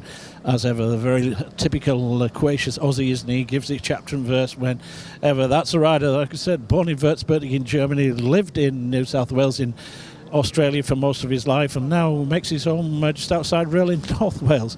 Well, Jack Kennedy down here. Jack, nobody has more super sport laps around here than you, so it's time to bring that experience into touch and try and max it off for maximum points here in the opening race of the season. Just finishing off the last of the energy gels is Jack here, 3 minutes to go, so yeah, that's the plan. We've like you say, plenty of experience around here. At least it's dried up now for the race, which will make it a bit nicer. So let's get a good start and see if we can get as far away from Luke as possible. All right, thanks for that. We were expecting, I think, you've got your grid sheet there. I don't have a grid sheet, Duncan. We have a grid sheet. Yep. Yeah, P4 should have been Lee Johnston. Yes, the general. Yeah, not here as of yet. Yeah, he's always fashionably late though, lad, isn't he? No Keo Walker as well, an engine issue, so he's having to miss this race, and they're getting a new engine for the next race tomorrow. He'd had some problems yesterday, hasn't he, as well. Yeah. So, right, well, we're being ushered off the grid. We're not going to get a chance to have a word with anybody else. That second row of the grid, incomplete, as we said, with Lee Johnston not there, but we can report that TJ Toms is there, and indeed is the Scotsman And that is OB Oliver Barr. The third row of the grid looks to be somewhat present and correct. This is Jack Mahaffey, the Aussie, on the Astro JJR Hippo Suzuki. Interesting to see what he can do from there. There's Carter Brown, who's given a good account of himself as well so far this season on the second of the Binge Pro Ducatis. And the next row of the grid looks, that's the Scars Ducati, completely new colour scheme, isn't it, for Luke Stapleton? Yeah. You've got to sort of like try and go against what your mind's telling you that it's totally different this year. Just the helmet's the only thing that I can remember, Larry, with the St George's Cross. Apart from that, it's completely different Stapleford, like you say. Well, Luke, he likes doing things the hard way, doesn't he? He never ever opts for the easy option, doesn't Luke? So if there's a hard way to do it, he'll find it. But it's interesting to see that Ben Curry has mentioned the name of Luke Stapleford in the 2 or 3 interviews I've done with him so far today. He's obviously thinking he's a threat, and I would go along with that. We are just about set to go. 2 minutes till we go green on this, the opening round of the Quattro Group British Supersport Championship. Back to you, Dunk. Yeah, thanks, Larry. Great to have you down on the grid. As ever, Larry Carter brings you all the information from the grid. He does the post-race, he does the podiums, and you know what? Whenever we need him during a race, he's always there with the information as well, and the expert view that he has had for some, I'm going to say, almost 30 years, Larry. You have been involved in the pit lane for the BSB. It's great to have that knowledge for myself and Alan Hyde up here in the studio. We see the Super Sport bikes. This is the sprint race with an amended grid. 81 is a non-starter. 93 got a 3-position grid penalty due to a sanction for careless riding in the course of a meeting. And 93 is none other than a good friend, Mikey Hardy. So Mikey Hardy finds himself on the very back of the grid. Remember when they were in qualifying, we had wet conditions. Not fully wet, but the track was wet. It was damp, it was tricky, it was unpredictable. What we have now is a dry Oldton Park, but still, as you can see in certain areas wherever you are, there may be the odd residual damp patch, but ultimately we have got a much drier track than we have had. We've seen lap records getting set as well in Moto 4 and also the 1P Mobile National Junior Sportbike Championship, but that was a lap record that would have been established no matter what the weather conditions. Interesting times ahead of us here, and let's get digging into this fairly substantial grid. Lucas Brown on 29 on pole from Ben Curry, 61 for Jack Kennedy. 13 Lee Johnson, 24 Oliver Barr and 2 TJ Thomas make up row 2 with Jack Mahaffey, Carter Brown and Luke Stapleford going on row 3. That's 73, 74 and 8. 55 Dean Harrison, 48 Cameron Hall and 44 Harry Trulove make up the 4th row with 72 Max Wadsworth, 26 Adam Hartgrove and 16 Jamie Davies on row 5. 19 is Harvey Claridge, 9 is Billy McConnell and 33 is Adam Brown, who are in the 6th row. And the 7th row of the grid sees 66 Cameron Fraser, 32 Eduardo Colombi and 78 Freddie Barnes. The 8th row, 37 Corey Tinker, 10 Joe Sheldon Shaw and 14 James McManus. Row number 9, Cameron Swain, Joshua Bannister and James Alderson. That's 43, 7 and 91. And on the 10th row, number 3 Ben Tolliday, 21 Stephen Thomas and 90 Craig Kennelly. And on the back row, number 86 Dave Tyling and number 93 Mikey Hardy in 32nd position after he picked up that 3-place grid position penalty for careless riding in the course of a meeting. The sanction was given to him earlier on. And remember, number 81 Keil Walker, a non-starter, last year's Supersport Cup champion, defending reigning champion. There you go for Supersport Cup. He will be back tomorrow. He had an engine misfire all the way and things were not going very well. So Dad Clint sent me a little message which was really, really handy. Well, not the greatest, but yeah, shame for Keil. Let's see what we have here in Supersport. We heard from Jack Kennedy, a lot of experience around this place. He knows what he's doing, but they've got the hot shot on pole. Lucas Brown. This is exciting times for Lucas Brown on the MSG Suzuki. Still got the amphibian tag on him as well. Let's see how this one goes. We wait for the red lights to come on and go off. Lights are on, lights off. Away we go down towards Old Hall Corner, and I got to say it's a good start for Ben Curry. Lucas Brown gets in there as well.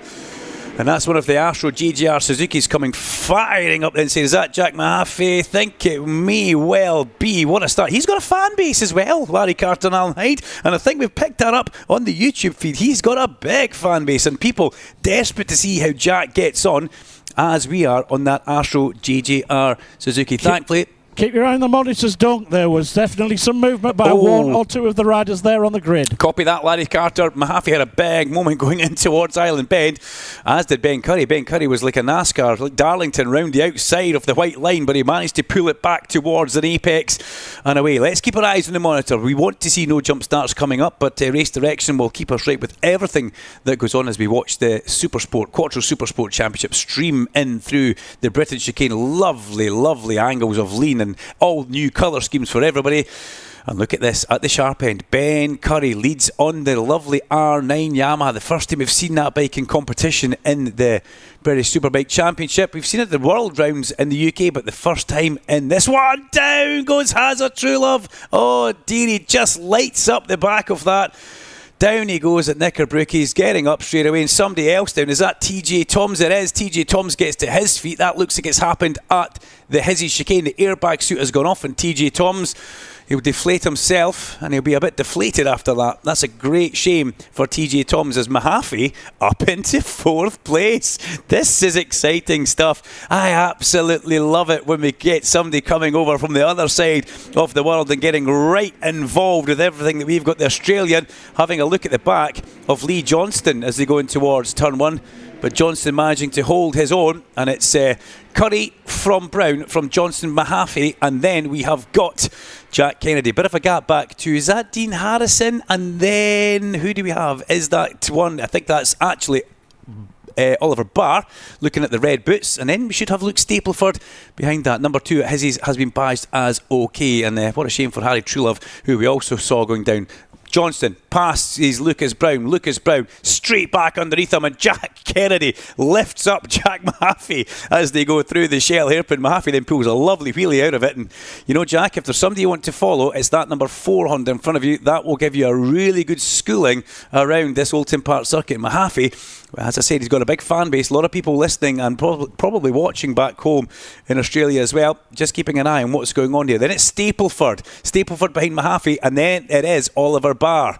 So these guys right down to Oliver Barr. The 7 have broken away at the front. Then it's Dean Harrison, then it's Carter Brown, Max Wadsworth, Eduardo Colombi, Spiatella in 11th place ahead of Skippy McConnell, Cameron Hall, Adam Hartgrove leading the Cup class, 14th overall. That's a good shot for Adam Hartgrove, and this is what we're going to see Stapleford do. This is how we're going to see Stapleford do, in my opinion. He's slowly and methodically going to work his way up towards the sharp end. He knows he doesn't need to go too quickly here. Yes, it's a sprint race, but he's already in the mix. Nobody's pulling away at the front, and he's where he wants to be. He says it's a long championship. I want to win as many races as I can, Dunk, but I know that I've got to put the championship together. Oh, has somebody gone down there? We just saw the camera dip away. No, thankfully it hasn't. Gave us a bit of a fright as we watched him going in through Old Hall Corner. And Stapleford, 1:37.775, the fastest lap.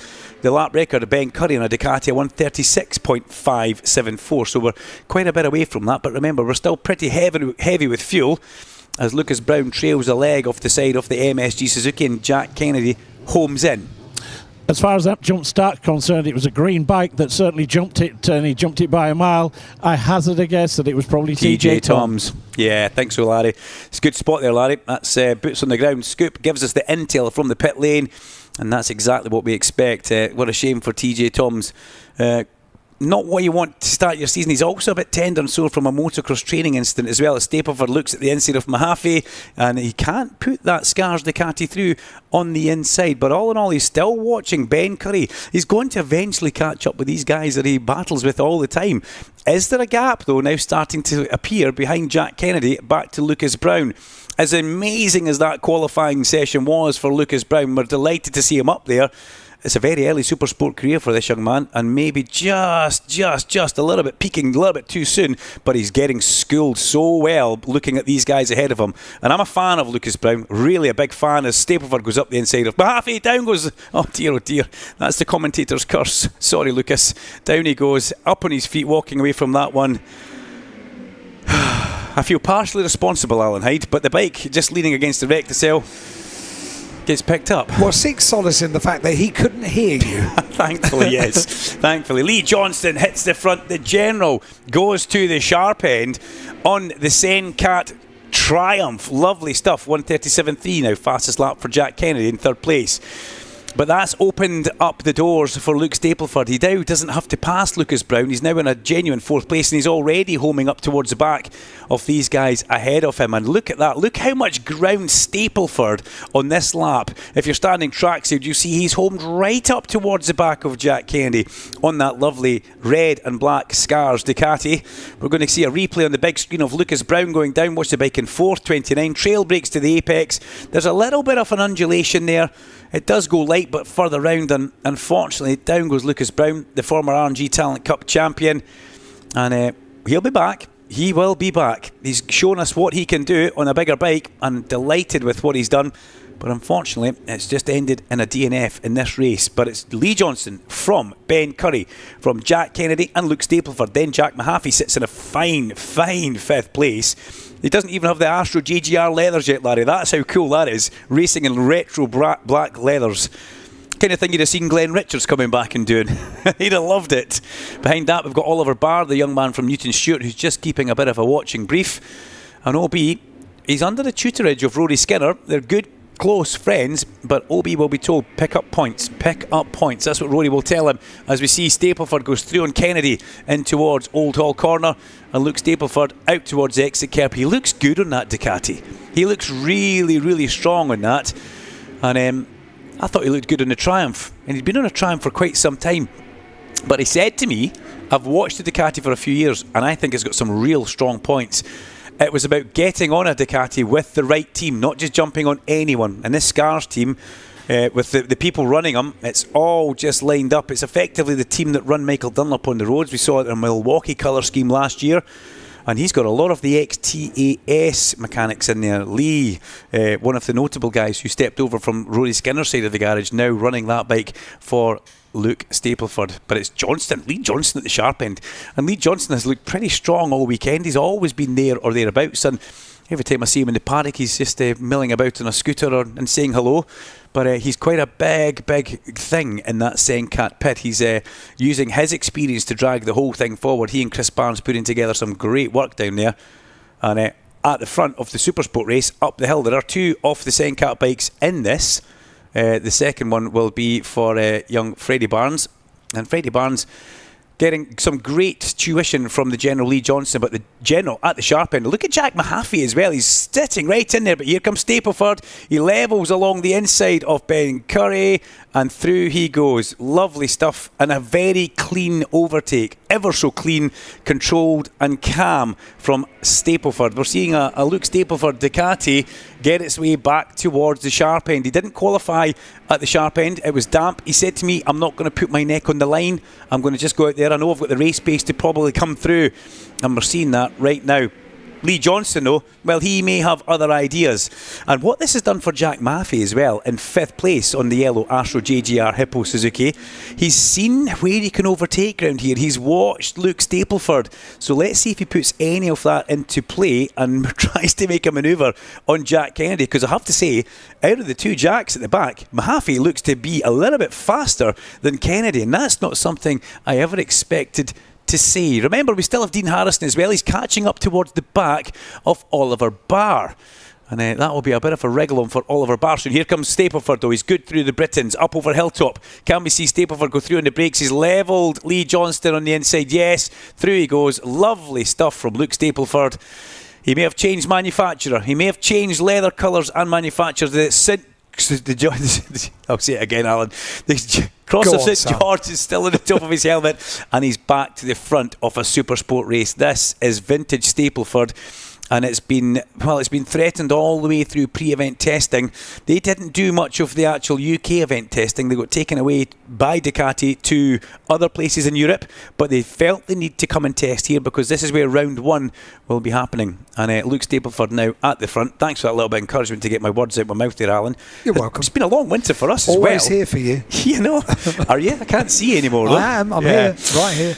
In towards turn 1, we are on lap 7 out of 12. Dean Harrison has a long look at Oliver Barr from a long way back. Did Dino manage to get that bike stopped? And Max Wadsworth now comes up towards the back of Spiatella, Eduardo Colombi, who finds himself on a Ducati in Supersport for a 2nd year, but now with a different team. And I've got to say, good run for Eduardo Colombi in 9th place, and his teammate James McManus in 13th. Young James doing well. remember, Columbia started in 20th, Larry, and he's come up 11 places. This is a big run through the field for the man that we call Spiatella. We know how talented he is because we remember seeing him in the Pirelli Sportbike Championship when it was a national championship, and he was something pretty sensational. Yeah, renamed the circuit up near your neck of the woods. It's not Knock Hill, it's Canuck Hill, isn't it? Knocky Hill. Yeah, I remember that. That was brilliant. And didn't he do well when he came to Knock Hill in all sorts of weather? He and Richard Cooper. Stapleford isn't managing to pull away at the front, but he is looking very calm. Oh, lovely move, Jack Kennedy. Middle of the Hizzy chicane towards Knickerbrook. Classic Kennedy. Through he goes. It's not a mirror signal manoeuvre, but it was very much Jack Kennedy. It's vintage stuff, and these are manoeuvres that we've seen from these guys in the past, but they make it look so easy, but actually that is a really, really difficult move in order for you to make the bike turn through the next corner, for you to get the power on and not get caught going up Clay Hill. That is something that we say. I have to say, it wasn't late, and that was very much on the money for Jack Kennedy. Watching him come up over the crest of the hill, down towards Old Hall Corner. Jack Maffey still sits in that 5th place. He's now looking at the back of his countryman, Ben Curry, probably thinking, this is interesting. Watched Ben for a few years racing over here, quite a long time racing over here, and now I roll up towards the back of him in my first race. Ben Curry will be delighted that he's got a countryman behind him, but he does not want him to pass. Maffey needs to watch as well, because coming up behind him is Dean Harrison on bike number 55. It's 9/10 of a second back to Dino, and he's starting to loom large. If the bike had mirrors, he'll see him coming. Stapleford, though, on lap 8 out of 12, isn't managing to break away. Is he managing to do that thing where he manages and controls the race and wins it from the slowest possible pace? Or have the other guys all upped the game and brought the Scars Ducati back towards him? The Ducati looked like it was using a little bit more of its tyre through the heart of Britons. It's squishing and moving around a bit. But then it does drive up over the hill, and Stapleford comes through his chicane now, as we see number 33 stopping at the exit of the long lap, loop doing the right thing. That's Adam Brown, the Dungannon man on the Josh Davis Motorsport Panigale V2. Talking to Brown's Carter into retire. Oh, I just heard that going underneath the commentary point. Thank you very much, Larry. That's a great shame for one of the 3B Construction Binge Pro Ducatis. They've got a busy couple of, busy weekend and busy next week. They head over to the northwest with Alistair Seeley on one of their Ducatis and a Sportbike Aprilia. Yes, it's going to be very busy. Here comes Kennedy up inside of Johnson. Johnson knows he's there and he cuts that very late. Misses the apex, but still gets a good run in. It's almost as if Lee Johnson knew that was coming. Did Johnson make a small error at the exit of Druids, which left him lame? And he had to cover that one from Kennedy, because that was a very experienced covering move from the general. And what that has done is given just a bit of a gap now to Luke Stapleford, who leads away in this Quattro Group British Supersport Championship. Remember, this is the sprint race. The main feature race will take place tomorrow on the bank holiday Monday, as we pick up with James McManus going through Old Hall Corner. James McManus, 24th in the grid. You know, he's now 11th, up 13 places. Hats off to that young man. And James needs a good year as Kennedy goes through on the inside of Lee Johnston. Are we about to see Jack Kennedy make a manoeuvre on Luke Stapleford as well? Stapleford doesn't seem to have the pace to pull away. He's come from 7th place up to the lead, but he hasn't got anything else underneath him that can let him pull away from the rest of this pursuing gang. Back to James McManus, so he does just need a really good year under his belt. He's had a few ups and downs since he was the man in the Junior Supersport Championship, Larry. He was very much the man in that, but he hasn't had a good run of consistent luck since then, as we see the leading two starting to stretch away from the general Lee Johnston underneath the Cheshire Moulding Bridge up Clay Hill. It is Stapleford and Kennedy. How many times have we said these two battling away at the front of a Supersport race? And Jack Kennedy, if anything, looks a little bit more racy at this point than Luke Stapleford. Stapleford, he can't relax. He needs to be getting a +0 on the pit board, because Kennedy has homed right up towards the back. And with the pace starting to increase just a little bit, the guys who are battling for the last place in the podium, which is, got to say, is Lee Johnson and Ben Curry, they're just being dropped ever so slightly, and Jack Mahaffey just slipping off the back, but still, to get a top 5 in your first time at Oldton Park in the Quattro Group British Supersport Championship, very, very impressive. Through Cascades they come, using all the track as they go over that slight banked corner and out towards the crest. On the exit, it's 8 leads 4. It's Stapleford leading Kennedy. Then the general Lee Johnson on bike 13 and 61 Ben Curry. This is a good showing for the Raceways Yamaha as well. To have one of the R9s still up and running. A shame that Hazard Trulov slipped off on the very first lap, leaving Knickerbrook. But Harry, perfectly A-OK. We'll hopefully try and get a little interview with him at some point. And Larry can see that moustache that we've been talking about in Hazard Trulov, but probably approach with caution right now, Larry, or you may get the rough end of that moustache. Is it as good as Heidi's? Oh, no. Cat Weasel still rules in the commentary box in the studio. Do not worry. Lovely drone footage that you will be seeing if you're watching on TNT Sports or HBO Max. Oh, Lee Johnston, down into the gravel at the exit of Knickerbrook. From the drone shot, we saw that. The general's on his feet. Portress marshals point him to a position of safety. He walks away. That's a great shame. That's something that you don't see very often, ladies and gentlemen. Let's watch a replay on the big screen if you can see it. The bike in third place, the Senkat Triumph. Does he? No, he doesn't even get near the curb. He folds that very, very early. Makes me think he was having quite a big squirt towards Knickerbrook. Then when it's still in full lean, he had to roll the throttle. It loads up the front, down you go. Effective, the same, almost the opposite, but the same as lift off oversteer in a car for you, Alan Hyde. I'll make it in nice, easy layman terms. Thank you. Yes.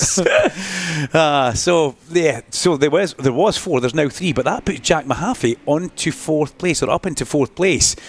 And it's back to that typical old trio at the sharp end. Stapleford, Kennedy and Curry. Didn't see this coming for the R9 Yamaha. But maybe I should never doubt Raceways Yamaha. And I fear, actually, the biggest person I fear for in this race right now, I have to say, Luke Stapleford. Kennedy stalked him. Hasn't shown him a thing. Expect it coming. And it's going to be coming pretty fast in the next lap if Luke Stapleford doesn't get a bit of a wriggle on. Because that man on number 4, we've seen this before from Jack Kennedy. Stock, pounce on your prey, and they do not have an answer in the last lap because Jack seemed to be able to pull the pin and summon more power from somewhere and just get away. Kennedy watches Stapleford be a little bit loose in towards the Hizzy chicane. And they're coming by the area where we just lost the General Lee Johnston. A dark, ominous cloud is now above us in that area of the track. And look at Dean Harrison in 5th place as well. He's right onto the back of Jack Mahaffey now. The Honda UK rider has caught up to the back of the Astro JGR Suzuki. But this is still a fabulous showing from Jack Mahaffey on bike 73. We need to get to the bottom of this one, Larry, and it's somebody that we need to find out an awful lot more about. I imagine the YouTube feed will be going crazy with the Mahaffey fans as Harrison up the inside from a long, long way back. Wow. Okay, give him a wave, Dean. Say sorry. No, I think you should have there, baby. That was a fairly substantial hard move in the last lap, or going on to the last lap. It's where we are now as they go along the avenue. Kennedy stalks his prey, and it's Luke Stapleford.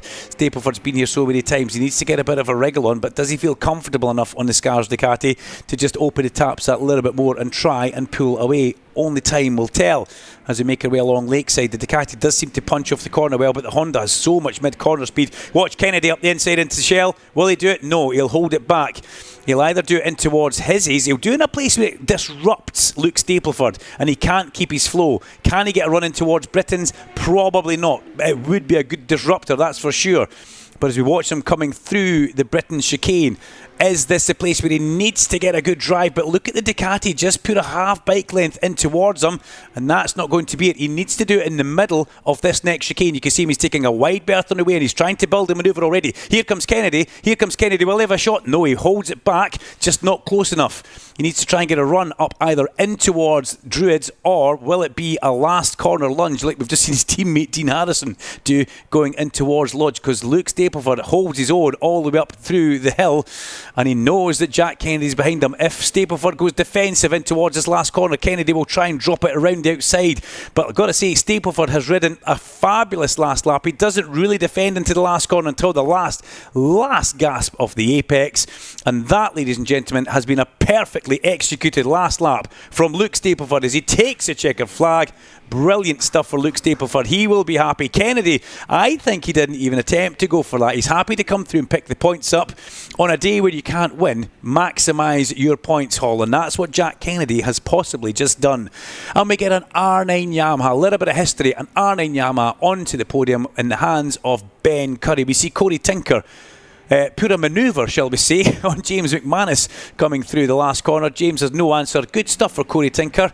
That will do that man's mojo a whole lot of good. They come across the line, Tinker in 10th and McManus in 11th. But let me run through the finishing results off the top 10 for that Quattro Group British Supersport Championship race number 1, the sprint race.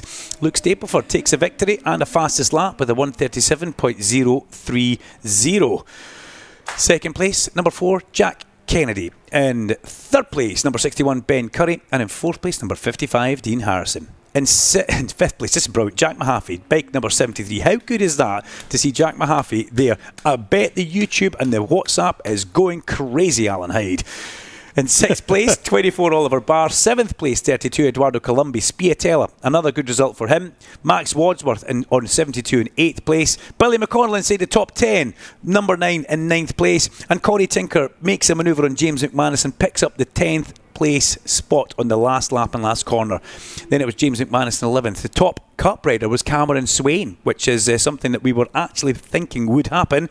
Adam Hartgrove, well, he finishes second in cup class but 18th overall. James Alderson, he's third in the cup class, but it's all about Luke Stapleford and the Scars Ducati team. Larry Carter, I have to say, I think that was a perfectly executed last lap from Stapleford. Just imagine what he could do from a couple of rows further up the grid. Yeah. Certainly handicapped himself, didn't he? Row 3, I think he started. Larry, if I can just pick up a mention on screen there, unfortunately, we did lose bike number 78 right at the very, very end there, going out of lodge. A fairly scary incident for Freddie Barnes, but up on his feet and walked away from that one as the Sencat Triumph went down. Great avoidance work by everybody around him. I think that was Harvey Claridge and Cameron Fraser. Well done to those guys, but up on his feet and okay.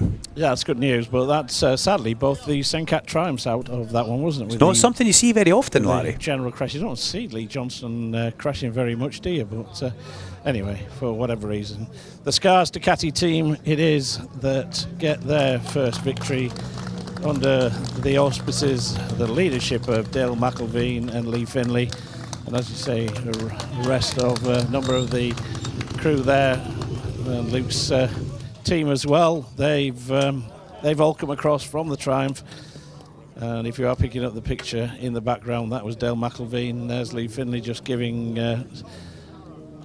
Luke the hug.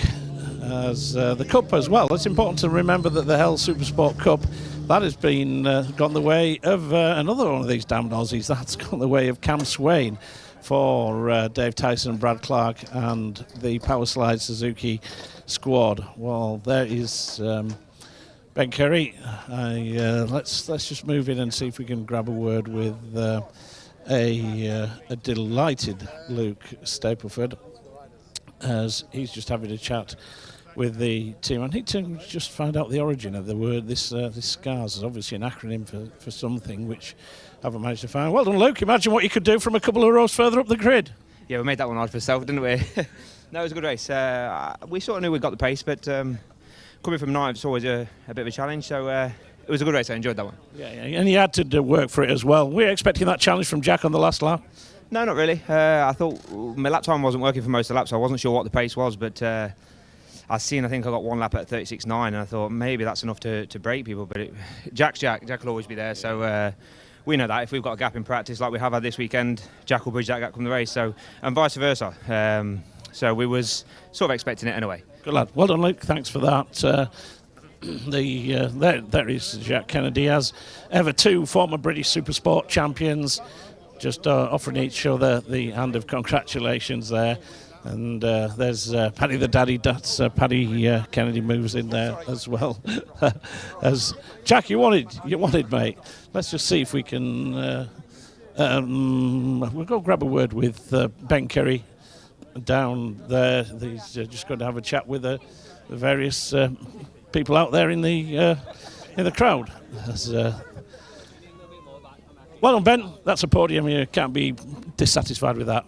Absolutely, that was the object. This weekend, coming into this weekend, if you said you get podium in the first race, it would have snapped your hand off. So to be that close to the win as well, over the moon, I settled there on the last lap. Me and Lee, everyone was pushing so hard, and Lee unfortunately made a slight mistake that caught me by surprise, and I lost that little toe, and I tried everything to get back on. I started to make mistakes, and I thought, you know what, I'm already at the limit. Don't try and go over it. Let's take a podium. And over the moon. Massive thanks to McCann's Yamaha. What an outfit. So over the moon to get R9's first British podium. So celebrations for that one, and we'll get our head down tonight and we'll come back tomorrow and see if we can do something else. Delighted for you. Well done, Ben. Thanks for that one. There is Jack Kennedy. I'll grab a quick word with Jack. Happy enough with that, Jack. It looked like you were about to launch for an attack for the lead, but discretion better part of valor. Important to get some points on the board today. Yeah, of course. Bringing home a result is always most important in this championship. I would have liked to win today, but happy enough with my battle to get through everybody and then get on the back of Luke as well. He seems to have that little step on us since testing and this round as well. So happy to finish so close to him today. I thought I might be able to have a look at him into the last corner with 2 laps to go, but he got the last sector absolutely perfect and just missed that little bit of slipstream maybe up to the last corner, and I thought better safe to bring home a second than take the 2 of us out at the last corner. Yeah, you've learned a few lessons from last year, haven't you, Jack? Well, one other rider I'll just grab a quick word with. I think we're okay.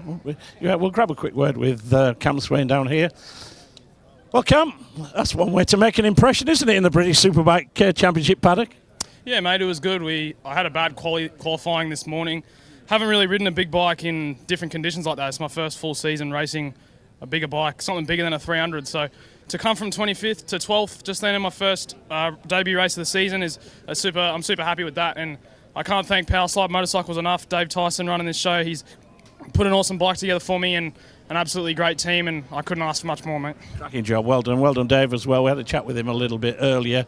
Well, we're just waiting for the clearance to go. I think we have got clearance, yeah. They must have finished with the TV interviews, because we'd like to get onto the grid, because there are some formalities to go there.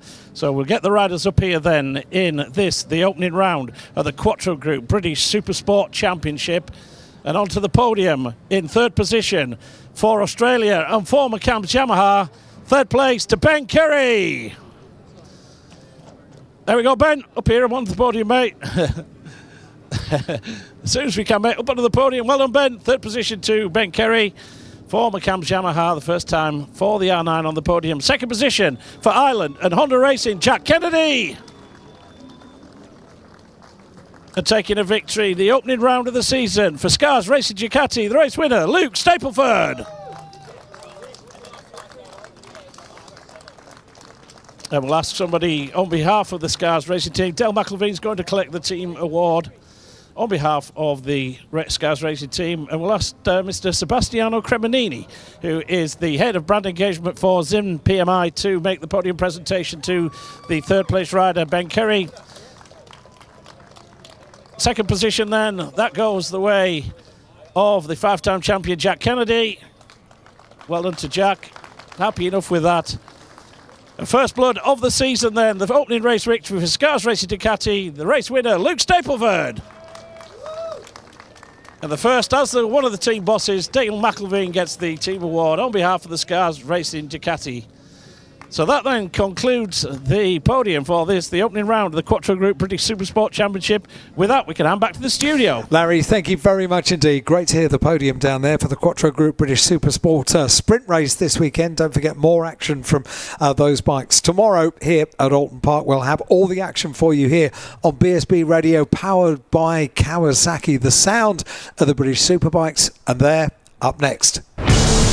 Live from every circuit, this is BSB Radio, powered by Kawasaki, the sound of the British Superbike Championship.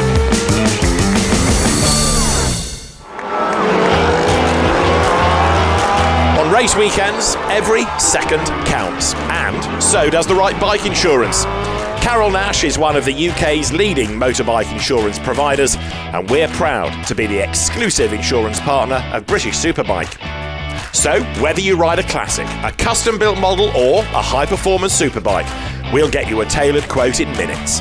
For over 40 years we've been protecting bikes, and with 2 levels of cover to choose from, we've got your back. Don't miss out. Search Carol Nash. The Ninja 125 and the Z125 have made a welcome return to the Kawasaki lineup for 2026, meaning there's never been a better time to learn to ride. If you're thinking of starting your biking journey this year, Kawasaki Rider Training Services provides professional training every step of the way. With schools located across the UK, visit learntoridewithkawasaki.co.uk to find your nearest venue and start discovering the benefits two wheels can bring. The 2026 Zinn British Superbike Championship in association with Pirelli. 18 plus, Zinn is not risk-free and contains nicotine, which is addictive. Only for use by adults who would otherwise continue to smoke or use other nicotine products. Live online at BritishSuperbike.com, on FM radio and live stream with TSL live timing on YouTube. This is BSB Radio, powered by Kawasaki, the sound of the British Superbike Championship.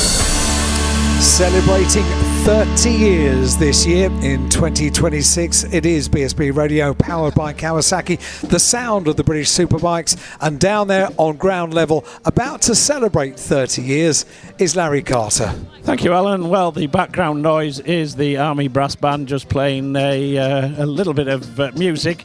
They entertaining the crowds down here. We're not piping it through the PA because we've got quite a lot going on down here as part of what is the inaugural opening ceremony, effectively, for the 2026 British Superbike Championship.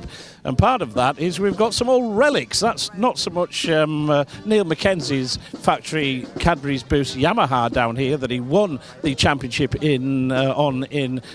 in 1996, but we've got some of the original participants of that race as well, and I'm not quite sure how much Stuart Higgs has had to pay them to get them all here, but one or two of them are here with on duty anyway, namely the fact that they're all working for teams or broadcasters these days. So that was quite handy. We've got a certain James Whittam, we've got Ray Stringer, we've got Terry Reimer, we've got Colin Hipwell, we've got Graham Ward, and we've got a bloke whose name I've forgotten at the end of it. Michael Rutter, that was it there. All six of them took part in the opening race meeting of the year. So absolutely fantastic that they're assembled down here. Stuart Higgs down here, how you've managed to assemble such a cast of reprobates like this, I'm not too sure, Stuart, but where's 30 years gone? Oh, that's incredible. I mean, Niall Mackenzie dropped me a note a few hours ago because he's the other rider who was the winner, I think, of the first race of the modern era. And all these guys here still active in our championship in team management or obviously broadcast capacity with Whit. But yeah, 30 years, I mean, we stand on the grid sometimes for not the best of reasons sometimes, but this is magic. I mean, the Cadbury's Boost bike still looks just so iconic. The British Army, the pictures of 30 years of, frankly, the best motorsport in the world. And yeah, this is a time before we start this landmark season just to, just take a breath, think of all the people that have been part of this championship in whatever capacity and dedicate this moment to them, and we forge ahead with we hope is going to be a fantastic season. Here's to the next 30 years, Stuart. Well, about that, but next 30 minutes is hard enough.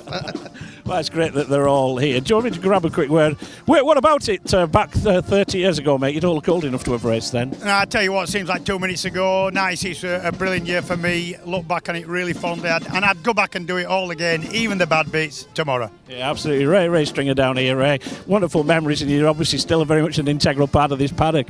Yes, mate. Still love it as much as I ever did, and like Whit says, it'd be brilliant to be able to do it again. Absolutely. Terry, you were an instrumental part of the 1996 season on the Old Spice Ducati, I seem to recall, but you've gone on to bigger and better things over the years, but still holds a very, very special place in your memory, that 96 season.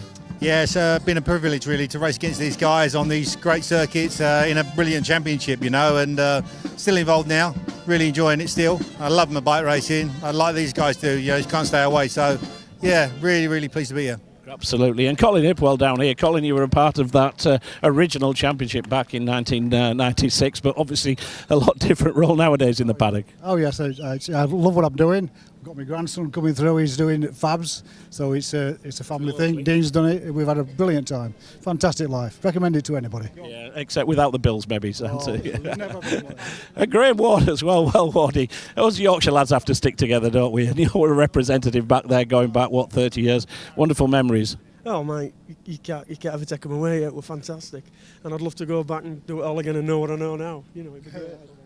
Well, I think we are just going to pause for a moment here whilst the band just plays I assume it's the national anthem.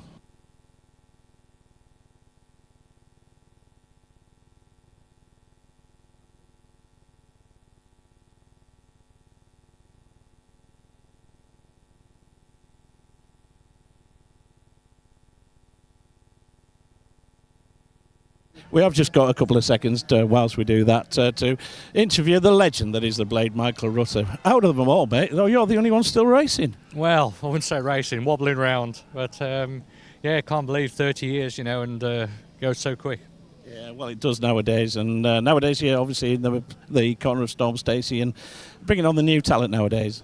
Yeah, you know, obviously Storm came to us last year and did a brilliant job with us. And we said to him at the end of the year, said, like, you know, if you want to go again, there's like no contracts involved. I said, if you come and enjoy it, if you want to go racing, we will. And he said, what bike do you, I said, what bike do you want? And he said, I want to try Ducati this time. So here we are, we got Ducati, and yeah, so far so good. You know, we've got a lot to learn with it, but it's coming on. Yeah, full circle, isn't it? Because I remember the old McCulloch Ducati back in the days, the Yellow Peril, as it were. So, well, we are just building up to this. This is a little bit, we're busking this a little bit on the back of the hoof, ladies and gents, as you can imagine.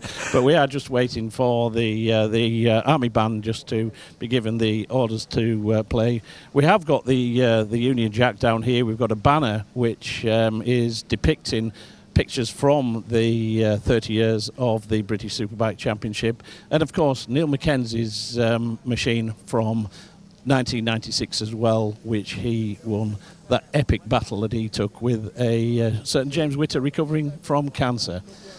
So we are just about ready to go, I think, with that. All of this has been choreographed to coincide with live TV, so hence why we're just having to just busk a little bit to make sure that the band is ready to go once the live TV pictures are ready to do that. Great to see the Union Jack. The last time that we had this Union Jack on the grid, ladies and gentlemen, was when the late Queen passed away, Her Royal Highness Queen Elizabeth II, when we celebrated her life at Snetterton some 3 years ago. So I think we are just about ready to go with the national anthem. Ladies and gentlemen, the Army Band.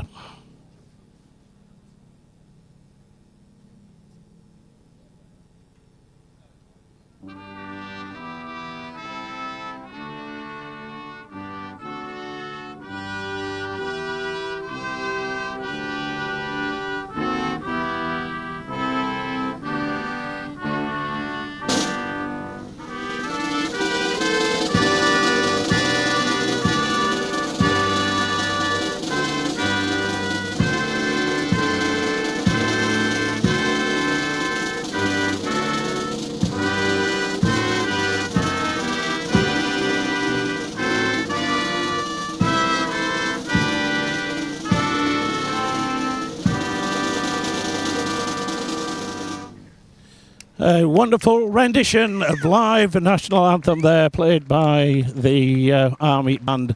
And our thanks to all members of the armed forces around the world who do such a wonderful job in allowing us to do what we do here on a bank holiday weekend. Well, I think that just about concludes the formalities as far as that's concerned. James Wright is risking his camera lens there, getting a picture of all the various riders down here. Well done, boys. Great to see you all down here. And, yeah, just great that they are going to make their way off now as we start the countdown with 5 minutes to go to the race. It's not anybody that saw the World Superbikes at Assen a couple of weeks ago. We can't quite match the bikes that band was on, but this is our own British Army doing such a wonderful job as they make their way down the start and finish straight, and the rest of the dignitaries leave the grid. So we'll leave you to enjoy the sounds and the sight in the start and finish area of the Army Band as they make their way down the start and finish straight. Probably the slowest procession you'll see today, but with 5 minutes to go, perhaps we can just move in and grab a quick word with one or two of the leading lights here in the British Superbike Championship, and Carl rided it that sits proudly down here on pole position. It's nearly showtime, Carl. You ready for it? Yeah, I just want to get first one out of the way, and then everything will be normal from then on. Yeah, it's the worst bit about it, isn't it? The racing around. Well, hopefully it's going to stay dry for you. Good luck, Carl. We wish you all the very best in your title defence. Cheers, Larry. Thank you. As we go and move onward with Brad Ray down here. Brad, they never saw which way you went in the first race last year. Fancy the same again? Be nice, wouldn't it? But sometimes it don't always go to plan. But we'll see. We'll get stuck in and enjoy the race. Wish you well, my friend. Thanks very much for that one. Leon Haslam down here, the pocket rocket. He's got his motor repeater Ducati. Leon, wonderful memories of round one last year for you. You won one of the races, so another win today would be just what the doctor ordered. Yeah, that's the plan. We, like I say, we feel a little bit. It's all a little bit new and learning, but we're learning very fast. And front row start's not bad for today. Well, and Leon, thanks very much for that. 3.5 minutes to go. Might just grab a word with a couple of other riders down there. Here is Max Cook. Max, you've shown wonderful speed on the AGN Steelstock Moto so far this season. Turn that into a podium in this race. Yeah, I think that's the target for sure. I think pace has been really good. Last year, race one, I was sitting here at 4th as well. So this one, I'll learn from my mistakes and do it again. Wish you well, my friend. Thanks very much, Storm. Stacey just gets the last minute West wishes team. Good luck, Storm. You've got the pace round Oldton Park, but that podium would be just the icing on the cake today. Yeah, I think maybe the one-off lap might not be the one for us, but I think the longevity's there, so it'll be an interesting race. At 18 laps is plenty long enough around Oldton Park. Well done, thanks very much. Scott Redding is the next rider down here. Let's see if we can just grab a word with him. Not sure if I'll get much further down here onto the grid. He missed the race at the opening part of last year. How's it going, Cowboy? How do you fancy your chances in this one? First race of the year, we have to see. You're going to have to watch to find out. It's been a little bit of a testing year. And one other rider I want to speak to, because he's the local hero, is from 10 miles down the road at Warrington, and it's front row Joe. Not quite the front row you want, Joe. It didn't quite work out in testing for you. It's a totally different ballpark here in the race. Try and put it right. There, challenge for the top 6. Would that be a good result? Yeah, it'd be a really good result for me. So, tough class, like we all know, so it's a learning curve for me, so we'll see how we get on. Wish you well, my friend. Let's see if we can just grab a word with the Scotsman down here, Rory Skinner, change of machinery this year. Rory, feeling good going into this race? Yeah, happy enough, Larry. It's been a productive kind of weekend so far and test, and yeah, ready to carry that on into this one. Good luck, my friend. And the other rider I'm going to get a word with down here, and it's welcome back to the British Superbike Championship for Flying Ryan. Ryan Vickers, great to have you back, Ryan. A little bit of unfinished business for you in British Superbikes. That title that you've been so close to, up for grabs this year. That's it, mate. We're back, and let's see what we can do. It's not an easy track for us here at Oldton Park, but I'm sure when we get to other tracks, we'll be a lot stronger. So let's get the best results we can, and take away some points. Wish you well, my friend. Well, we ain't going to get any further back than that, because Lee Bob Jackson is the next log. Then we've got the O show, and alongside him, Christian Idden. A further row back, it's the first of the Tag Racing Hondas, and that's the Spud Charlie Nesbitt. Alongside him, a former Moto 3 world champion, and that is Danny Kent, 2-time BSB champion. Alongside him for Australia, and that is Josh Brooks, the reigning Superstock champion for the Ukraine. Yulia Mikhalchek is there alongside Andy Berwin on the Met Fonacab Ducati. Then we've got the first of the rookies, and that is Eugene Laverty ahead of his teammate, and that is the defraining Supersport champion Reese Irwin. Then we've got the second of the Tag Racing Hondas with Fraser Rogers alongside the 23 National Superstock champion, and that is Richard Kern, the back row of the grid, a multiple TT winner, one of the fastest men around planet Earth, and that is Peter Hickman alongside Luke Hedger. And rounding out the back row of the grid, and watch his progress, because it is the rider that used to hold the lap record here at Oldton Park, a 2 times runner-up in the championship.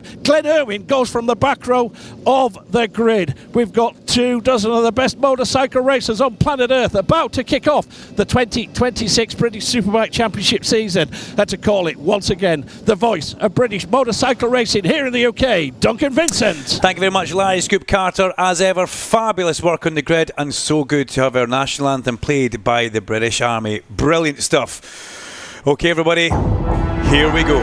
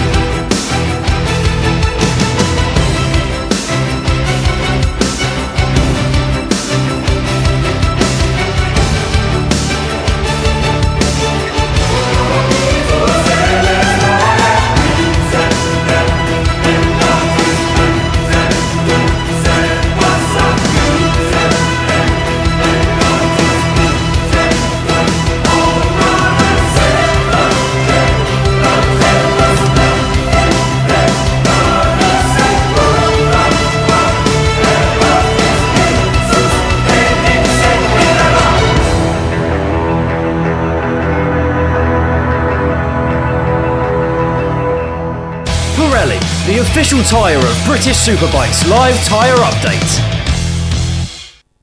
And the big news is the track temperature is 21 degrees and the air's 14. All riders on the SC1 front and rear. And well, this is going to be a good race. Can't wait for this one to get going. Pole position for Kyle Ride with Bradley Ray and Leon Haslam. They have been the pace setters all the way through the building up towards us. But keep your eyes on the comeback, kid. As Larry said, ride him, cowboy. Scott Redding has got work to do from row number 2. And he's got Max Cook and Storm Stacey on his left-hand side. Here we go. We're getting ready for a race start at Oldton Park. Red lights on. BSB is go for 2026, and it's a brilliant start from Bradley Ray, and Kyle Wright drops backwards into round about 4th place as we all tip in through turn number 1. Do we all get through there? Yes, we do. A little bit close on the exit, but it's Bradley Ray from Leon Haslam and Storm Stacey into 3rd place on the Batham's AGN Ducati as they make their way through Cascades for the first time of asking.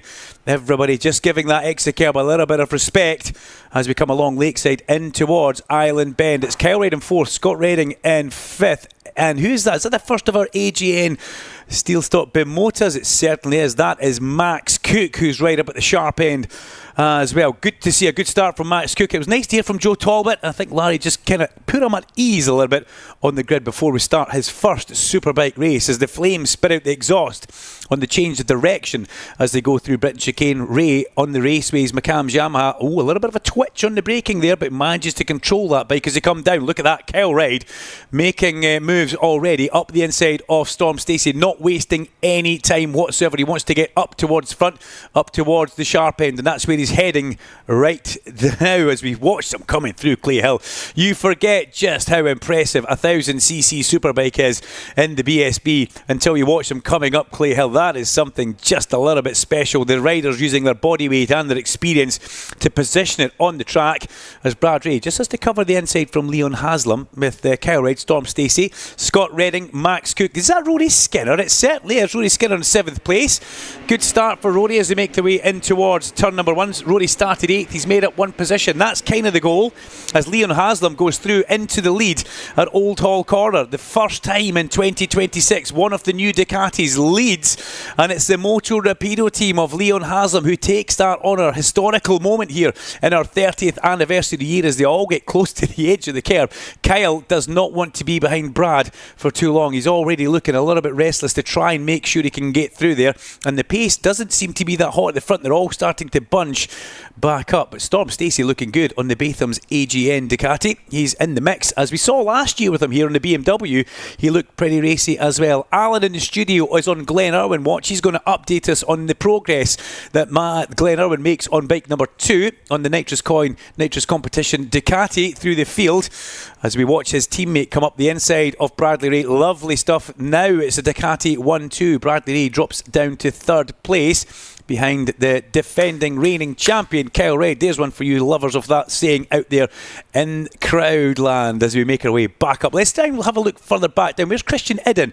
11th place for Christian Idden coming into this lap as we watch them making their way up. He started 12th, so Christian's also made a position up. He's got Danny Kent and Eli Michalczyk just behind him. Great showing for Elia on that BMW, and it looks like he's got one of the tag Hondas. As look at that, Storm Stacey underneath Bradley Ray. Hello, that was a manoeuvre from Storm. Ducati 1, 2, 3.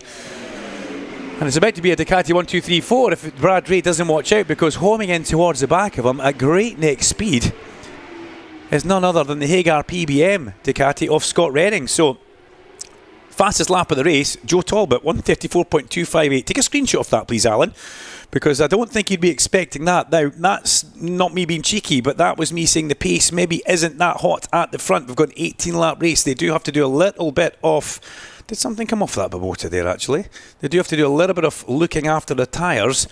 As I thought I saw something coming off that going in towards Island Bend off Max Cook's bike. We'll keep an eye on that. Maybe just something caught my eye. But yeah, Storm Stacey with a pretty good move in towards Lodge, getting up the inside of Bradley Ray, puts himself into 3rd place, and everybody's still in there. There's Andrew Irwin on the yellow and blue MET Healthcare Phonacab Ducati. Is Kyle looking at the lead? He was thinking about it, but no room at the end, not getting through there. He definitely thought about it, but Leon Haslam covered that manoeuvre off going through the heart of the braking phase in towards the Hizzy chicane. I said there's absolutely no chance of getting through just now. Leon Haslam likes that clean air on the front of his Ducati, and he likes to have clean road. He doesn't want to be looking at the back of somebody else and be caught up in their battle. But Kyle, well, he feels the same way. Kyle Wright seems to be at his best as he leads from the front, and I've got to say, he looks like a man on a bit of a mission, but he just follows in towards Lodge. He'll be fully aware that it's Storm Stacey who's behind him, and Storm Stacey, well, he loves this place so much. Here comes Kyle up the inside, and Bradley Ray repays a manoeuvre on Storm Stacey, and wow, Max Cook through on the inside of Scott Redding. Redding tries to reply back on the exit and does so. Cookie's on the outside. Who's going to have the incident into Cascades? It's Max Cook, but Scott Redding leans on Max Cook. Round the outside he goes. Wow, that was big boy stuff as he almost runs off the end of the exit curb. And you could actually see Scott being a little bit wide through the heart of the corner. As he picked up the throttle, it started to spin over the crest in the road, and that put him out in towards, well, almost in towards the mud at the end of the curb. Good grief, or good golly Miss Molly, I think would be the song for that one. But yeah, that was tough stuff. Tough love between Max Cook, who's now the definitive leader in that AGN Steelstock Bimota camp. I have to say that Max has done his apprenticeship under the likes of Jason O'Halloran. He's been schooled by Christian Idden, and now he has been promoted to team leader, and the young rookie of Joe Talbot now looking at the likes of Max Cook, and that was a different Max Cook making that manoeuvre on Scott Redding. I don't think he'd have done that last year or possibly the year before, but we've seen a different Max Cook, and Scott Redding having to regroup now because the Bimota giving a bit of a doing on that part of the track, and the Bimota hurriedly catching up towards the back of the leading four. Ride, Haslam, Ray, and then we have very much got Storm Stacey in the mix, and then it's Max Cook, Scott Redding, Rory Skinner. Is that Ryan Vickers? It is. Then Joe Talbot, then it's Lee Jackson, Christian Idden, Danny Kent, Fraser Rogers, Josh Brooks, Jason O'Halloran. Any other manoeuvres in towards turn one? Joe Talbot looking at the back of Ryan Vickers, but deciding not to try and squeeze it through on a tiny diminishing gap, and thinks very much better off that. Peter Hickman seems to be at the back on his own. The fastest lap now goes to Kyle Ride, the man in the lead with a 1:33.476. And Kyle, look at him bolt. This is what he does best. Once he gets towards the front, he just pulls a pin and disappears away up the road from everybody else. Maybe the pace hasn't been that hot, so he was wanting to drop it down and make sure everybody had a bit of a dig on their tyres, because that's where we've seen Kyle. We've seen a lot of the Ducati guys actually extract a little bit more out of their tyres later on in the run. There's the thing with the double-sided swinging arm as well. It's a little bit lighter at the back end. Oh, that's Charlie Nesbitt. Charlie Nesbitt, unfortunately. Spud has gone down. That looks like Shell hairpin. He picks the bike up. That's a very, very low speed off. Let's watch Charlie. Does he come in? Does he fold the front? Yeah, oh dear. Passing Eugene McManus, a rookie, and off slides Charlie Nesbitt. Pulls the clutch in like a pro. That was fabulous. Pulls the clutch in, kills the bike, saves the engine. The tag team will be very happy with that, saving the engine. But I don't think Charlie would be too happy with him being on his side. But that happens. It's very easy to do when you're on the absolute peak of performance and the limit of adhesion, and that's what we've seen with Charlie Spud Nesbitt. Ducati and Yamaha starting to stretch away at the front. Is Storm Stacey coming under the cosh of Max Cook? He is. Does Storm Stacey look like he's having fun? Yes, he does. They come up Deer Leap, they cross the line. Max Cook now ahead of Storm Stacey. Storm just didn't get out of Deer's Leap very well. Didn't get out of Lodge very well. And the overtake was made before they got to Deer Leap for that Bimota. So the Bimota with the small B making its presence felt in the British Superbike Championship on our 30th anniversary. We're already on lap 6 out of 18, and there's his teammate Joe Talbot now ahead of Ryan Vickers. I didn't see that coming at all. Talbot ahead of Vickers. That really is a big scalp that Joe's got there. And Ryan doesn't look happy on this Honda. The Honda seems to have kind of greatness at some points, and then it just looks like a bit of a tricky beast to try and tame. Whether they've had too much power, because Ryan asked for a different engine configuration to give them a different kind of characteristic for the bike, just because it had maybe a little bit too much here and a little bit too much there. So they've come here with something different. But now he's telling me that they don't have chatter, they have vibration in the whole bike, front and rear. And that new harder tyre maybe being a little bit tricky to set up, but delivering lap times across the board for absolutely everybody. So give us an Irwin update if you would. That would be lovely, Mr. Alan Hyde. Glenn Irwin, watch, up to 18th. Well, that's a bit of a manoeuvre. He's now on the back of his brother, if I'm not mistaken. Yes, he certainly is. Glenn Irwin on the back of Andrew Irwin. Well, not on the back, but he can see him in the distance. Sorry to wake you from your slumber back in the studio there, I need Alan. a jingle. you Irwin update. Mid-race update from Heidi. As we come back down towards Lodge. That sounded pretty good. I hope you've recorded that as they come. Oh, yes, I have. Listen to them pass. Ducati, Yamaha, Moto, Ducati, and then pick the rest as they all make their way in towards Old Hall Corner. Fastest speeds we've seen so far, Joe Talbot and Max Cook, 160.2 miles per hour along intermediate Lakeside. Wow, 162 miles per hour for the Moto. Joe Talbot's having a lot of firsts in this race, you know. It's his first Superbike race. He once held the fastest lap, and he's now the fastest man along the Lakeside running towards Island Bend. As we watch Leon Haslam dragging that leg, that dangle, which is, remember the controversial tape that went down that leg when there was a bit of an incident with the dangling leg many years ago? Leon Haslam, one of the guys who has been using that technique for quite some time. And you may think, what does it do? Well, actually, when you put your leg out like that, you can actually force your bottom further back into the seat, and it puts the weight over the back of the bike. And that brings me back to my Ducati story as well. The new double-sided swinging arm, just a little bit lighter than the single-sided swinging arm, so they do have less weight in the bike at the back. So some of them are adding a little bit extra weight into the tailpiece or putting weight in certain areas just to try and make the bike feel a little bit nicer and more agile and nimble, is what Scott Redding was saying to me. He's looking for stability and nimbleness, and when you try and get the pair of them, it's not an easy thing. It's not an easy thing to do. As we watch Fraser Rogers behind Josh Brooks. Rogers in 14th place, Brooks in 13th place.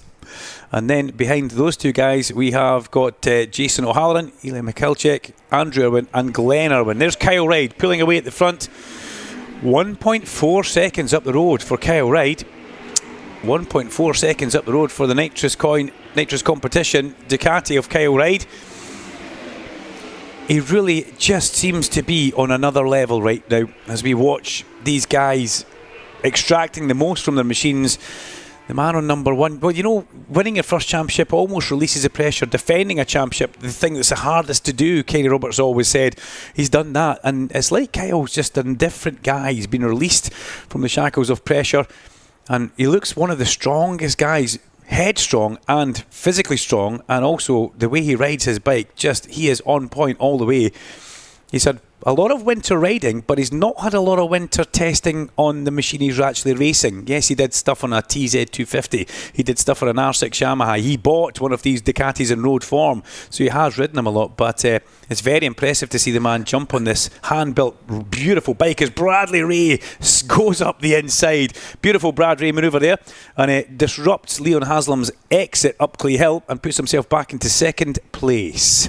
You can never underestimate the confidence that is bred by winning your first championship. And what about 2 championships?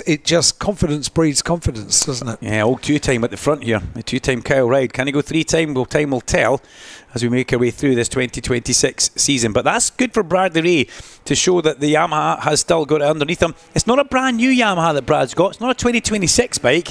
It's an evolution of 2025 with some new 26 parts on it. You have to remember, you look at the Yamaha and it's actually quite an old design. It's an older bike. I think there is a new one coming, but some of the updates for that bike that they have got from Raceways, they do get a lot of help back from the World Championship, World Superbike team, but there's only so much that they can actually do, and it seems to go so well in the BSB. It actually goes better in the BSB than it does in World, if that can put that on record, Alan. It's maybe a cheeky thing to say, but yeah, best lap for Brad Ray is a 133.35, 133.2 for Leon Haslam, and a 133.2 for Max Cook. But Kyle Ride, the only one with a 33.1 to his name. And he's got the luxury now of being almost through the Britain's chicane before the other guys get themselves in. But what this is really for these guys at the sharp end, yes, it's a race. It's a very important race to get good points at the start of the year. But this is seeing what the bike's like under full race conditions, doing a full race length with full fuel and tyres that will go from brand new to old.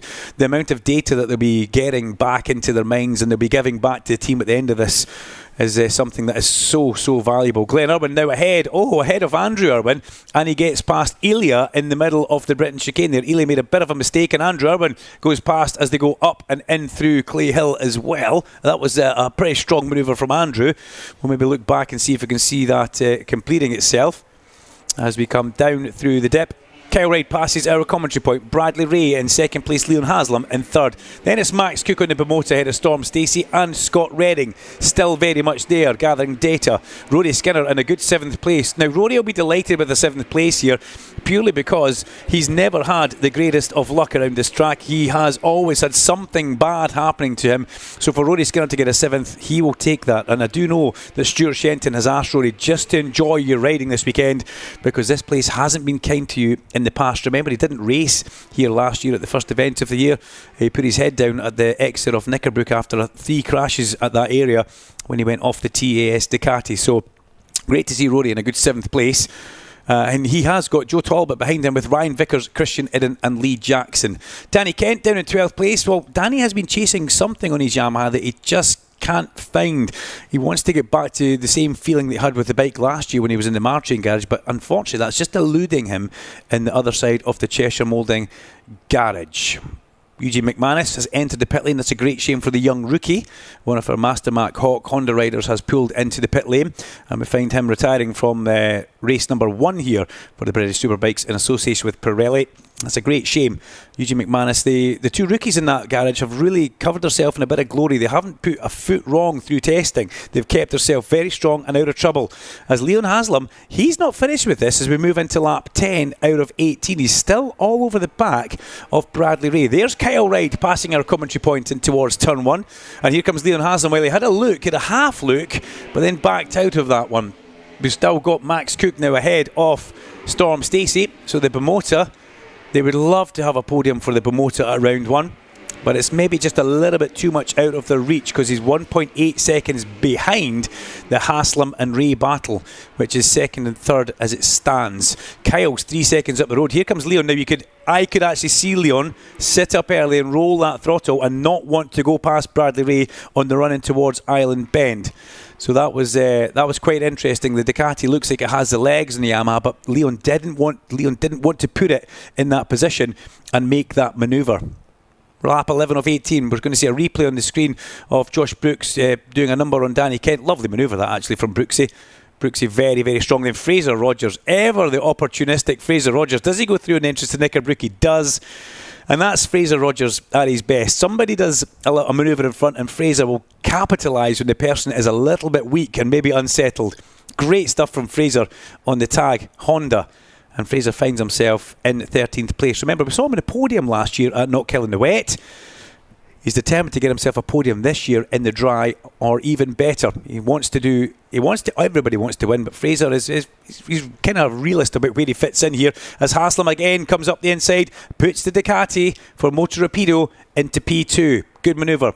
Nice and controlled on the brakes. Just levelled Bradley Ray and then held it towards the heart of the corner. Brad Ray now sits in 3rd place. Will he be happy with that? Well, he's up on the podium, but I would imagine he'll be trying to do a little bit more as we see Ryan Vickers storming through on Rory Skinner. Does he run wide going through there? Have a little look at the back of the commentary box. Yes, he did. Very much so. In wide, and Skinner cuts it back through the apex of the corner. And that's maybe a little bit of frustration coming into Ryan Vickers now, because he wants to be further up from where he is and getting a little bit held up with the guys he's battling. But ultimately, when he does make a pass, he can't hold that line and can't get through the corner. Lap 12 of 18. Owen Watch? Yes, please. 15th. Oh, 15th for Glenn Irwin. That's pretty good going. As we see Skinner going through with Vickers, Talbot, and is that Chris Sheridan on the back of that battle? I think it actually is. Fraser Rogers still ahead of Danny Kent, and Glenn Irwin. Yeah, they say red and green should never be seen unless it's on Glenn Irwin's leathers. Trust me, because I think it looks fabulous. Glenn very much on the comeback trail here. This will be good data for he and his side of the Nitrous Competition Ducati Garage. We've seen Kyle Reid be so good with this bike. He and Shannon Etheridge really have got it together from the word go on this brand new Ducati. It's just been a little bit different on the other side. There's always teething problems with new bikes, and unfortunately it seems to be Glenn who's had most of these teething problems. But that's a good team down there. They will work hard and they will make sure that both those bikes, well, they'll make sure that Glenn is absolutely back on song. As we've seen this race, Glenn dragging himself back from the back of the grid, putting in a really good performance to get himself up into, I think that'll be 15th place. Will it be 14th this time past? We'll keep a little eye. Here comes the Skinner, Vickers, everybody else battle. Vickers doesn't go past Rory this time. He holds back. Lee Jackson's a bit on his own. Then we've got Josh Brooks coming through. Then Glenn Irwin eyeing up the back of Danny Kent and Fraser Rogers. So Glenn has got himself, remember, from the very back of the grid up to that point. That's a big ride for a man who's had hardly any laps. You could possibly count on two hands the amount of laps Glenn Irwin has done this weekend at round number 1. Scott Redding a little bit wide through Island Bend, but gets it back into line behind Storm Stacey, who is still doing a fabulous job on this Batham's AGN Ducati. Storm, I think he said in a social media post after the test day that he would ride a shopping trolley fast round here. He absolutely loves it, loves the place. And we always see Storm get on so well here. He doesn't want to be thought as being a wet weather ride anymore. That we've got to get rid of that, because he is the real deal, as we're seeing on this Ducati, which comes with a different philosophy from the bike which is actually behind him on the track right now. The Batham's guys bought 2 of these road bikes and converted them into BSB bikes, whereas the hand-built, beautiful Panigale, the PBM bike came from Italy when the guys went and built that. So the price tag's kind of different, but look at whom it's working on track. It's very impressive to see Storm Stacey up there on Michael Rutter's Batham AGN Ducati. Max Cook, on the other hand, this is fabulous for Bimota. Bimota is still Kawasaki at heart. The company Bimota is owned by Kawasaki. It's a great shame we don't have the bright green Kawasaki UK bikes on track. I think somebody missed a point, missed a trick not picking those bikes up and running them. The amount of spares that Darren Fry and that team have, the help that they get from KRT World Superbike team as well. It's just somebody might have missed a trick there. It was a winning bike last year in the hands of Christian Eden. And I have to say, the Bimota is fabulous to see it up there. ZX10RR engine. We've got a trellis frame which leads onto a big billet, gorgeous aluminium box section, and a lovely, lovely swinging arm. Just so gorgeous when you get up close to that Bimota. But Max Cook is now starting to come under pressure from Storm Stacey, and that pressure is coming maybe purely just because Storm has had a bit more time on his bike.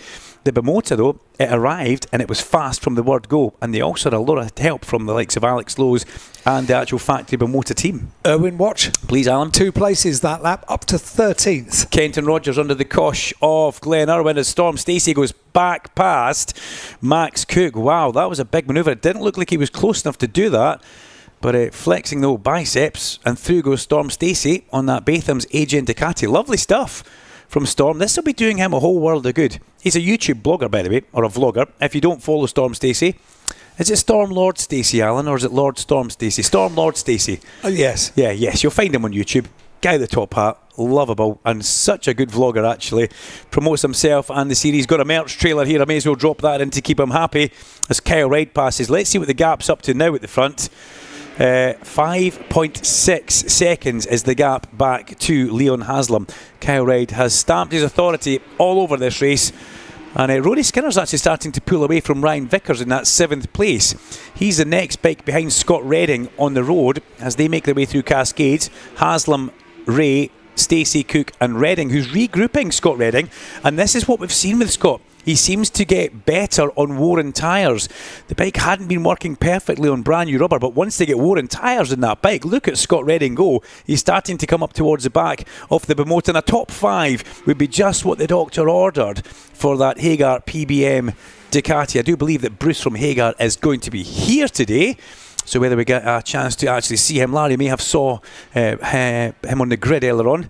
No, he is. I had a chat to him earlier on, Doug. Good stuff. So he'll be happy to see Scott up there and doing well, because they know how late and last minute this programme is for not just them but for all the Ducatis. Brad Ray is now looking like he's regrouped and up towards the back of the Pocket Rocket Leon Haslam, but they're all getting together. 1, 2, 3, 4, 5 bikes all starting to close up for what is effectively 2nd and 3rd on the podium. We've got Kyle Reid gone in the distance. He has checked out, doesn't want to play with anybody else. Then we have got Leon Haslam, Bradley Ray, Storm Stacey, Max Cook and Scott Redding, who could all technically be fighting out for second and third place on the podium if Cook and Redding can just bridge that tiny little gap. Then we look back to the lodge and we see Rory Skinner coming into view with Ryan Vickers, Christian Eden and the rookie sensation of Joe Talbot right up at the sharp end. Behind Joe Talbot, kind of on his own, we have got Lee Jackson, who's ahead of Josh Brooks. Then cue the Jaws music, ladies and gentlemen, because here comes Alan Hyde's favourite, Glenn Irwin, charging up towards the back of Josh Brooks. Got to say, Heidi, that's an impressive run up to 13th. Really good run, isn't it? Yeah, really impressive. And we're now on lap 16 out of 18 as Bradley Ray pulls a little bit of air underneath the bike as they go in towards Island Bend. That's 160 miles per hour there, ladies and gentlemen, as he goes over the crest and turns onto the side of the bike, the left-hand side of the tyre, through Island Bend. These guys are, in my eyes, are superhuman for what they do on the right-hand side of the tyre, braking in towards Britain's, back to the left, back through the right, get the bike turned back to the left again and then accelerate up over Hilltop. Got to try and keep the front wheel on the ground so you drive forward, and that's what Leon's Ducati does really well. Now Bradley Ray is coming under pressure because the incoming Storm Stacey, that thing was making all sorts of shapes and sizes as he was down towards his on the brakes. You could see it moving underneath him on the brakes. And Storm Stacey, never one, he's not shy, put it that way, he's never one to hold back as he makes his way up towards the back of that McCann's Yamaha. He'll be loving this on the back of Brad Ray as Max Cook has a big moment from the front going in towards Druids underneath the bridge. The Carol Nass sponsorship looking back towards us, the official partner of BSB with their new insurance. There goes Kyle Reid. It was some 6 seconds the gap.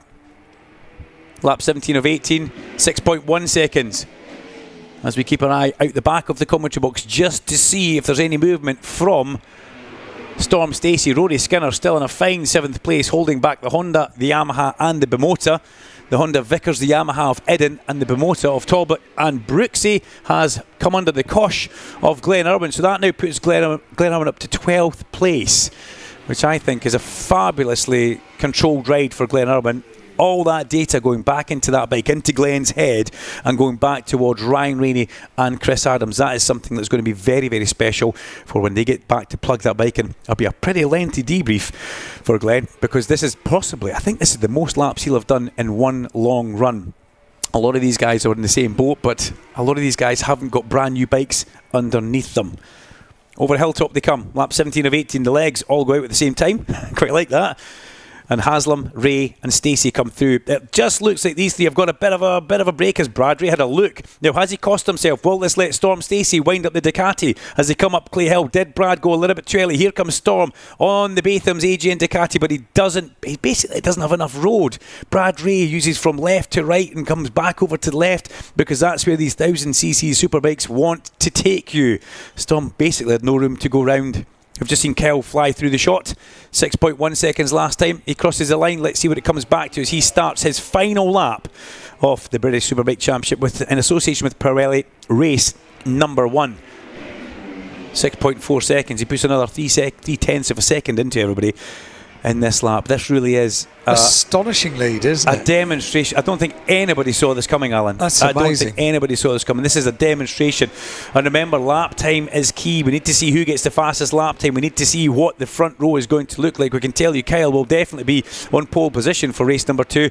And the Pocket Rocket, Leon Haslam, looks like he's got a bit of a spurt on this last lap. Doesn't want to let Bradley get onto the back of the Moto Rapido Ducati. And Storm Stacey just sits there lurking with intent. And likewise, Scott Redding up towards the back of Max Cook. Max, well, he can't rest on his laurels here. Cookie's got to keep that thing very much in the power band. Or Scott Redding will make a manoeuvre as they come out of Britain's over Hilltop. Your leader goes in towards his. He's been and gone. That 6.4 second lead has been sensationally built up. Can't quite believe we're seeing that in this first race. Oh, through goes Scott Redding. Lovely power move by Scott Redding as they go in towards his. And that was needed. That's just a couple of extra points that go in his pocket. A top 5 position. That's what he needs at this area in the championship. You don't want to give away anything in the BSB. If you do, you're in trouble. But in towards the last corner comes your race leader, defending reigning champion, one for the bingo card there, because Kyle Reid is in form. He's going to accelerate up towards the checker flag. Nothing changes changes behind them. Kyle wins race number 1 at a cruise across the line, and it will be Leon Haslam from Bradley Ray and Storm Stacey 2nd, 3rd and 4th. Scott Redding 5th, Max Cook a fine 6th place. Interesting stuff. He knocked it off right towards the end there. Rory Skinner just holds Ryan Vickers at bay by 600ths of a second across the line, with Christian Edem and Joe Talbot across the line. Front row Joe, 10th place in his first ever Superbike race. I take my hat off to that young man, because he is a very, very sore Superbike rider. Glenn Irwin from the back of the grid up to 12th place behind Lee Jackson, who finishes in 11th.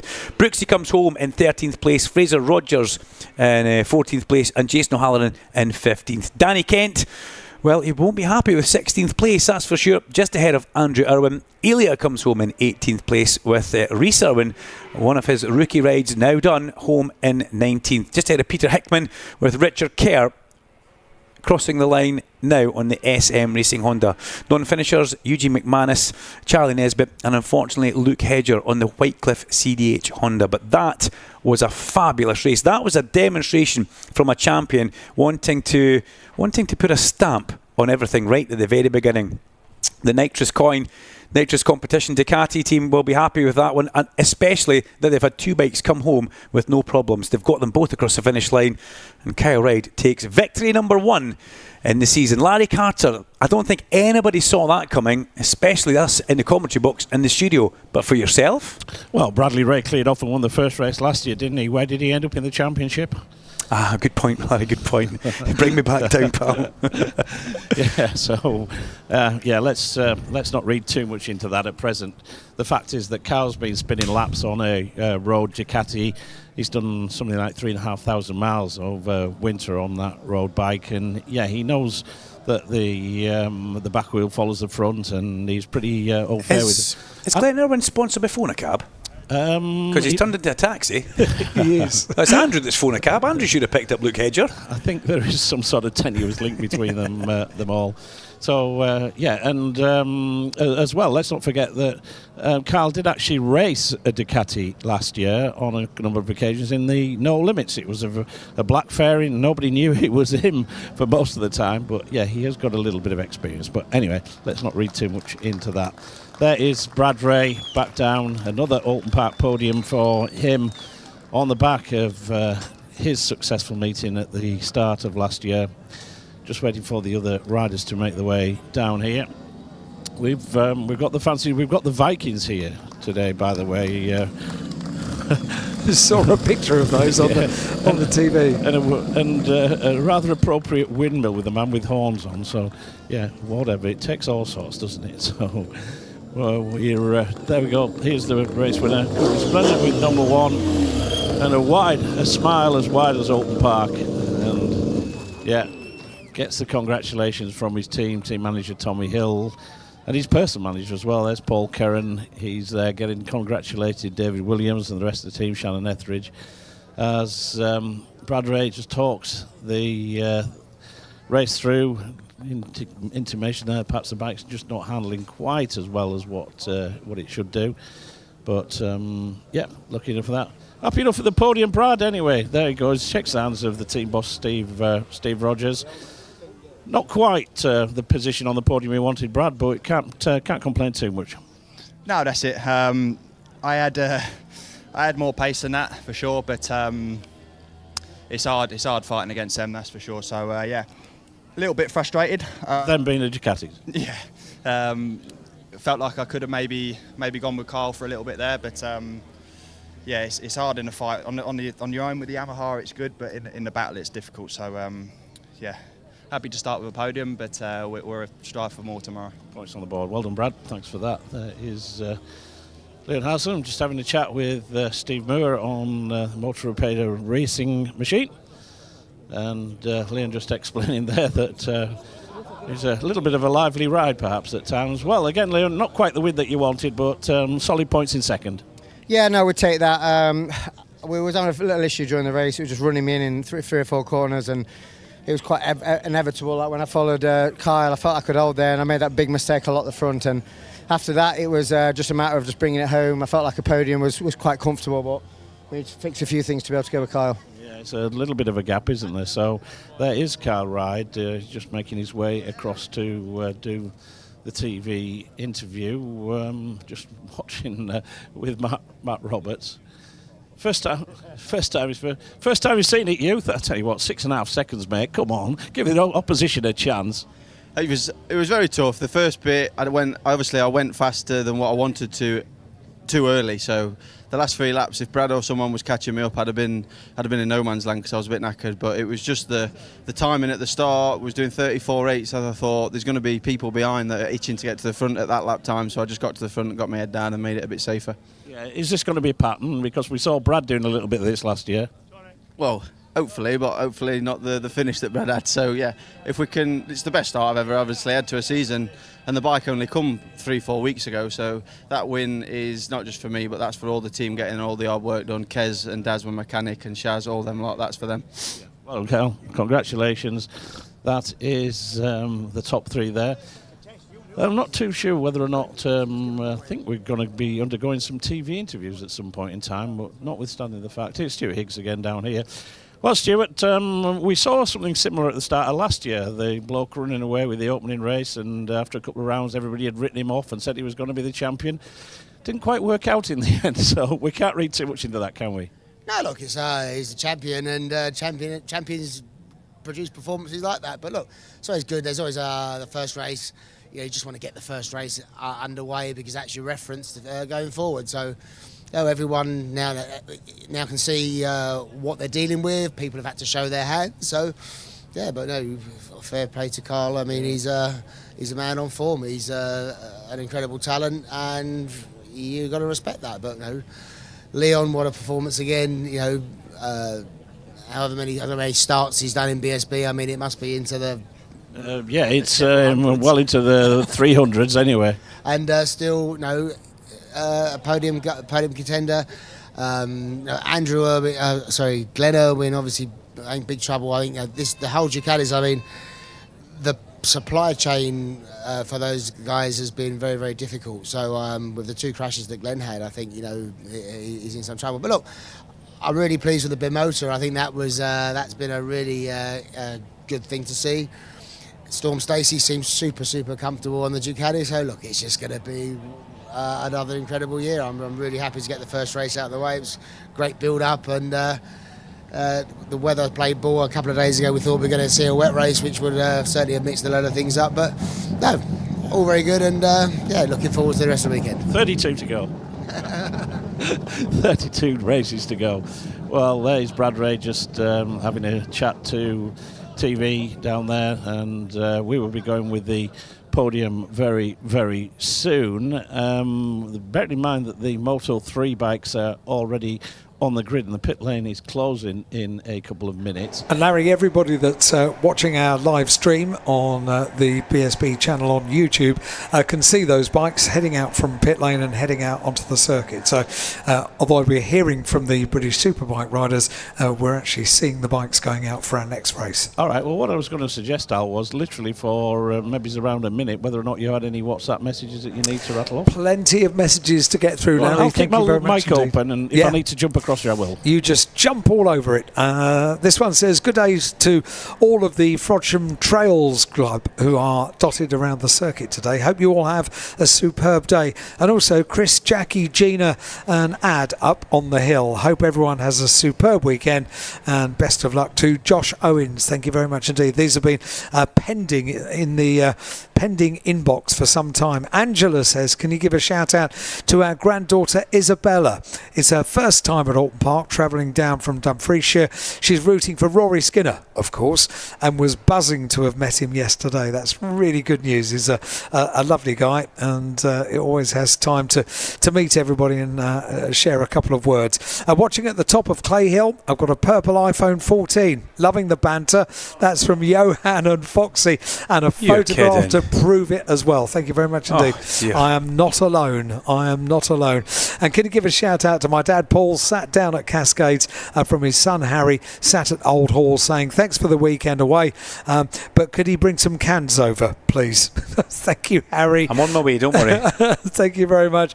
Please could we wish Rob a very happy 22nd birthday from Mum, Dad and Jess. Enjoy the race day and your holiday tomorrow. Thank you very much indeed, and happy birthday, Rob. Loads of birthdays around the start of May, aren't there? It's BSB Radio, powered by Kawasaki, the sound of the British Superbike Championship, here at Oldton Park on 94.9 FM and around the world on the YouTube BSB channel live stream, and at BritishSuperbike.com and at TSL-timing.com as well. If you want to get in touch today or tomorrow, it's on WhatsApp only. We need your name and your message to 07482 877 877, 07482 877 877, or you can email us studio@bsbradio.com. Right, that's how you get in touch with us here on air. I wonder how close we are, Larry Carter, to a first Superbike podium of the year. Well, Carl Ryder's just finishing off the TV interview. Then I understand that there's a quick interview with the team manager, and then we will be able to go with the podium. I've got more messages. And the national anthem. Yeah, so keep rattling them off. We've got a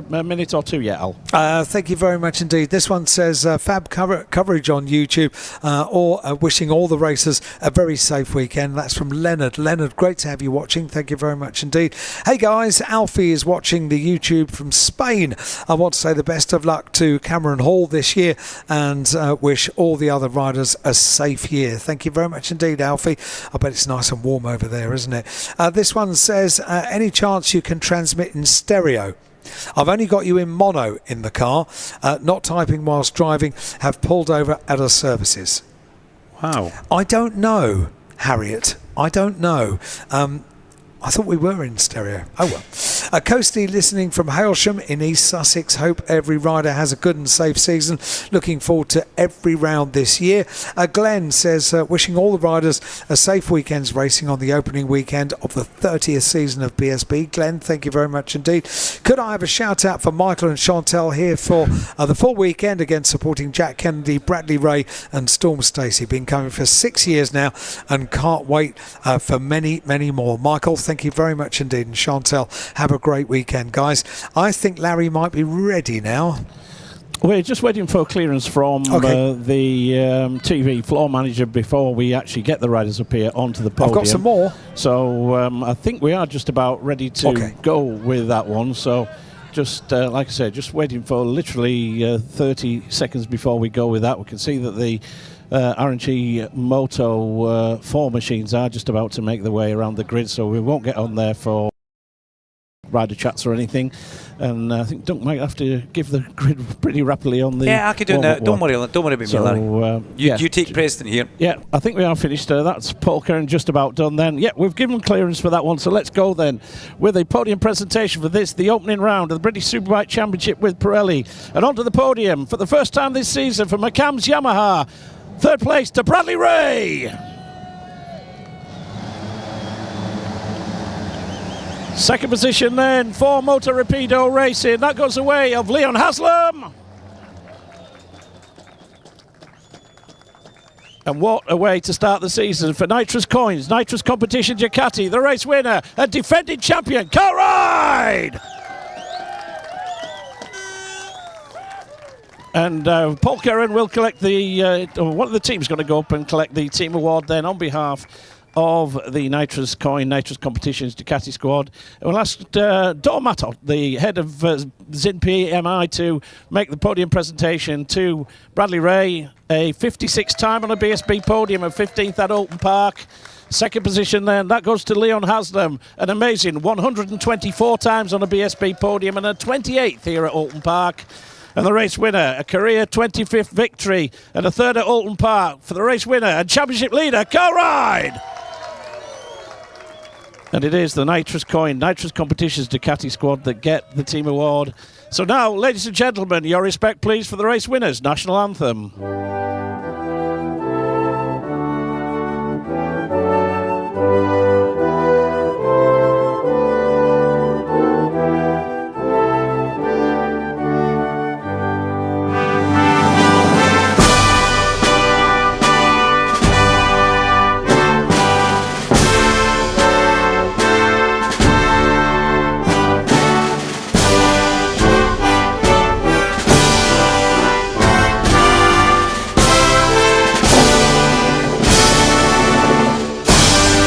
two-time back-to-back British Superbike champion gets his title defence off to the best possible start, and the big question is, can he do it into tomorrow's two races? Moto 3 bikes or Moto 4 bikes already heading back to the grid.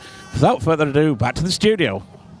Thanks very much indeed to Larry Carter, our first British Superbike Championship podium of the year, and two more to look forward to tomorrow, including a race about to take place here at Oldton Park, the R&G Moto 4 British Cup. In the commentary box is Duncan. Yeah, thank you very much, Larry Carter, for the podium celebrations, and Alan Hyde for anchoring the studio as ever.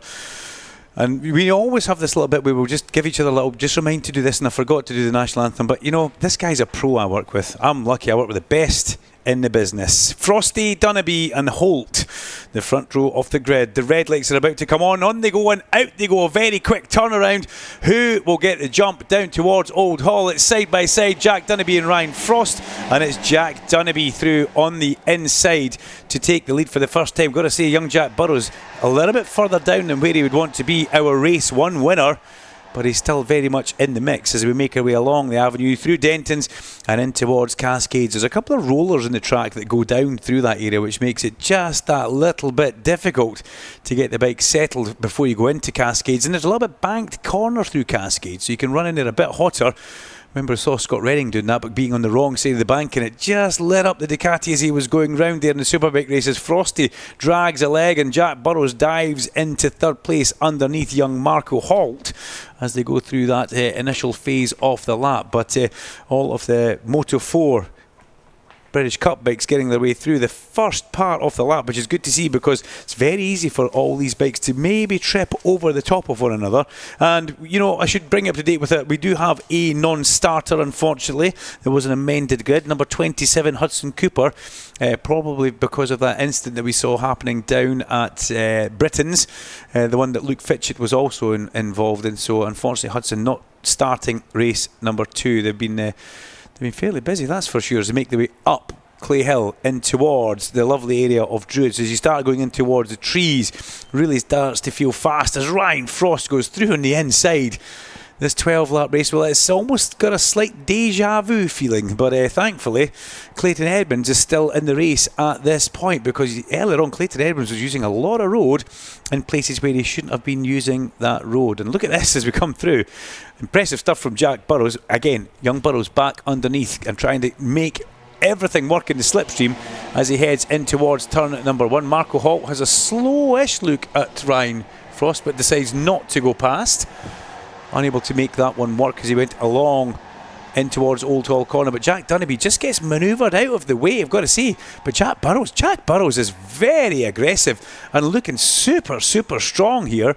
As one of our bikes is Archie Hopper. Archie walking away at Lodge, the number 12 bike being manhandled by the Port West Race Safe Marshals to a position of safety. I love the way they pick the little bikes up.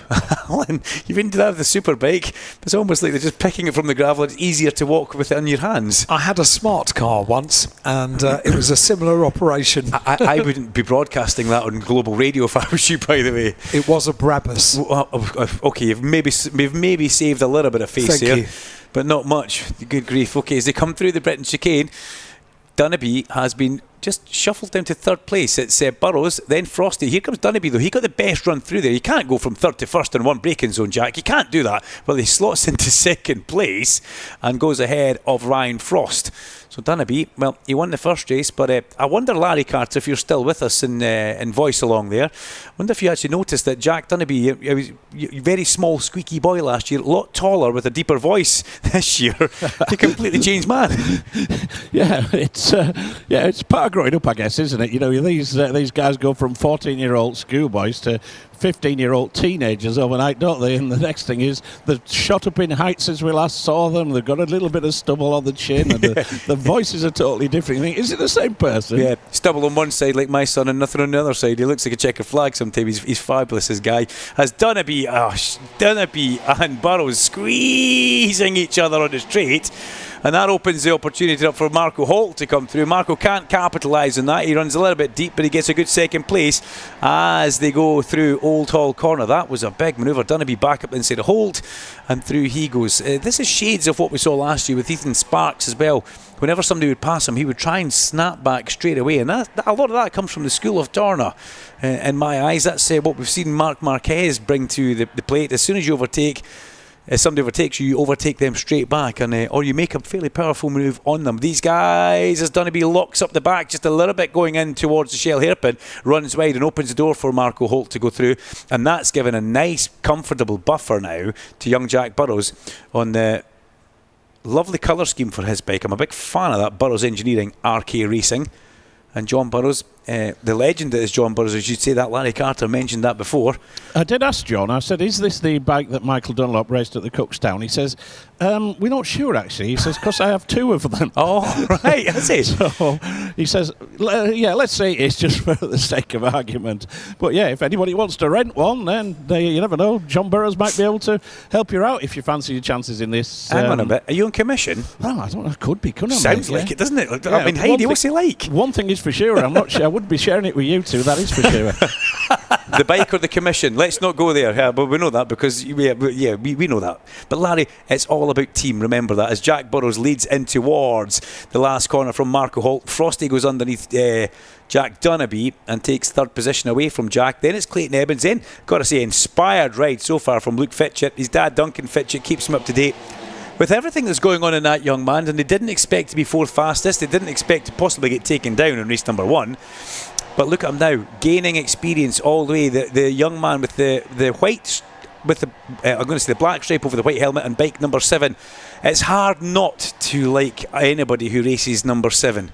You know, especially that number 7 on that bike. Looks fabulous as he makes his way along the green number 7 of Luke Fitchett. Behind Luke Fitchett, we have got Mason Foster, who's been a little bit distant and vacant, I've got to say.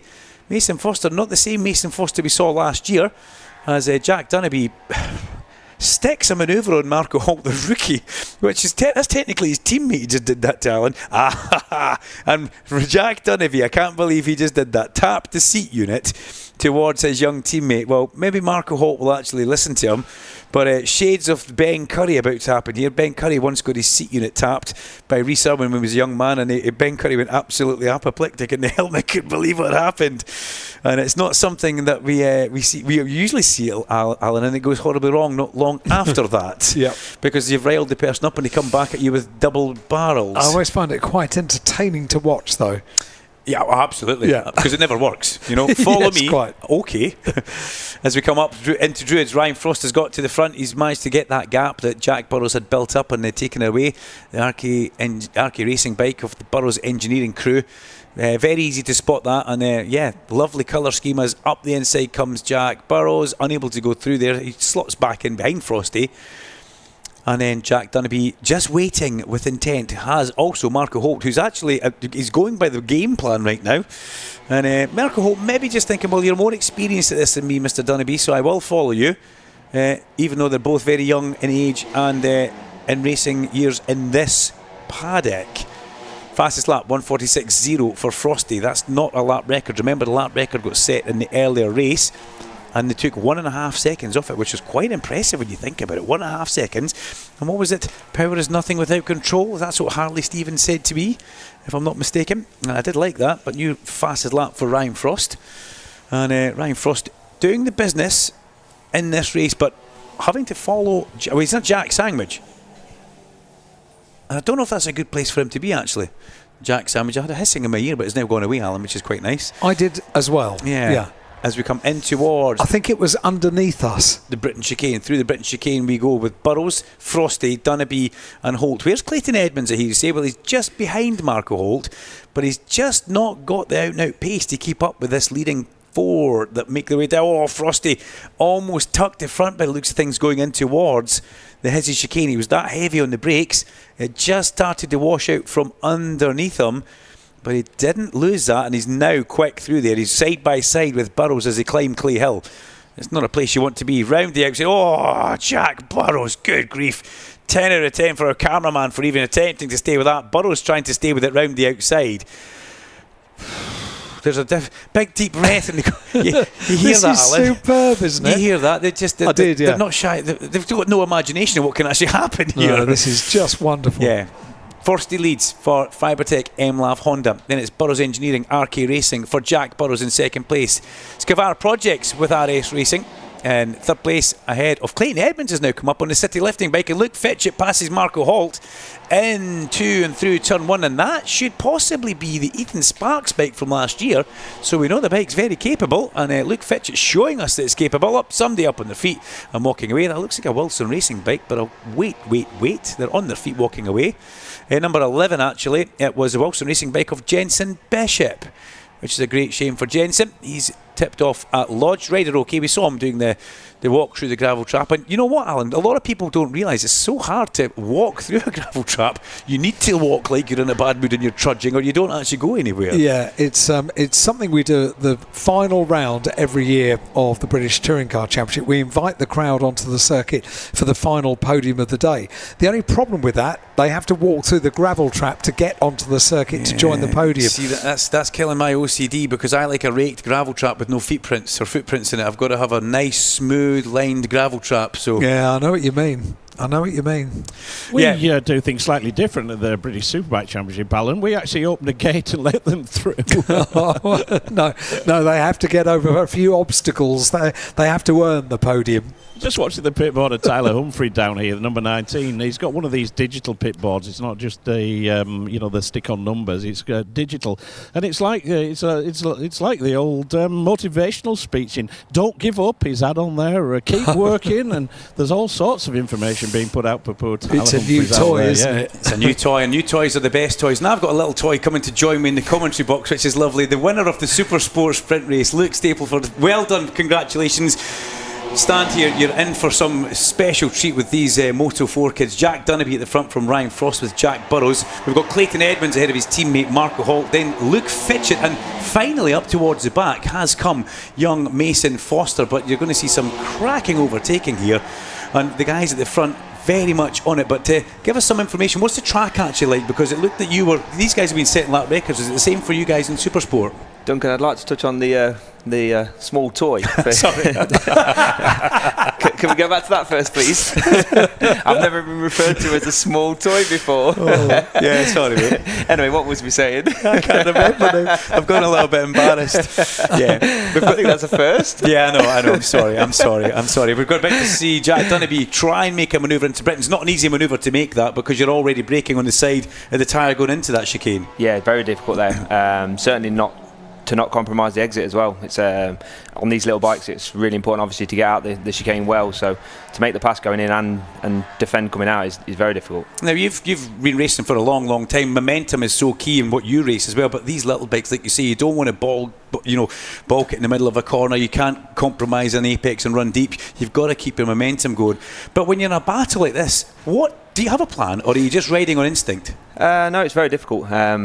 We've just been talking about this now with the Supersport rules the way they are, and the bikes being so different. Some bikes lend themselves, obviously in our class, to different strengths. So I've got a bike now that doesn't necessarily want to carry the corner speed, is good on the corner exit. So I've got to use that to my advantage. These guys, I've never really raced these smaller bikes, so I don't really know the technique for it. But with them all being the same, they've obviously got to keep the corner speed massively. So I think the passes have got to be timed right. If you almost do a block pass like we can do sometimes, you could park on apex. You could pass one guy and you could lose 5 on the exit. So that's exactly what we've been seeing happening here. Clayton Edmonds sends it up the inside of Ryan Frost, just releases the brake and goes through. You can do that through Cascades because you've got that little bit of positive camber which drags you back towards the apex. But Frosty retaliating on the Fibertech MLAV Honda in towards Island Bend as they all go through, and everybody chasing Jack Dunnaby, the young Scotsman, at the front as they come in towards the Shell hairpin. Frosty back up the inside of Clayton Edmonds. So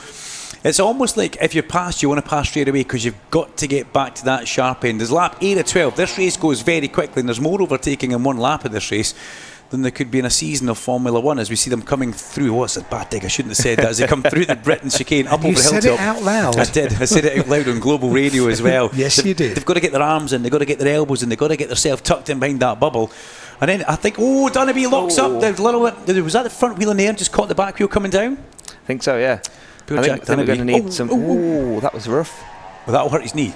Just clipped the barrier going through the long lap there, unfortunately, for Jack Dunnaby. So Jack Dunnaby takes himself out of the equation here. He's still upright, but he goes from 1st down to 7th place. Dunnaby just heavy on the brakes here. They go down the gears that quickly, and if just a little bit of air under that back tyre, all of a sudden, I mean, you've probably been in that situation yourself. So easy to do that there as well into that chicane. You can just misjudge it. Certainly when you're in a pack like this, everybody passing everybody, you can misjudge it so easy and run on. You see it so many times over a weekend, don't you? So many laps cancelled with the guys running straight on into that chicane. And we've seen a lot of laps get cancelled through this for the guys running wide through turn number 1, trying to use the little bit of green on the exit of Old Hall, Cascades and Lodge. Well, what that does do for Jack Burrows at the front now on the RK Racing bike, the Burrows engineering team, and Ryan Frost, it relieves them of one of the biggest threats they've had, young Jack Dunnaby.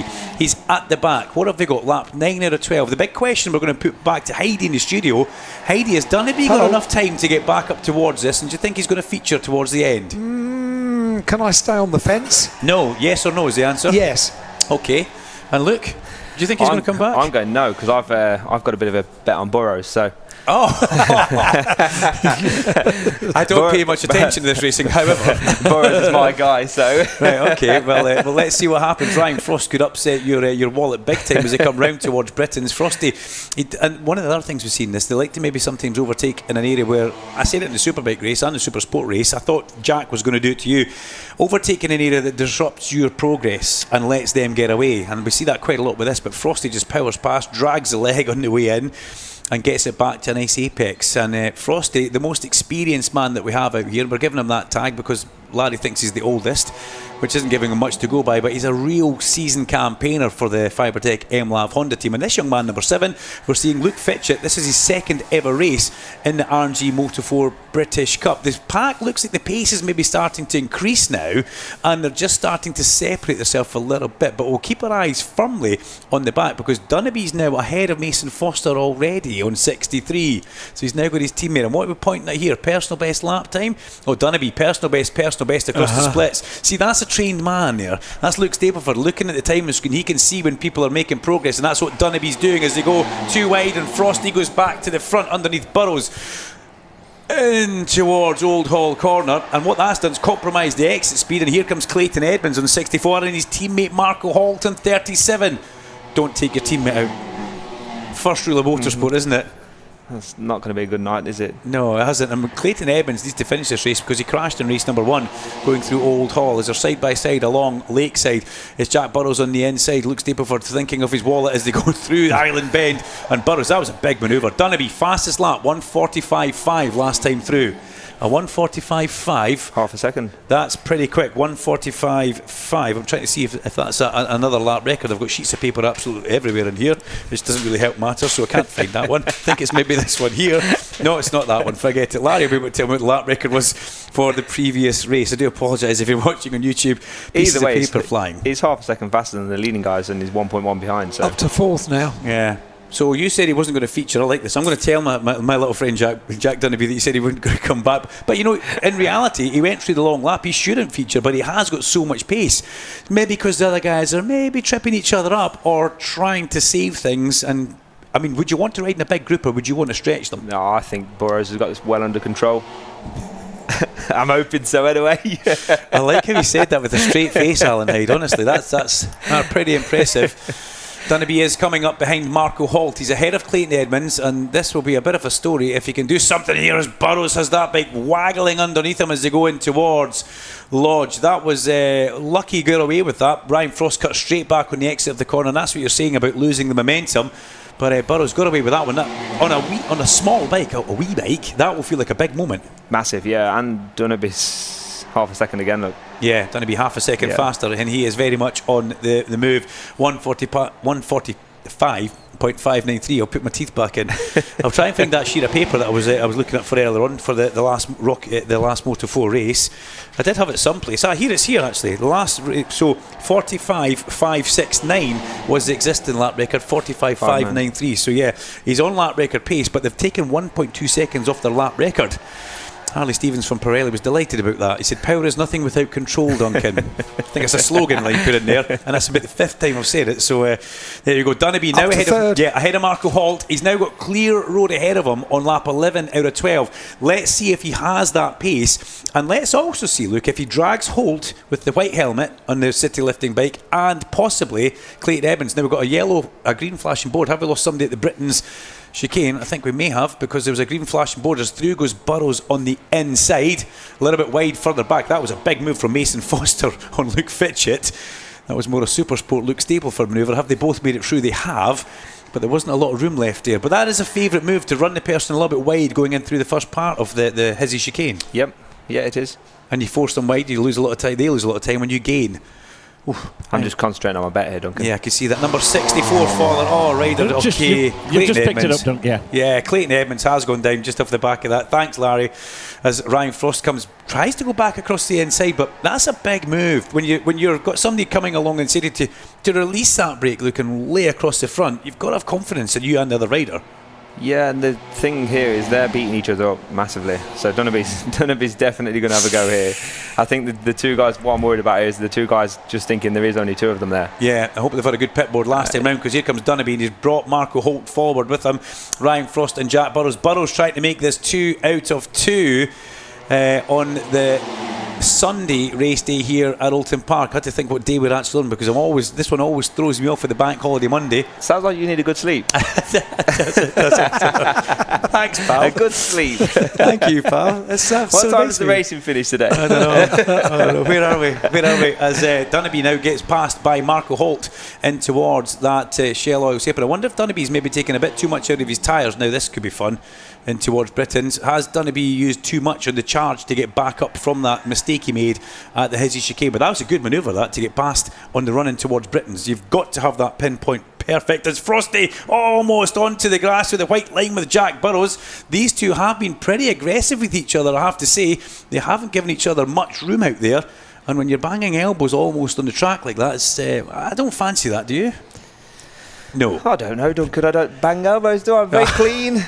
He's tried to keep it clean. He's trying to say he's like an angel. This is Luke Stapleford we've got in the box here, ladies and gentlemen. The winner of the Super Sport race. Oh, Frosty runs a bit wide there. He left room on the inside. I think he did that deliberately to try and see if he can have a run on the inside in towards. And that's exactly what's happening. They're side by side. It's going to be battle of the bravest on the brakes. We know that Burrows will try and come back up the inside. Frosty holds it. Burrows up the inside. Can he stop it? Can he get back to apex? Frosty comes back. Power through. Cuts underneath him. Ryan Frost for Fibertech Honda is going to stand on the top step above the podium, and he does so from Jack Burrows. And Marco Holt, the rookie, gets 3rd place ahead of Jack Dunnaby. Fabulous stuff. We've then got Mason Foster and Luke Fitchett, a 1:45.9 and 1:40. Personal best in lap. Last lap of the race. That looked like, I've got to say, Henry McCartney get himself all up and out of shape as he come across the line, and that's going to change that about. Joshua Williams will go to the head of 7th place, Henry McCartney 8th, and Harrison Day, the son of Josh Day, in 9th place. Well, that was a fantastic race. Ryan Frost wins that one.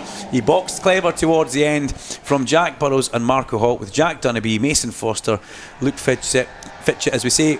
We've got Williams, McCartney, Day, and then Age of Divine, Thorley Trevorrow, with Tyler Humphreys and George Bowes down to 13th place. Alex Lomas will come across ahead of Charlie Cunningham, Lily Rhodes, Max Rhodes, and unfortunately we did lose Clayton Edmonds, Jensen Bishop, and Archie Hopper never started the race. What a Moto 4, RNG Moto 4 British Cup race that was. Draw for breath. I'm sorry you've lost some money on that, but that actually makes me feel a little bit better. Actually, let me explain. He's my pick for the weekend, and we have, amongst friends, we have a pick for every category.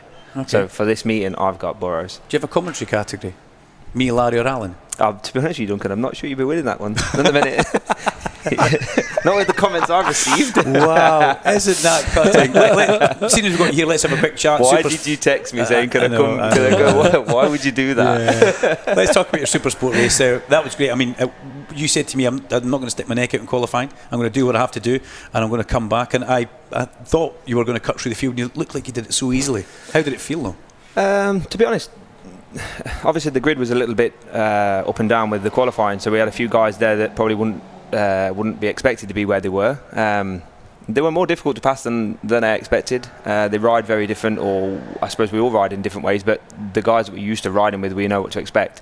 Then the couple of guys that were there that we didn't expect was very different. So it took me a couple of laps to figure it out, but the beauty is I feel like I'm pushing, but I feel like I've got margin to be able to have them laps to work it out, rather than biting the screen every lap and having to force the issue to get through. So I just bided my time really and went from there. Typical Jack. Obviously we expected Jack to be there, irrespective of what the gap is in qualifying or practice or whatever that's going to be. If it was me with the gap to Jack, when we get to the race we find it. It's just the trait of what we've had over the last few years. So whilst we had a gap to Jack in practice, I know that Jack's finding that gap when we get to the race. So typical Jack. I knew Jack was going to do that, or I could have bet he was going to be there or thereabouts. So yeah, you knew he was coming. But great race, great to see you standing on the top step off the podium in your Scars Ducati. Congratulations on that. Great for you to come and join us for that little race there. I bet you weren't quite expecting that you come in. I don't know why I called him a little toy. That's the weirdest thing I've ever said in the commentary point. Larry Carter, I do apologise, Scoop. Didn't know where you were going with that. I didn't want to interrupt. Nor did we. I thought that you and Stapleton maybe had something going on, but you just never know with these things. Well, yeah, what a cracking race that was. And young Ryan Frost, he's got the old shaved hair this year. He means business. And Frosty, the Rhino, as they call him, he's got a nice little touch on the side of the bike. He says, "Thank you, Mum." And these guys, well, the parents, the grandparents, the relatives, and everybody else give absolutely everything they've got. And in Kyle Ride's case, it's a story that he's not ashamed to share. His dad, Sean, Mum Janine, remortgaged the house twice to keep Kyle racing when he was in the junior classes. And it obviously paid dividends, but sadly not everybody makes it to the heights of the likes of Kyle Ride. But there's Ryan Frost, and I'm not too sure whether or not TV are going to be doing their bits and pieces with that. But there's the tall figure of Jack Burrows just about to step on the scales. There is a combined weight of 148 kilograms for rider and bike when it comes to this. And the riders there, just see what Jack's is. He's one of the more heavier ones. I saw when Jack Dunnerby got on the scales, he was around about 62 kilos. Jack Burrows weighs in at 70 kilos there, so giving a good 8 kilos away to the opposition. And nice to see Michael Holt there as well. Holt the Bolt, as if you look on the social media, in the back of his leathers, the rider that spent last season racing in Spain, the youngest ever winner of a Moto 5 race, aged 10 years of age when he took victory a few years ago. And Michael Holt looking to be the latest in the new line of riders that are making their impression on this, the Moto 4 R&G British Cup. There's Jack Burrows. Jack, a little bit disappointed with that one. Well, you couldn't have done much more, could you? I think that's a championship lead for you leaving here anyway. Yeah, here, look, I'm happy enough. Obviously, after getting my first win there earlier on, I couldn't really have asked for much more, to be honest. Another podium and championship lead. Yeah, that's all that matters, isn't it, mate? Yeah, good luck on that one. Well, we are going into 2 lots of qualifying next, I think. So I think that's it as far as racing is concerned. There's Marco Holt. Congratulations, Marco. You deserve that podium. Thank you. Yeah, thank you. It's a tough race. At the start, I dropped off a little bit, but yeah, it's a tough race in here. So yeah, happy with it. Looking forward to it tomorrow. Hopefully, we get a better result. You were getting a little bit beat up by your teammate Clayton Edmonds in that first race. Obviously, no team orders. No. Clayton's a good rider. He's aggressive, and yeah. Great to see on there. Holt the Bolt is the name. What's the name anyway? So come across here, Michael, and we'll get you up onto the podium just as soon as we're ready. Yep, okay, Richard, we're ready to go then with this round 2 of the R&G Moto 4 British Cup, and onto the podium for the first time for City Lifting and RS Racing. It's a podium debut for Marco Holt. Second position for Burrows Engineering RK Racing, an earlier race winner, P2 this time, Jack Burrows. But taking a victory in his first of the season for Fibertech and Michael Laverty Racing, the race winner, Ryan Frost. And we'll have Tricchio going up for the team award on behalf of the MLAV Racing Fibertech Honda team. And we'll get R&G are going to make the podium presentation here to the third place rider, Marco Holt, for Ryan Saxonby's City Lifting team. His first BSB podium. That'll be somewhere special on the trophy cabinet. Jack Burrows, a P2 to add to his race winner earlier. A decent haul of silverware for him. And likewise, getting his first victory of the season, the race winner, Ryan Frost. And the Fibertech MLAV Racing team get the team award. Thanks to R&G for their sponsorship of the Moto 4 British Cup. As the riders pose for the photographs here, they've got it all to do again tomorrow. It's a busy schedule for them tomorrow. 2 races today and 1 tomorrow, the triple header, as we go into the second of the race days tomorrow. Well, that concludes it as far as the racing is concerned. We've got a couple of qualifying sessions just upcoming where we'll just hang about down here in pit lane to see whether or not there's any information or news that's coming out of that. But in the meantime, back to the studio. Thanks very much indeed to Larry Carter. Yep, 2 qualifying sessions now. This one, the Pirelli National Superstocks, and the final activity on track of the day here at Oldton Park, the Pirelli British Sport Bikes. All of the action here on BSB Radio, powered by Kawasaki, the sound of the British Superbike Championship. All the news, all the stars, all British Superbikes. This is BSB Radio, powered by Kawasaki, the sound of the British Superbike Championship.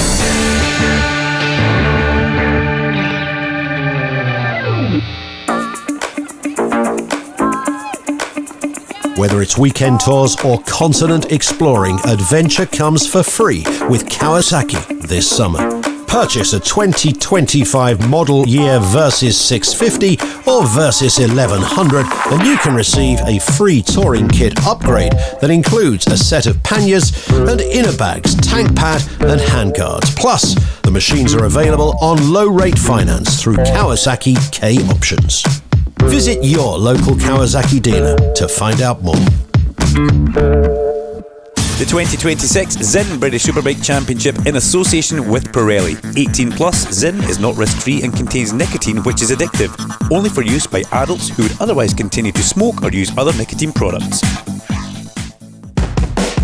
R&G, the world leader in damage protection products for motorcycles, is back as an official sponsor to the British Superbike Championship for the 12th year. Alongside offering a full suite of R&G products, R&G's official technical centre is the one-stop shop for essential race products such as Easy Grip, Renthal sprockets, DID chains, Motul fluids, Alpine Stars protection and so much more. Located in the paddock at every round, visit the R&G Technical Centre today for the latest essentials at the best prices.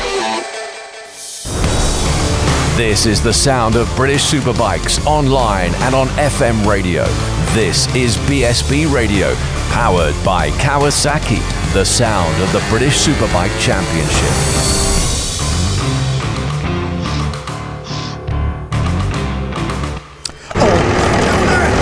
On 94.9 FM here at Oldton Park. You can email the studio@bsbradio.com, or you can WhatsApp us 07482 877 877. That's how you get in touch. In the commentary box to take us through 2 qualifying sessions to finish our on-track action today is Duncan Vincent. Thank you very much, Alan Hyde. Great to have Sam Cox once again join us in the commentary box to give us his expert opinion on various things track. Well, don't laugh. It is expert opinion, much more knowledgeable than I am, but also very current because you have a rider on track, Emily Latty. But before we get there, we're going to cover the first couple of minutes that we have missed. We have to wrap up the Moto 4 podium, and then we also have to do an ad break because that's what pays us to be here at the end of the day.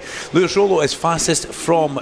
Well, in fact, let me start that again. That's why we are paid to be here. David Allingham is now fastest from Lewis Rollo and Scott Swan, with Simon Reed, Josh Owens, Matt Truelove, Max Lofthouse, Luke Mossey, Ash Barnes and Emily Latty in 10th place, riding the Armada SC31 Honda, and that would be you, Sam Cox. Sam, welcome back to the commentary box. Thank you for coming. How are you? Yeah, really good, thank you. I mean, it's been a long day for us. This is our first session, and what are we at 5:30 now, so it's been a long day watching a bit of racing, but yeah, all good. Yeah, but I mean, what do you guys do? You jokingly said I've been for a haircut, we've done some shopping. I know that's not the truth, but you know, how do you keep your guys? I mean, how do you keep Emily Latte awake? I suppose is the big thing. Yeah, just let him have a nice little lie in, and he sort of slowly defrosts as he as the day goes on, and make sure he's up and ready to go. But no, it's quite a dangerous one, because obviously you got loads of data to go through from the day before. We had our free practice yesterday, so you're going through all of that data, you're trawling through it, you're trying to find a 10th here and a 10th there, and sometimes actually you can have too much time and you start trying to change too much on the bike, and you keep going around in circles. So sometimes it's better to just sort of decide what you're going to do, leave it, and then just go and enjoy some racing. Absolutely. You spoke yesterday about Emily Latte going for a snooze, as we would maybe call it, or a nap before he was going out onto track. But obviously you will have sat down with him before this. You'll have an idea what you're going to do. New tyre at the start, or old tyre then new tyre? What do you want to do? Yeah, I mean, we're looking at for the guys that are around the circuit. Obviously you can see the weather, but for everyone at home, there's a few grey clouds knocking around, and we was thinking, is it going to rain? Is it worth just going out on a new tyre and getting a banker lap in straight away, because it may rain later in the session? But looking at the forecast, because of notoriously accurate forecast in England, and looking around, it didn't look like it was going to rain, so we sent him out on a scrub. He's in the pits at the moment. Yeah. Looks like he's just getting that new rear in now. Your man Emily Latte is in the pit lane, the very light blue bike with the luminous yellow flashes. It's a teal, actually. Oh, teal. Oh, are we actually going teal? It's teal, yeah. Did you hear that, Alan Hyde? Teal, not seafoam green or whatever you call it. No, I did hear the word teal. Yeah, yes, we've got teal with highlighted yellow pen. Yellow, we'll go fluoro yellow. Okay, whatever. But it looks like they are doing something towards the back end of that bike. That'd be a new tyre, imagine. Changing going in. yeah. Yep, and we've got Luke Mossy coming in directly underneath him. The big hitters are, I need to say, almost down this end of the pit lane, which is great to see for us. We get a bird's eye view out of the commentary box off Luke Mossy. Here comes Ian Hutchison down pit lane. Hutchie has been he's been in fine form. I've had quite a few good chats with Hutchie recently. He told me a funny story yesterday, and I'm not going to throw anybody under the bus and replay it on air. I'll tell you after the thing. Nice. But yeah, Hutchie, a lot of laps spent testing here, but unfortunately the laps yesterday didn't quite work. Lewis Rollo and Simon Reed going to track together.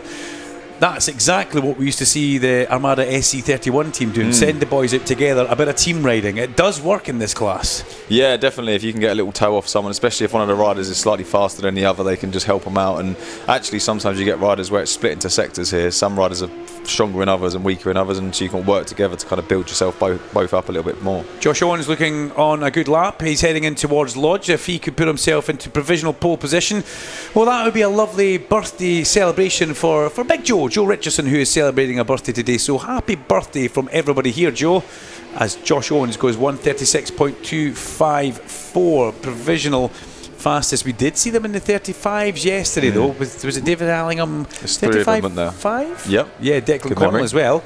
Yeah. So these guys may be keeping their powder dry and waiting for a new tyre run to come up and do the business, as Jake Hopper makes his way back out onto the circuit directly underneath us. So, you know, I tell people all the time, you know, you maybe got a 25-minute qualifying session. It's not a lot of time. It really is not a lot of time. Once you go out there, get the rider up to speed in, new tyre in the pits for maybe 6-7 minutes, go back out 2 minutes for an outlap, the session's gone before you know it. Yeah, when you actually look at it, and me and Wardy, Tom Wardy used to race, or still does race with us, but he's not here this weekend. He was... we actually looked at the amount of laps you actually get in qualifying, where it's a flying lap, and you get sort of 2 or 3 in your first stint on the scrub, and then another 2 or 3 in the new one. Because, like you say, you got to consider the out and the in lap, which is sort of 4 minutes. And if you do 2 of them, suddenly you've lost 8 minutes of the session just in out and in laps. Add 5 minutes for a wheel change and a setting change. Suddenly that 25-minute session is boiled down to sort of 8 or 9 minutes. And then it's busy on track. You may lose a couple of laps because of riders in the way. Bit of traffic, it's qualifying used to be an art form, especially when from the series that Alan comes from, the British Touring Car Championship. They used to have 34 cars on the track, and qualifying it was pandemonium to watch. Drivers were always complaining, maybe get 1 lap at a certain circuit, but it's kind of the same for you guys here. You've got to position yourself as Mossy goes out with a brand new tyre on the back of his bike. Your man Connell's just stuck in a good lap. My man Connell, 36.4. He's still a little bit away from where he did yesterday. Deco was 35.9 yesterday, if I'm not mistaken. But I'd assume, again, that's probably on a scrub. So wow. You'd say a new tyre roughly a second. So that's a good time on a scrub. I'm assuming it's a scrub. I like that. As we see Cam Dixon coming into pit lane on his Honda. Here comes Mitchell Reese. Out from the Whitecliff CDH garage comes Ben Luxton, and Connor Cummins also in the pit lane. We're looking at, if you're watching the YouTube feed, you'll see the Rapids team just doing a bit of tyre changing. Let me grab my stock of binoculars and see exactly what bike they are working on up there. That looks like it could be, was that the Ash Barnes bike? It is Ash Barnes bike up there. It's not Deco on track, as you were rightfully saying. Larry Carter, right in the mix of things there as well. Spotted you, Scoop. Sorry, mate. Not throwing you under the bus, but I have spotted you. Thinking I might just get 5 minutes off. Let's just check in with Ash Barnes just to make sure. All okay, Ash? Just a quick pit stop, tyre change, and what we got, 13 minutes to go. Yeah, that's it. Just a quick pit stop, put the new tyre in, and have a go at this rear tyre's done quite a few laps, so starting to slide quite a bit then. So see what we can do with this new tyre. Big opportunity this for you this year, isn't it? Yeah. The team are absolutely mega. You know, sometimes I put quite a bit of pressure on myself, and the team are really laid back in helping me progress. So. We've had a good weekend up to now, so all good. Boy, doing okay, Davey? Oh, yeah, definitely, yeah. No, the boys are on it, and there's no pressure, hopefully, from us. But all we want to do is help him enjoy riding his bike, and as we know, happy riders tend to be fast riders. Yeah, fantastic. Larry, team, quick Dave. question. Ash had a bit of a moment yesterday where he had a semi-high side, and he kind of caught his nether region, I think. Make sure he's okay, please. Yeah, just making sure that I was okay after that big high side yesterday, Ash. Oh yeah, no, I'm sure. Charlotte was asking. That's all. No, everything all good. A lot more comfy today than I was yesterday. That's for sure. That's all that matters, mate. That's all that matters. Luckily, his girlfriend Charlotte Marcuzzo across there on the pit wall didn't hear any of that. So I bet she did, we dodged a bullet there. I bet she did. Unlike you did with Luke Stapleford, which will go down in the annals of history. I don't know what happened with Luke Stapleford. Your little toy. I know. But let's come back to qualifying and focus on that, because making his way out on the Jones Dorland BMW is Ash Beach, and David Allingham goes out as well with brand new back tyre. John McGuinness, I missed a wave again, goes back out, and look at everybody trying to get in the back of David Allingham. I think that's what's going on here. We've seen him go out. There goes Sammy Laffins down the pit lane, the man from Dramara Destroyer. As he goes onto track, Rollo fastest, 1:36.161 for Lewis Rollo from Josh Owens and D-Bomb David Allingham. But these are new tyre runs that we're going to start seeing. Declan Connell, is that Deco in the pit lane with you up the far end? I think, it's still Ash Barnes. Looking up that far end, it's quite a busy area on the track actually. But let's have a look and see where Emily Latte is. Big improvement, 7th place improvement up to 8th. Good lap, strong lap. He's still got a little bit more to go. He was in the 36s yesterday, but Declan O'Connell just punched in the first 36 flat. He's almost in those 35s from yesterday. I will say it's a little bit colder than it was yesterday. The conditions not quite as good, so I'll be surprised if we see the sort of mid to low 35s. As we keep our eyes on the side of the commentary box, and there's Ash Barnes heading back out now. Avec new tyre as he goes onto track. That's me being continental there. Did you like that? That was very good, I might have to brush up on, what was that, Spanish? I think it was French. Josh Owens heads round towards the back. He's away to get a new tyre for Big Joe's birthday today, so we celebrated, we wished him a happy birthday. Number 67, that's Richard White, if I'm not mistaken. 40-second stop penalty for a short lap. He'll get called at pit in, so you're actually probably better just doing the lap, unless he's got a technical problem and he's shooting a student kept on going. I didn't see it, but you can have that where you run on at Cascades and actually you sit it up and you run into the sort of access road that goes between the two, and what do you want me to do, turn around and go the wrong way, or do you go straight on? So it's a bit unfortunate. If that's what's happened, I don't know what's happened. He might have gone straight on. Straight on at the chicane. Honestly, Stuart, I love it. You're always thinking for the racer. Larry, I asked a rhetorical question this morning. How was Charlie White after his big off yesterday? Yes. And we said, we don't know. I've not had a chance to check into him. Well, bumped into him down here. The good thing about it, he's still got his good looks. The bad thing is, it's a scaffold, isn't it, Charlie? Rest you. It looks that way. We're going to the fracture clinic on Tuesday. Hopefully get it all looked at properly, make an assessment, and then whether we make what round we come back to is dependent on that assessment then, You knocked yourself out as well, didn't you? Yeah, I was knocked out from, I don't remember anything from before I crashed until I was on the way to hospital. So there was a good hour I've lost memory. Yeah. Well, the good news is, because we're always worried when it comes to something like that, but hope it's not a scaphoid, and we'll see you back before too long. Yeah. Cheers, Larry. Thank you. Right, Larry, the big news now is Declan Connell is fastest in the session, but he's actually in pit lane. We'd be interested to see if Deco's getting a new tyre in the back of that bike. just to see if he did that 36 flat on an older tyre. And if he did, Sam, that's very, very impressive, because if you're finding a second, Sam Cox's eyebrows almost hit the roof of the commentary point there, you know, and let's see how that goes. Nathan Harrison makes his way out onto the circuit. I think Allingham's on his way here. He's got 2 greens. Yeah, David and Allingham. It looks like Swan's tucked in behind him. Oh no, he might be in front of him. He just pinged up sector 3.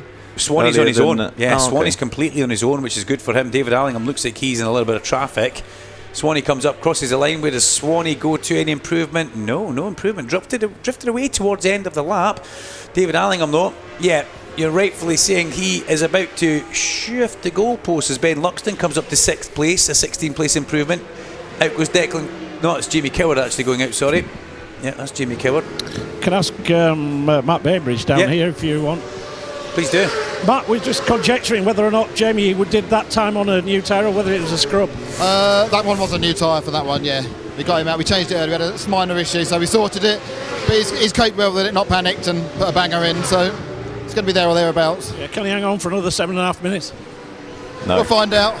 No, well, Allingham's just gone to the top of the times. Allingham's just pipped him off 35.4, so there you go, a new tyre in the back of the number 33 machine done. Oh, for Deco, I thought you said Jamie to Matt there. Sorry, No, misheard that, sorry. It was done on they're just looking at the times now, and he's just been passed that information that he's gone to P2, I think. Right, okay, sorry, I missed that. And Luke Mossy comes up into to 3rd place with a 36 flat, so that's an Allingham time, isn't it? That is seriously hot, and he did that in traffic as well, which is impressive. Allingham, Connell, Mossy, Rollo, Owens, your top 5, with Swan in 6th, Luxton, Reid, Latty inside that top 10, and then Matt Truelove in 10th place, Cam Dixon, Ryan Campion, Paul Barker, Dan Brooks 14th, Hutchie in 15th, ahead of Ash Barnes in 16th place. Now Ash Barnes did his personal best last time round, 1.9 seconds away, and a whole chunk away from his younger teammate Declan Connell, so a little bit of work to do there. But if he did have a bit of a moment yesterday, he may be a little bit sore, Sam. Yeah, well, I think he had to replace his helmet as well, because he actually threw up in the helmet and hit it that hard. So it was a rough one for Ash. But I think by the sounds of what Matt was saying there, I think they sent Declan out on a new tyre because they had an issue, whereas Ash Barnes has just gone out on a new tyre. So they're kind of in reverse order there. So I'd expect to see Barnes jump up from where he is at the moment. One of the Paget's Malenko Hondas, unfortunately, Mitch Reese has gone off at Knickerbrook. Ryder is badged as okay. And it's about time I give you your daily John McGuinness update. 137.9 for John, 23rd place for John. Not too bad. Whether that's a new tyre run for the living legend himself, I'm not too sure, but he's on track. 8 laps complete. He did go out, he did come back in. We're now down to the last 5 minutes. I can't see anybody really coming in now to put a tyre on, or would you just stay on track? Yeah, no, again, with those out and ins, it will take you too much time to get in and out, so I think everyone's kind of got what they've got now. I just see True Love jumped up to 5th there as well. Bednarek, a big improvement for Jack Bednarek on the Iron competition. Aprilia up 8 places to 13th. There goes Declan Connell back out onto track. How many push laps can you get on one of these brand new tyres? That's not a new tyre on Declan's bike. Yeah, I'd say probably 2 or 3 maximum. It's a long old circuit around here, so you don't get a lot out of that tyre. And I get they don't fall off a cliff, but it just takes away that sort of optimum grip just when you get them in those early laps. So yeah, 2 or 3 maximum, I think. But Allingham's just as I say that, Allingham's on another purple green, so we'll see what he's doing in this final sector. He might have found himself a little bit of track position. Doesn't like the colour yellow, David, does he? It's purple and green across his board. Well, he's popped up yellow now, but let's see where David is. Number 11, just coming through Druids. He's behind Jamie Coward and just ahead of Callum Bay. Callum Bay, I spoke with him last night, no stress whatsoever. Just he's missing track time, and he will get there. He says he'll get there, but he just wants to get through this weekend. He's possibly the most laid-back man you'll ever meet, apart from Emily Latty. He's like the Scottish version of Emily Latty, is Callum Bay. David Allingham crosses the line, last time 135.5. I'd be happy with that, would you? Yeah, and I think there was a little bit of traffic there because he would have just been sighted by Coward there in front of him, so that might have slowed him up. Oh, it's Beach. Ash Beach, Latty BMW. at the top 10. What's going on? But you were talking, if you got him into 36s yesterday, you're going to be happy. Emily Latty's dipped in to 1 minute 36.7, so he's very much in the mix of things. It's looking pretty good for Emily Latty. I mean, he's faster. Is he on some sort of bonus if he gets into a position, or what's the deal? No bonus this weekend, but yeah, he's just here to have some fun, and he wanted to aim for the 36s, so it's good to see good to see he's in 36s as John McGuinness rolls out of pit lane for another little wave stint. that time. I'm You got happy. the I got my wave that time. I know. Charm. Third time lucky. He's waving the last time, and Sam Cook says you never looked. Oh dear, can't believe that. The living I legend. covered for you though. That's why good teammates here. Yeah, I know we are good teammates. When you're not waving, I'll wave. But he knows I don't wear teal. So one thing.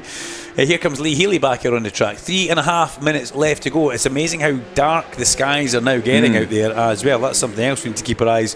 It's amazing how cold it's come as well. Oh, have you got colder down there, Scoop? Well, the temperature's dropping by the minute down here. You look after yourself down there and make sure you stay nice and warm. But you can tell, you can see it's got a lot darker, Larry. And what does that do to the actual track temperature and grip wise? If the track temperature drops away in air temperature, do you lose a lot of grip? Yeah, no, massively. The temperature can drop quite quickly, and it's not always obvious because as a rider you're working out there, you're getting really like hot in the levers and you're working quite hard and sweating and stuff, so you don't always feel that temperature, and you might just start feeling that rear moving around a little bit more than you used to, and you think, oh, there's something wrong with my tyre, but actually the temperature's dropping. But another thing I'm thinking about is the guys that have obviously prepped their visors before they went out. So you've got the old tinted on, suddenly the old light drops a bit. It can be quite hard to see sometimes. I could tell that you were preoccupied with what was going on in the timing screen as you were tailing. Do you want to mention Emily Latty's Emily improvement? Latty's jumped another couple of positions, so he's inside the top 10, which is great to see. But then also Callum Bay, just as you were saying, there was no stress and he wasn't going to do anything today. He's going to dipped into the 36s. So and in Ian Hutchinson as well. I think that's a really good time he put in there as well. So good to see him. Well, Hutchie was telling me he was top 10 all the way through this, and he thinks he should be in the top 10, and he's almost delivered that with a 36.7. Hutchie's a fast rider. On his 11th lap as well. I mean, I spoke with him last night. I said, is this all gearing up for the Northwest and the TT? He goes, TT dunk. That's all it is. Yeah. And I was like, he goes, not really that bothered. It's all about going to the Isle of Man for him. But yeah, he is fast enough to do this. The roads guys all have a bit of an in-house WhatsApp chat, which is the thing to do, and they give each other a bit of stick. But Ian's going to be the fastest roadsman by the looks of things today in this session. That's Ryan Campion away back out with 1 minute 46 to go. He will have to be incredibly fast on this lap to try and get another flying lap. Yeah, I mean, almost a lap record to get around and get back in for another lap. But he might just make it. But I think this is amazing by Connell here, because it looks like I can't see anyone who's going to pip him. He's definitely front row by the looks of it, which is a fantastic effort from Connell there. He's, as we sort of said yesterday, he's dipped into the top 10, was quite a consistent top 10 rider last year, bar a few little crashes here and there, which obviously set him back. But he's come back from pre-season, and he's been strong in the pre-season tests, and now he's sort of followed that up with second place. So it's a great ride from Declan there. Well, we saw this last year, like you say, we saw a couple of dipping into the top 10s. We saw him really take it at the start of the season very well, but then with that injury, a couple of injuries, it just kind of set him back that little bit. But this is a great opportunity to be in with the whole Rapid Motorsport with Matt Bainbridge and Rapid Honda with Claire Armstrong. They're fabulous people. And they've got their own little fun way of doing things. You were saying that yesterday. Emily Latty goes for a snooze, and they've got them with the agility test, tennis balls out, and doing all that stuff, which is and it seems to work, because Deco, this deep in the session, his teammate, we've got Ash Beach going personal best. Ash Barnes might do something. He's up on the speeds, and Ash Barnes does got 4 places to 13th, which I think he really needs to do. But I can imagine he's just that little bit tender as we look back towards the screen, and we have now got 21 seconds to go. Oh, nice. 21 seconds to go. Very good. Thank you. I like that. We'll go with that one. And Ash Barnes with that 4-place improvement. That's the sole remaining Malenko by Padgett's Motorcycles Honda of Luke Mossey goes out onto track, because Mitch Reese unfortunately slipped off at Knickerbrook. Across the line goes Jeff Van Calster, and Ryan Campion does get a lap. That's impressive. Ryan Campion has just left it. and got a lap, and the checker flag now falls. First person to get it, Lewis Rowles. So Campion was the last person through before the flag. So that's been, I wonder what his lap was. It must have been pretty hot to get him round and back in. Ryan Campion, well, he was in the pits for 2 minutes 36 seconds, and then he got back out and got round with, we left with 1:48 to go, so fair play. But I think that our pole man has just ridden past us, and that would be David Allingham on the SMS Nickel Oils BMW. Stephen McShann, who I call Seamus. We've got this little thing going, don't know why, but we have.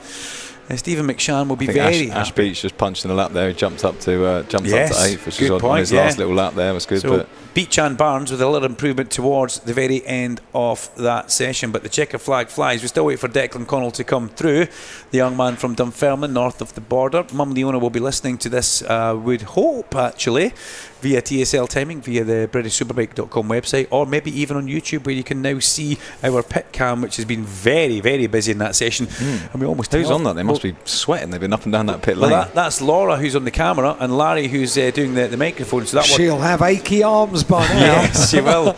Worked an absolute doing treat that did, because every interview Larry did, we had Laura beside her. She's giving us the thumbs up from the pit lane. But last couple of bites come through, and I think we can now say a 1:35.462 for David Allingham is good enough for pole position for the Pirelli National Superstock Championship, as we have a look to see what the lap record is. 34.9. Yeah.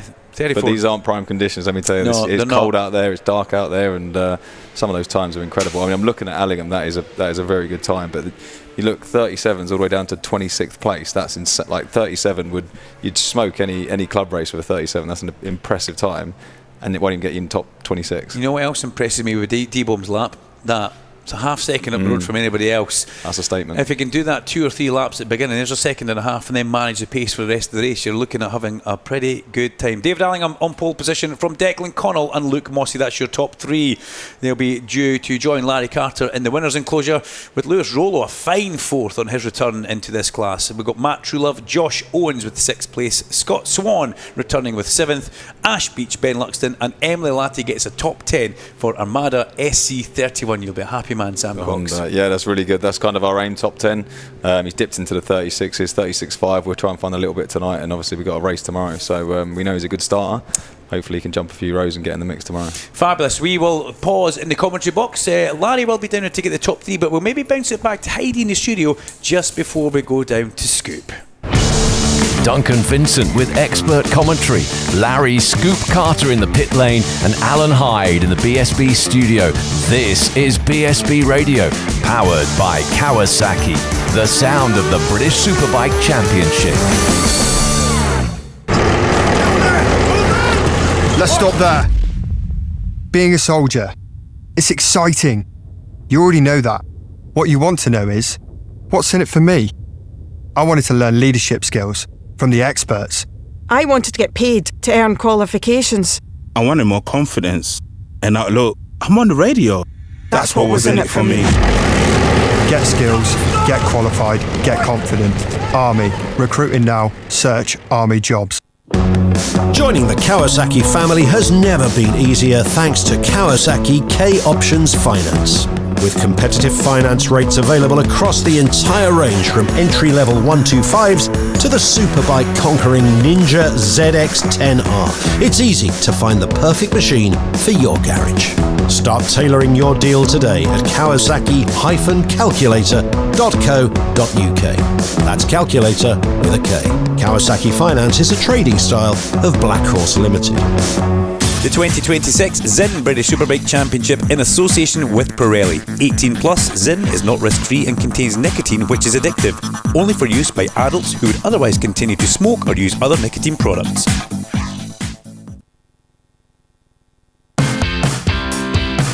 BSB Radio, powered by Kawasaki, the sound of the British Superbike Championship. On 94.9 FM here at Oldton Park. One more qualifying session to come, but we need to hear from the top qualifiers with Larry Carter. Thank you, Alan. Well, David Allingham down here. I've interviewed David 1,000 times over his career. It might be a bit of an exaggeration, but under the lap record, half a second clear of everybody else. You ain't got a Ukrainian to worry about this year. What can go wrong this year, David? I don't know. I just have to focus on myself, don't I? Take it one race at a time. But you know what? I'm so proud of my team. We had a lot of struggles just before the first round, you know, with people letting us down in that, and I was a bit worried coming here, but you know what, mate? We pulled the team together right at the last minute, and they done an amazing job. And yeah, I'm the kid that just gets to ride the motorcycle. These are the guys that put all the hard work in there, so stay focused now, get on the race and try get the whole shot and tick off some solid laps. Yeah, just one race this weekend for you guys, so it's important to take the maximum there. Good, well done, David. Thank you. And what about this for Deco Connell down here? I'm not too sure we've had any messages in from north of the border there for Deco, but he just having a chat to the team down here, and we'll move in and grab a quick word with that. Deco, happy enough with that then? That's a reasonable start to the weekend, isn't it? Yeah, perfect, mate. Since I joined this team, it's just been easy. Everything's fell into place, and I'm just happy riding my bike again. And yeah, hopefully the results are going to pay off. Yeah, absolutely. Well, keep going. It's great to see that you've got a reasonable shot at this one.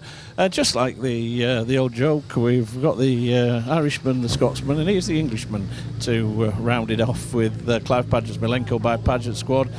And Luke Mossey. Well, Luke, you are front row start for one only race tomorrow. It's important to take some serious points away with you.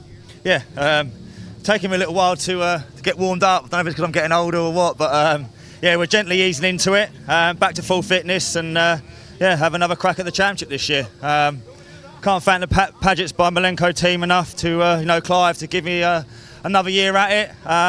Yeah, just looking forward to getting another season under our belt, and hopefully come away with a trophy tomorrow, and yeah, good start to the year. Well, hopefully you stay injury free as well this year, Luke. That was a big factor last year when it was nip and tuck between Ilya Mikhalchik and Luke Mossey for most of the year, until that free practice accident on the Friday morning in July at Brands Hatch effectively put him out for a few rounds, and that was the end of the challenge.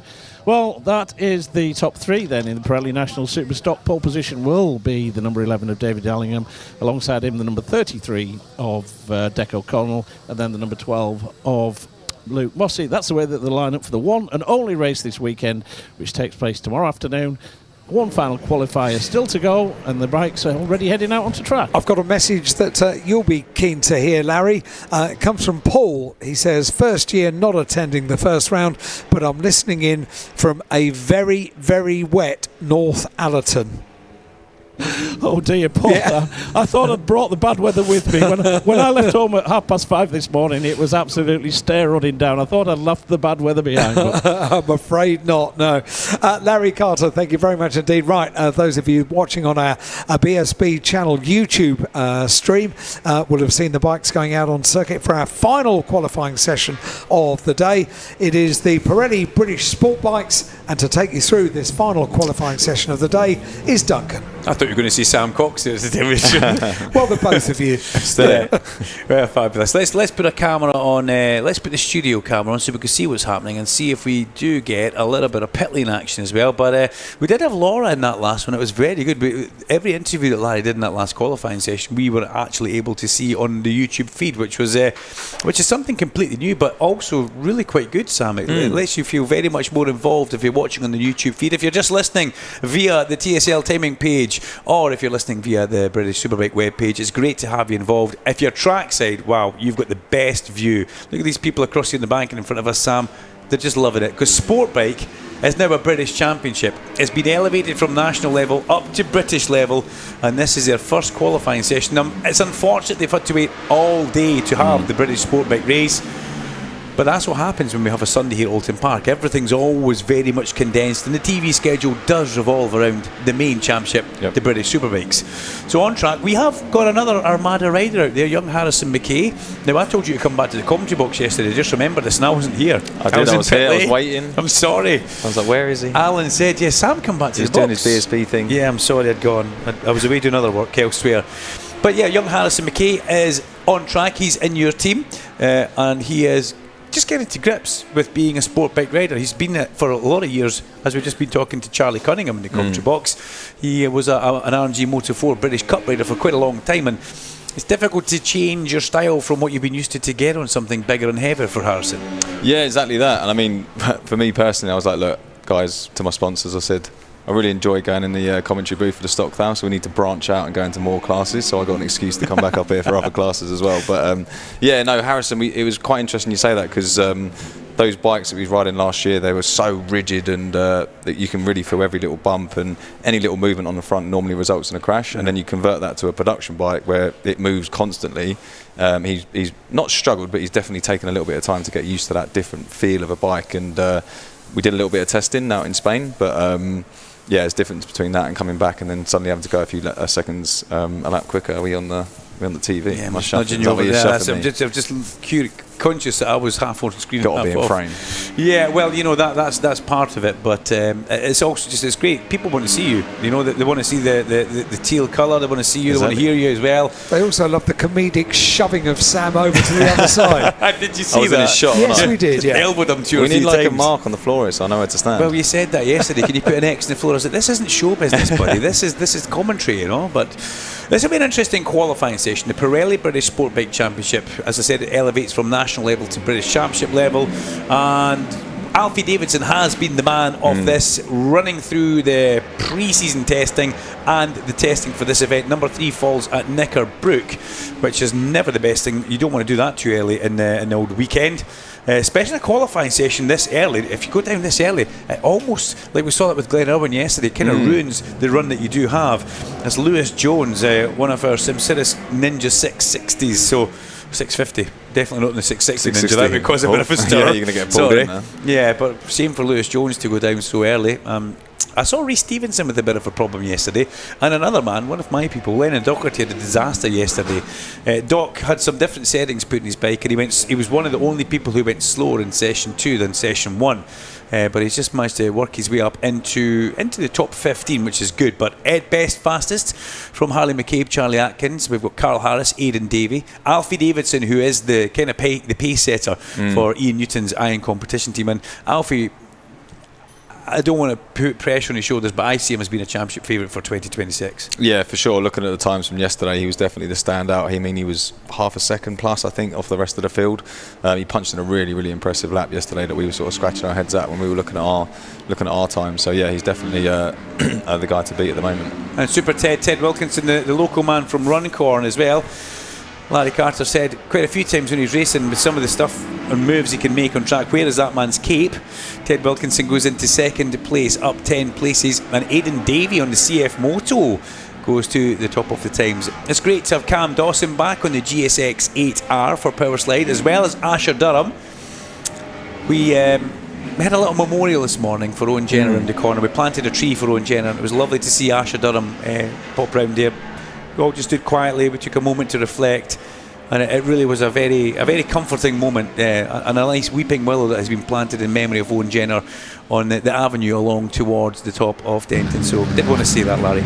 Yeah, absolutely, and I think it's important not to forget Shane Richardson as well. Yeah, all of this, the various memorials, and let's just hope we have a safe and successful season this year. Absolutely. The Richardson family here this weekend as well, which was nice. They were round in that same area with Stuart this morning, so that's nice.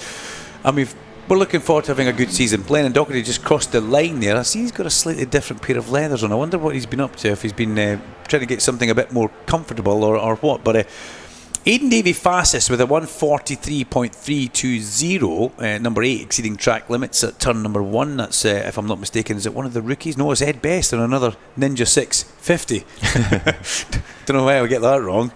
Ed Best out over the edge of the track, getting himself a bit of a slap on the wrist. But Alfie Davidson's on a quick lap. He's gone purple sector 1, he's gone purple sector 2. He's gone personal best green through sector number 3. So the man on the number 28 Iron Competition, Aprilia, really does look strong. Now, I don't want to get myself in trouble. I got a complete email yesterday already. I'm quite surprised at that. But we're going to get Alfie Davidson across the line. Then I'll say what I'm about to say about that Iron Competition team. Wait for Alfie to come through and accelerate up towards the line. It should only be a matter of minutes. He's somewhere in this gaggle. Here he comes across the line now. Does he go to the top? He does by 6:10, so a second. That's impressive for Alfie D. There's not a factory team in this, but Ian Newton has been with Aprilia for such a long time that you look at him as being the benchmark for anybody running an Aprilia. And I don't want to get myself in trouble for that, but that's my own personal opinion. I like Ian. I've known Ian a long time, and I've seen Ian be involved with Aprilia for so long. He's picked up a good rider there. Cam Dawson, 40 place improvement. That's what you like to see, isn't it? 40 place improvement for Cam Dawson as he goes in to the P2. 32 from Harrison there. Or 31 now, he's dropped down to 12. All right, you're into that, aren't you? On a 43.9. So what's Harrison's fastest lap in this class then? Come on. Team Yeah, Boss? so he was doing well. We dipped into the 43s yesterday, so I think he's a little bit off that at the moment. So I'd anticipate him to get a little bit quicker. But again, it's getting dark, it's getting cold, so I'm not sure what the benchmark's going to be. I think Davison was in the 41s, high 41s yesterday, so there's a little bit more to go potentially. But is there the time in the track? Yeah. We'll wait and see. I think it's done slightly differently here. Normally we just go out on a new tyre. They don't chew up the tyres as badly as the stock tyre. You don't get as much out of a new tyre as you do. So it's more about building up that momentum throughout the session. That's what you saw yesterday. A lot of the times coming at the end because the guys just get themselves up to speed, they get in a good rhythm and they put together a good lap. And will a new tyre last longer on these bikes? You get more laps out of it because it's a little bit less aggressive on the power. They're still pushing out big numbers of power for the small engines that they are in these sport bikes. And there's so many bikes you can run in this, but it's all done on a balance of performance, balance of power. BOP, something I've been used to for many years, as is Alan. I'm not talking about the Blitzkrieg BOP, nothing like that. BOP is a formula that controls different sizes of engine and gives them a parity of power. It's effectively, in this one, as you'll know, it's done by torque maps. It's what Scott Smart has said to me, and adding little bits of weight. But what I do like about the series and the MSV technical advisor, who Scott Smart is, nothing's ever knee-jerk. It's always weight, look, it's data-led. It's not just every rider saying my bike's slow, need more power, which they always do. Davidson's now 42.223, so he's taken another little bit of time out of that. He's getting closer to the 41s, and his good friend from last year, Cam Dawson, nipping away these heels by only 0.3 of a second. I'm impressed with Harley McCabe, actually. The Fibertech Aprilia by MLav, very much up there at the sharp end. And then it's Rossi Banham. And Rossi Banham, if I'm not mistaken, Rossi Banham's still on a Yamaha, so we should have Aprilia Suzuki, Aprilia Yamaha. Just let me check for Rossi Banham.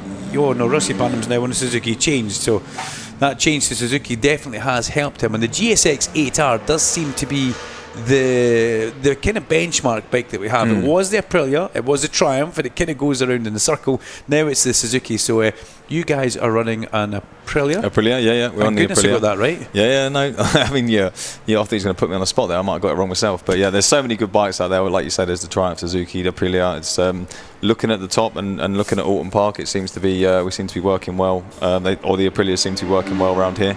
But yeah, we had a few bikes to choose from in the pre-season, and we went on the Aprilia. And I actually got we was out in Portimao and I actually got to go on the Aprilia. But let me tell you that the pit straight at Portimao takes a while on one of these things compared to the Honda. It does when it's pulling a bit. Whoa, okay. Sorry. I enjoyed my Christmas. Is it a crime? I think that's an Armada bike that we can see on the television screen right now. Changing the rear, yeah. Yep, looks like a change in the rear. Anthony Johnson has just gone back out on the track. That was the last person who saw if you're looking at YouTube 75. Not Anthony Joshua, who I called him at the test. So, not the box. Did you really? I did, yes. And then I called him it again. Hence the reason I've got a picture of some. Hannah Doherty brought me a picture of Anthony Joshua up here and put it on the desk. Just to confuse you even more. Just to rub it in a little bit. Well played. Yeah, but I knew what I wanted to say, Alan, but you know, it was late in the day and I couldn't stop myself. I get that. And you could have got away with it, but you've told us all today. I know, but when you're doing a 2-day solo test on your own and it's like 4 o'clock in the day and it happens, you look around for Alan Hyde, he's not there, but we can see the Armada SC31 team there changing a back tire, which is great because we've got Sam Cox in the box. The bike just behind the Armada 31, if I'm not mistaken, that looks like an XMT Triumph of Zach Shelton. Carter Cam is live and very, very busy down there. Zach Shelton was pretty good through the testing, actually. An XMT. Chris Hicks doesn't take money off his riders for the bikes. He just tries to promote a ladder of progression, which I think is a fabulous opportunity for riders, and you don't want to squander an opportunity like that when it comes along. The fastest time now, 42.1. Davidson's put 3 laps around the bounce as Zach Shelton makes his way back out onto circuit, followed by your man Harrison McKay.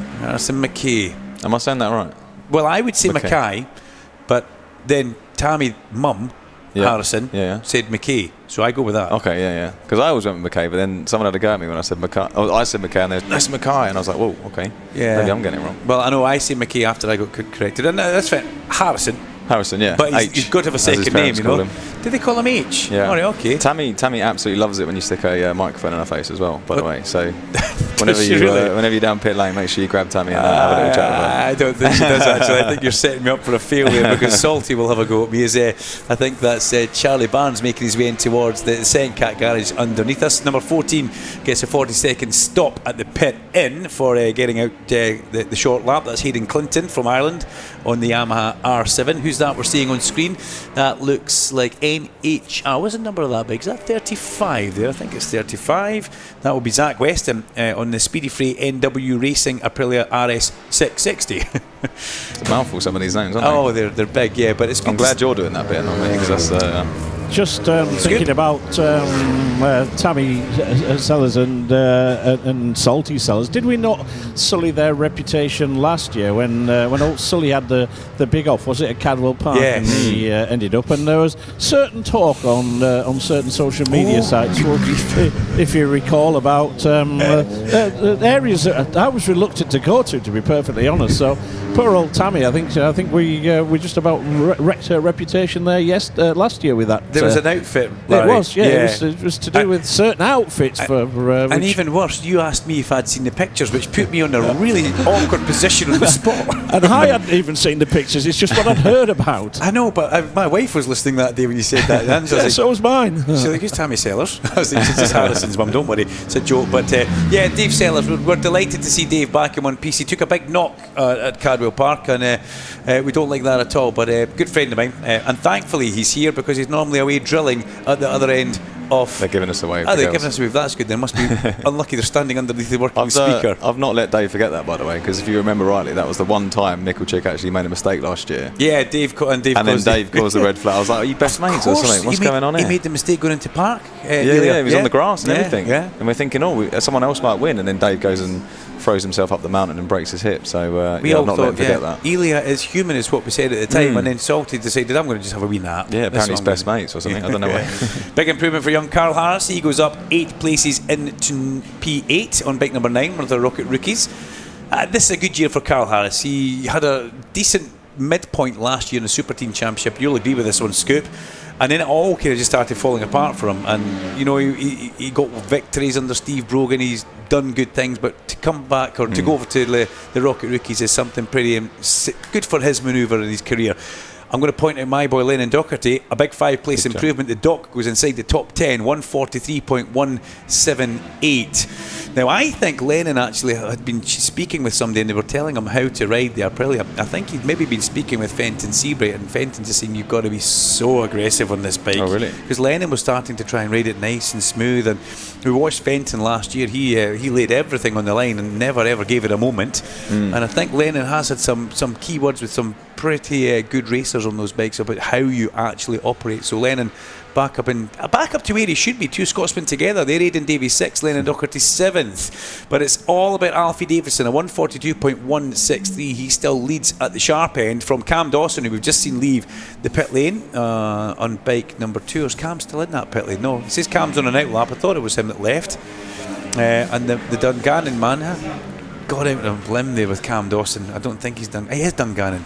You know when you know something, but you kind of almost question yourself. Yeah. So if you say it with confidence, it sounds like you're right anyway. So. Well, he can't hear me, so it's quite fine. It's quite fine. Zach Shelton does do a good lap there, 143.394, puts himself into 11th place, but gets up a little bit because Taylor Rose comes up 15 places into 9th, and Jacob Stevenson comes up 17 places into 8th. Here comes Ted Wilkinson and Ollie Walker about to go and circuit together.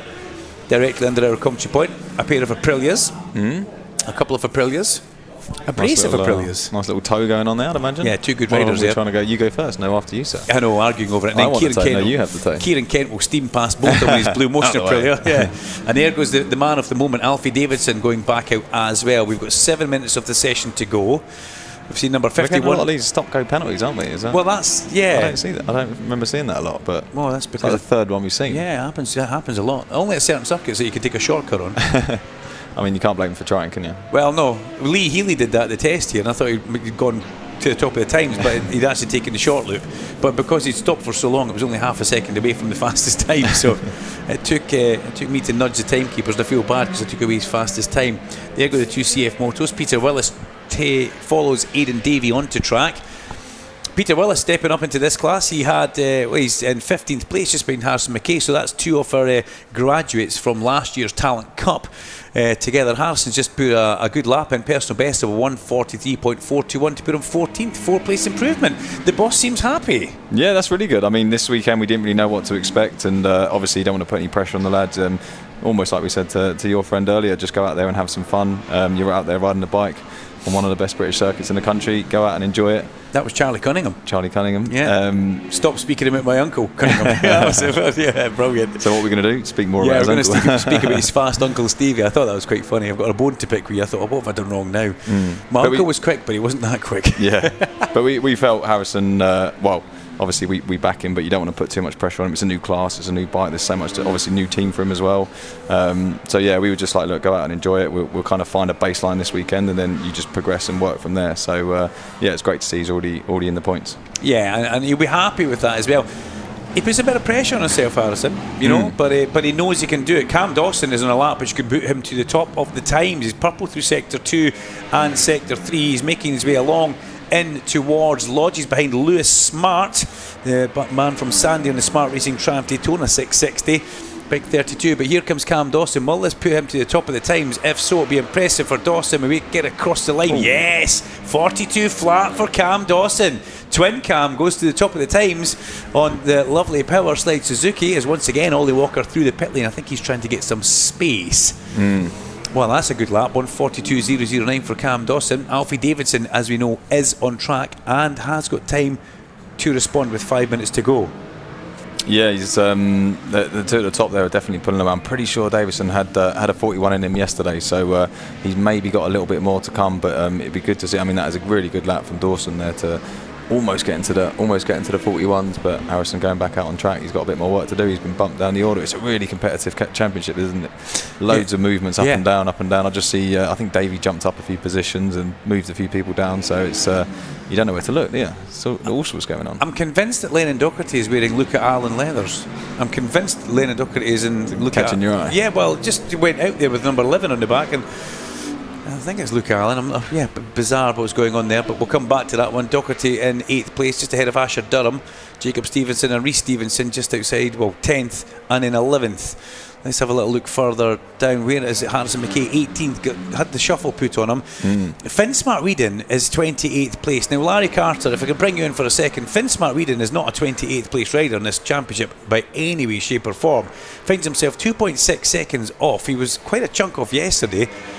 Something doesn't feel quite right for Finn there. I'm quite surprised he's that far down. Yeah, he's kind of been battling, hasn't he, for the past couple of seasons. He's had an injury and he's had to sit a few rounds out and what have you, but in such a competitive class, there's going to be 5 riders that don't even get to race in this one. So, you know, the fact is that he's there. He's just dropped another place now, down to 29th. Or you wouldn't expect Joe Ellis to be in 30th. You wouldn't expect Callum Beach to be in 26th. You wouldn't expect Brodie Goth to be in 23rd. Kieran Kent in 21st. You know, you could make a case for all the riders, but it's just such a competitive class. Yeah. And as we've proved, not only do the riders that win in Pirelli Sport Bike in the UK, they're going to win a world stage as well, don't they, after this? So it just goes to prove how competitive it is. Harrison Desoy, Cass Beckmans and Fenton Seabright, to name a few. There's more across there that have Ferry gone. Flea Rackers. Ferry Flea Rackers, exactly, Larry. Thank you. I was lost there. I shouldn't have started mentioning them at all. As you okay, Alan Hyde? Yes. I think he almost fell off his seat in the studio there for a second. Sorry about that. I'm on a very high stool. Yes, was it the Ferry Flea Rackers that did it? Yeah, I think so. I think it might be. Maybe he misheard that. We're looking at Alfie Davidson, purple sector number 3. Has he done enough in the first 2 sectors to help the man on number 28 take that top position back away from Cam Dawson? It's only a 10th and a half that Dawson has in his pocket, but what he has got, Davidson, is free track ahead of him. He's got a fast Zach Shelton, who's just improved and gone up to 3rd, right on his tail, so that could be troublesome as they come up and cross the line. Any improvement for Davidson, crosses the line, 1:42.2. The interesting thing for Cam Dawson, twin Cam, he did his 1:42.009 and he backed it up with a 1:42.058. That's what you want to see, I guess. Looking into the races tomorrow, you're going to want that consistency, and he's not just done 142 flat, he's done 2. So on a race, that's exactly what you want to be seeing. So it's really good to see from Dawson there. Ted Wilkinson and Ed Best, 10th place for Ted Wilkinson, 5 place improvement, and likewise for Steady Eddie Best into 11th. I still think one of the funniest things that ever happened for Ed Best was he won a race in the Junior National Super Stock, and he went to wheel it across the line but forgot to accelerate, pulled as hard as he could and popped his back. Oh, nice. At Donington Park.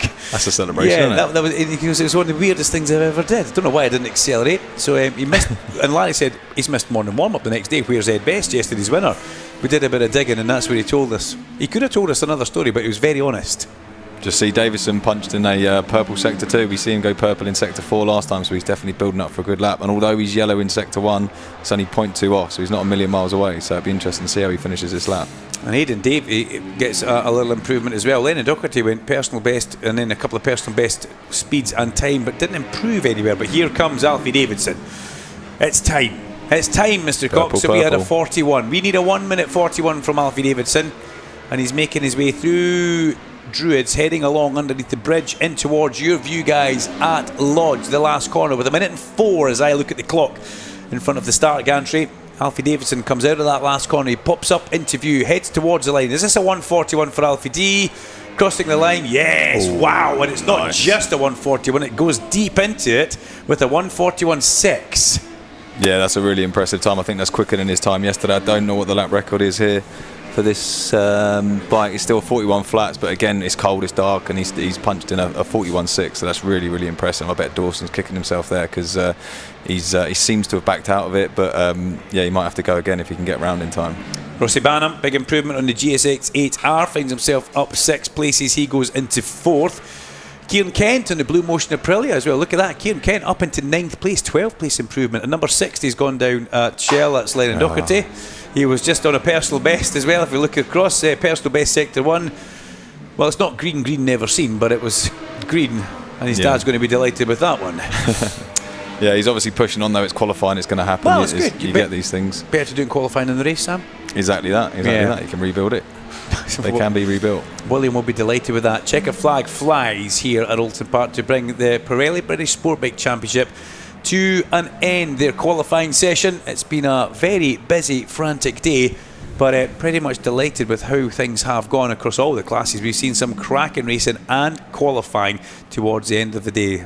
Let's touch on your man. Where did he finish that one? 20th place, 143.4. Only 1.8 seconds away, and he finds himself all the way down. It's good improvement. It's always frustrating. That's why I always tell riders not to look too much at the position. You focus on your lap time. He's improving. That's what we're looking for him. So hopefully he doesn't beat himself up too much. But he has just gone green, I think, in sector 1. Is he on a lap here? He's on a lap. I think he's still going, isn't he? Yeah, so he's got a bit of time. Harrison McKay is on a lap. You're okay with that one. So he might jump up. Don't write him off just yet. I'm not writing anybody off. Don't you worry about that. Oh, he's gone yellow. Oh, he's gone yellow. You're not happy with that one. So I'm looking for 79 on the tracker map. And where is your man Harrison McKay? He's number 61. I think unfortunately he's in this gaggle of riders here around the just coming out of sector 3. I mean, sometimes that works for you. In some classes, having a gaggle around you, it lets you toe off people. Other times it doesn't help you. Ted Wilkinson with a good strong lap right at the end there in 7th place. That 142.7 which you talked about. Harley McCabe 142.4. Puts him P4. Number 13 stopped with a technical problem at Knickerbrook, which is never something you want to have happen.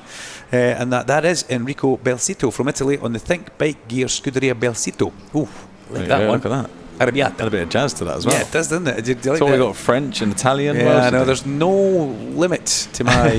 yeah, there is actually. So Alfie Davidson is provisionally on pole position. He will be teaming up with Cameron Dawson and Zach Shelton and seeing Larry Scoop Carter at the winners' enclosure. The top 3, Davidson 28, Dawson 2 and 17 Shelton. Good laps for those guys. We're keeping our eye on your man Harrison McKay. Just drifted away towards the end. It didn't manage to get that lap and improve. So that's your top 3. Then Harley McCabe is in 4th from Rossi Banham, Ollie Walker, Ted Wilkinson in 7th with Asher Durham, Aidan Davey and Charlie Atkins. Thank you very much, Sam Cox. Let's just change away back to this screen just now so we can see you before you go. You can say goodbye to everybody because it's great having Sam in the box. You called me? Being here. I thought YouTube. I thought you called me YouTube. Thank you. By YouTube. Yeah, thank you very much. We will now hand back down to, I think, Larry Carter, who's down there, or will it actually go to Alan Hyde in the studio first before the bikes get back there? What I'll do is I'll pass to you, Alan, and then you can bounce it down to Scoop. Okay, very good indeed. Sam, Duncan, thank you very much indeed. Up here in the commentary box, they're signing off for the evening. Back in the morning, bright and early tomorrow morning, 8:30 tomorrow morning, on air for BSB Radio, powered by Kawasaki. I think I can hear that Larry Carter is already there and ready. Just a reminder, Al, that we've only got 7 minutes before we're exactly hit the curfew. that, yeah. So if there's anything that you need to get in from your perspective, that's probably more important than me talking to some riders. Very quickly, just a couple of emails is all we've got, because we didn't catch up with our emails on studio@bsbradio.com. Afternoon all from Alan, Tracy and Stephen, sitting on the banking at Cascades, supporting Scott Redding, Storm, Hickey and the General. Good to be back. Have a fab weekend all. And there we go. Thank you, Tracy. Thank you very much indeed for writing in. A big shout out to our son, Oliver Webster, who is 4 and has 2 Storm Stacey flags out with Mummy and Daddy down at Knickerbrook. He waves at Storm every time he goes past. Absolutely brilliant. Thank you very much indeed for writing in, and hi Oliver. And from a pair of our regular listeners, Jazz and Zoe Charlotte. Hi Alan, Scoop and Duncan. Great to have the team back. We're looking forward to the new season. Jazz says, happy 60th birthday Alan, and 33rd year of motorsport commentary. Lots of love and hugs, and that comes from Jazz and Zoe Charlotte. We knew they'd get the right answer, didn't we, Larry? Well, you never go over in your 50s, do you? It's 59 and 12 months is Alan Hyde, ladies and gents. That's good news. You'll never ever get any older than 59 and 24 months. Sticking on this. 59 and 36 months. That's the way it goes. And just a very quick one. Emma said, what frequency are you on this weekend? Want to tune in so we can hear you over at Cascades. 94.9 FM all day today and all day tomorrow as well. 94.9 FM. And a very early start tomorrow, as Alan said, 8:30 when we're actually on air with track action. So it's not the usual 9 o'clock start. There's Alfie Davidson just getting the pictures and everything else. Just very briefly, Alfie, because we're very close to curfew now. But that set a bit of a precedent there. 41.6, it's not quite the lap record, but giving the opposition something to think about. Yeah, I mean, I did a 41.4 yesterday, so I was trying to aim to beat that again, but bit colder in the afternoon today, so I don't think it was as good grip-wise. But yeah, I'm happy with that anyway. So yeah. See what you can do tomorrow. Yeah, thanks for that, Alfie. There's Cam Dawson down here. Just grab a quick word with Cam. Yeah, just gets the team out there. Cam, it's just a comeback trail, mate. You've had a couple of years in the doldrums for various reasons, but it's good to see you back up here. Yeah, honestly, I'm over the moon. I'm pretty speechless, to be honest, because this run's quite special for me. So yeah, look, we've had a real tough couple of years. So yeah, it's nice to be back at the sharp end. Yeah, it's great to see you here, mate. Congratulations, well done. And here's Zach Shelton. Zach, front row start tomorrow. Let's just get a quick picture there with the team and everybody else in there. Front row start tomorrow. Fancy your chances in the race? Yeah, definitely. We had an absolutely great test here the other week. And then we tried a few bits in the free practices, and we sort of lost touch with the front group a little bit. But we've gone back to where we were before, and obviously we're back there. So yeah, my chance is as good as anyone's tomorrow. Yeah. Good luck, mate. Thanks for that one. Well, literally with a couple of minutes left, that's about it from pit lane. It's been a fairly short day, but pretty intense. We've seen some cracking racing, some cracking qualifying, but great to see that we've got the 2026 British Superbike Championship in its 30th anniversary year underway in brilliant style. If you've enjoyed it, come back tomorrow, and hopefully we'll see some wonderful action again tomorrow. So for the final time today, this is Larry Scoop Carter signing you off in pit lane and handing you back one final time to the studio. Larry, thank you very much indeed. As we expect, perfect timing here as we get ever closer to switching the PA system off, which has to happen here at 6:30. So just remains for me to say thank you very much indeed for coming along to Oldton Park and being part of this BSB family for the opening day of the year, if you like, for the championship season. We've seen one race, we've got 2 to look forward to tomorrow, and of course all of the support races as well. 8:30, as Larry was saying, we get the 1P Mobile National Junior Sport